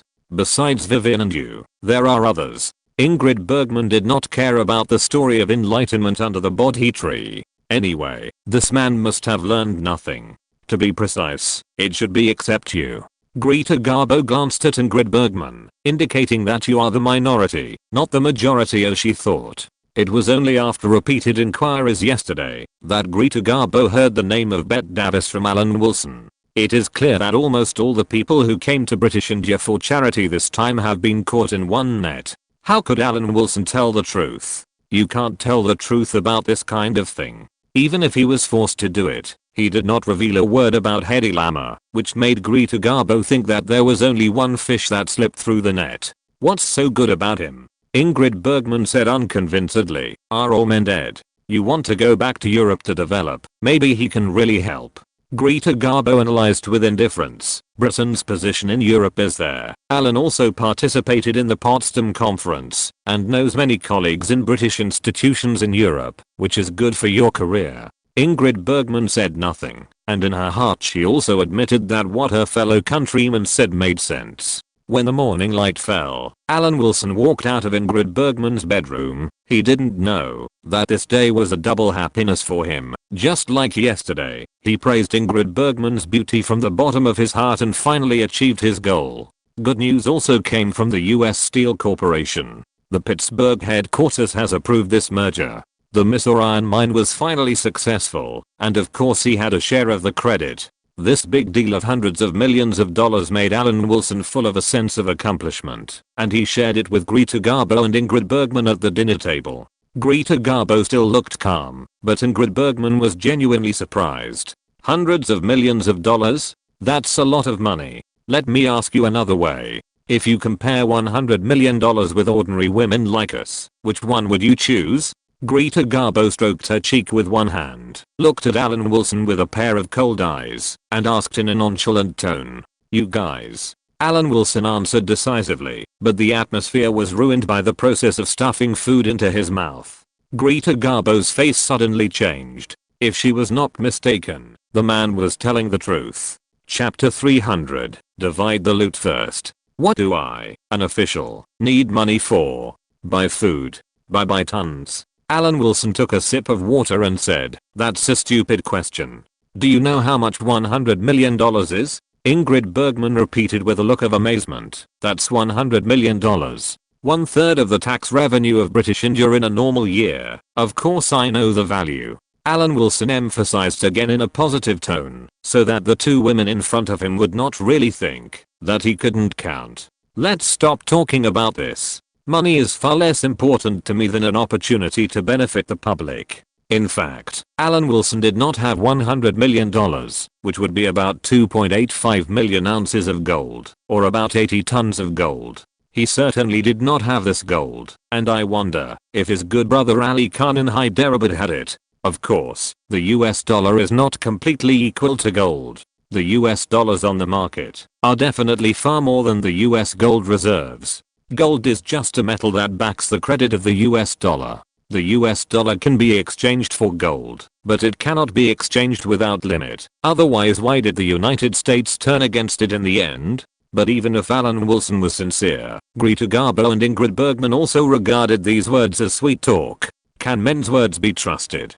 2 days later, the two had the answer to this question. Vivian Leigh came back. This time she completed the trip to the West Coast and received widespread praise as the East Coast. The Great British Treasure lived up to the expectations of the Empire and stabilized the situation in British India. The centers of the East and West Coasts were nothing more than Mumbai and Calcutta, and Vivian Leigh had been to both. Vivian Leigh even listened to the calls for independence from some people in British India. Of course, with the help of Elisa, Vivian Leigh's answer was warm and appropriate. Sometimes the world is really unfair. Take the attitude towards independence for example. There is no essential difference between the words of the governor's office and Vivian Leigh. Her words are a genuine concern for Indians. If we say the same thing, are we harboring evil intentions and plotting to split India? After listening to Elisa's report, Alan Wilson straightened his back, put his hands in his trouser pockets, and greeted the hundreds of millions of people in the subcontinent with full energy. It was always the unruly people who didn't know how to live or die, and maliciously treated the goodwill of the British Empire. Yes, assistant, we treated these people too well. Elisa agreed. When I was in Mumbai, I heard that there was a dispute within the Congress party. What's going on? It's over. These Indians have become a trend. Alan Wilson shook his head slightly. They don't listen when they are told. They don't understand when they listen. They don't do when they understand. They do wrong when they do. They don't admit when they are wrong. They don't change when they admit. They don't accept when they change. And they don't say when they don't accept. What should I do? What do you mean? Elisa, who discovered a new knowledge point, didn't understand what her boss meant. Nothing. I just think this sentence is very appropriate for this kind of non-violent non-cooperation and soft confrontation. Alan Wilson sighed and winked at Elisa. After these American actresses leave, I will help you operate the Hyderabad Commissioner in New Delhi. Before that, keep it confidential. Elisa was delighted after hearing this. Isn't this exactly what she pursues? She said happily, I will definitely seize this opportunity to benefit the local people and make some achievements. Your achievements must be seen by the Maharaja. This is what merit is. It must be seen by those who should see it. According to common sense, Alan Wilson should talk to Elisa about the unspoken rules at this time, but although he is young, it is inevitable that he can't handle too many people. He can only give up this idea, and give up temporarily. Gandhi has left New Delhi and went to the east coast of British India to call for reconciliation. At the same time, he gave a speech to show the unity of the Congress party. Alan Wilson even suspected that this was not copying Vivian Leigh's route. At this moment, a gentle old man, bare-chested and barefoot, was walking on the muddy road in the Ganges Delta in the upper reaches of the Bay of Bengal. He was short, weighing no more than 50 kilograms, with a tanned skin, arms that seemed a little too long, and 2 large ears that tilted slightly to the sides. The bamboo stick in his hand had been split at the front, and a pair of bright glasses hung around his neck with a gold ribbon. If he spoke to someone, it would be easy to see his false teeth if you paid a little attention. He was followed by several of his followers, one of whom was his great niece Manu. He was Gandhi, who people had long known. This time he planned to spend a month on an ascetic tour of various places in the Bay of Bengal, explaining the unity of the Congress Party and contributing his remaining energy to maintaining unity. Gandhi was a fighter active on many fronts, and he could only perform at his best on the battlefield. He had many battlefields to focus on, and if there was nothing to do on the political battlefield, he would turn to other battles. There were endless things for him to do, such as rural economic construction, basic education for the people, popularization of the national language, welfare of women and children, and rescue of untouchables. These undertakings were no less significant than political movements. Saints have their own reasons for thinking. Ordinary people like Alan Wilson can only deal with money. On the second day after Vivian Leigh came back, during lunchtime when all the relevant personnel were present, Alan Wilson ate and talked about money. Regarding the income from this trip for the country, not counting the $200,000 in benefits that Derek had promised earlier, there was also a 0.5% agency fee of $110.6 million. Derek was generous enough to round it up for him, and the two sums totaled $740,000. It was probably the salary of Vivian Leigh for filming Gone with the Wind 25 times. To put it bluntly, Vivian Leigh could not afford this money at all. $740,000 was already an unimaginable astronomical figure for ordinary people. Did Catherine call back? Did it arrive? After having a good meal, Alan Wilson asked Vivian Leigh whether the money Derek gave her had arrived. Catherine has checked it. The money has arrived. Vivian Leigh was a little distraught. Even now she seemed to be dreaming. This man gave her such a large sum of money, just as he said he would. You are all friends of Vivian. There is no denying that many of you have reached the age where you should retire from the screen, or at least are no longer the most sought after age by Hollywood film companies. Of course, I believe that the experience of the ladies will make up for some of the shortcomings. It will slow down the fall from the peak. But it is not a bad thing to consider the future. Including Vivian, there are 12 of you in total. The new Barbie doll company will use this money as a startup capital. Except for Vivian and Ms. Edie, each of you will hold 2% of the shares. When he said this, Alan Wilson pushed Vivian Leigh, who was still sleepwalking, and said, Ms. Edie's frequency hopping patent is being processed in London, and I will advance the transfer fee. Her share is higher, 5%. The remaining 75% belongs to you. This is how the shares of the Barbie doll company were distributed. Alan Wilson said that this was to count the influence of these stars as capital, not only including those who came to British India, but also those who stayed in the United States, without missing a single one. Perhaps there will be more shareholders in the future. I hope that all the respected ladies, after you have no worries, can help the newcomers. You have had such a hard journey. If you can create a smooth road for the newcomers, maybe you will have a successful film company in the future. Be your own boss and promote yourself as the protagonist. You won't have to smile at others for a shot like you do now. Other words can be considered nonsense, but Alan Wilson's words completely touched the hearts of these women. And it's not that there is no chance. Alan Wilson remembered that many Hollywood film companies have faced the threat of bankruptcy. The most famous one was 20th Century Fox, which almost went bankrupt because of Cleopatra. Cleopatra is the largest and most profitable costume masterpiece in the history of Hollywood movies. 20th Century Fox almost said goodbye to the world. Even MGM, which is now in its heyday, will also have a hard time because of the rise of television.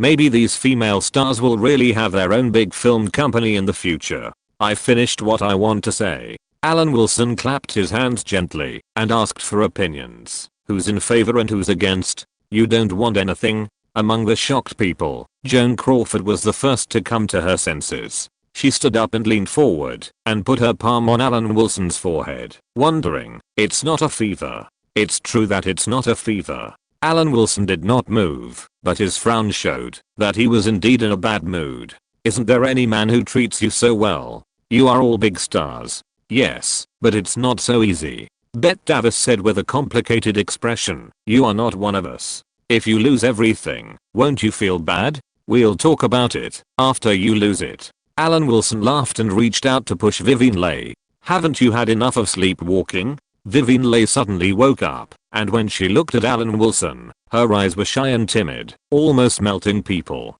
This is all for her, it must be. Vivian Leigh thought so in her heart, and she felt dizzy. Greta Garbo blinked her almond-shaped eyes, and muttered in a voice that only she could hear, "You guys. This is certainly not $100 million, but $740,000 is not a small amount for any individual. Alan Wilson doesn't look like a billionaire who would give this huge sum of money to everyone to develop their careers with just a touch of his lips." As for Vivian Leigh, Greta Garbo knew at a glance that she didn't know how long her mind would be blank. Maybe she wouldn't wake up today. End of this chapter. Thank you very much for reaching the end. Don't forget to like. Looking for more exclusive content and immediate access? Subscribe to our Patreon. Remember, every like, subscription, or donation encourages us to continue. Thanks to everyone. See you in the next video.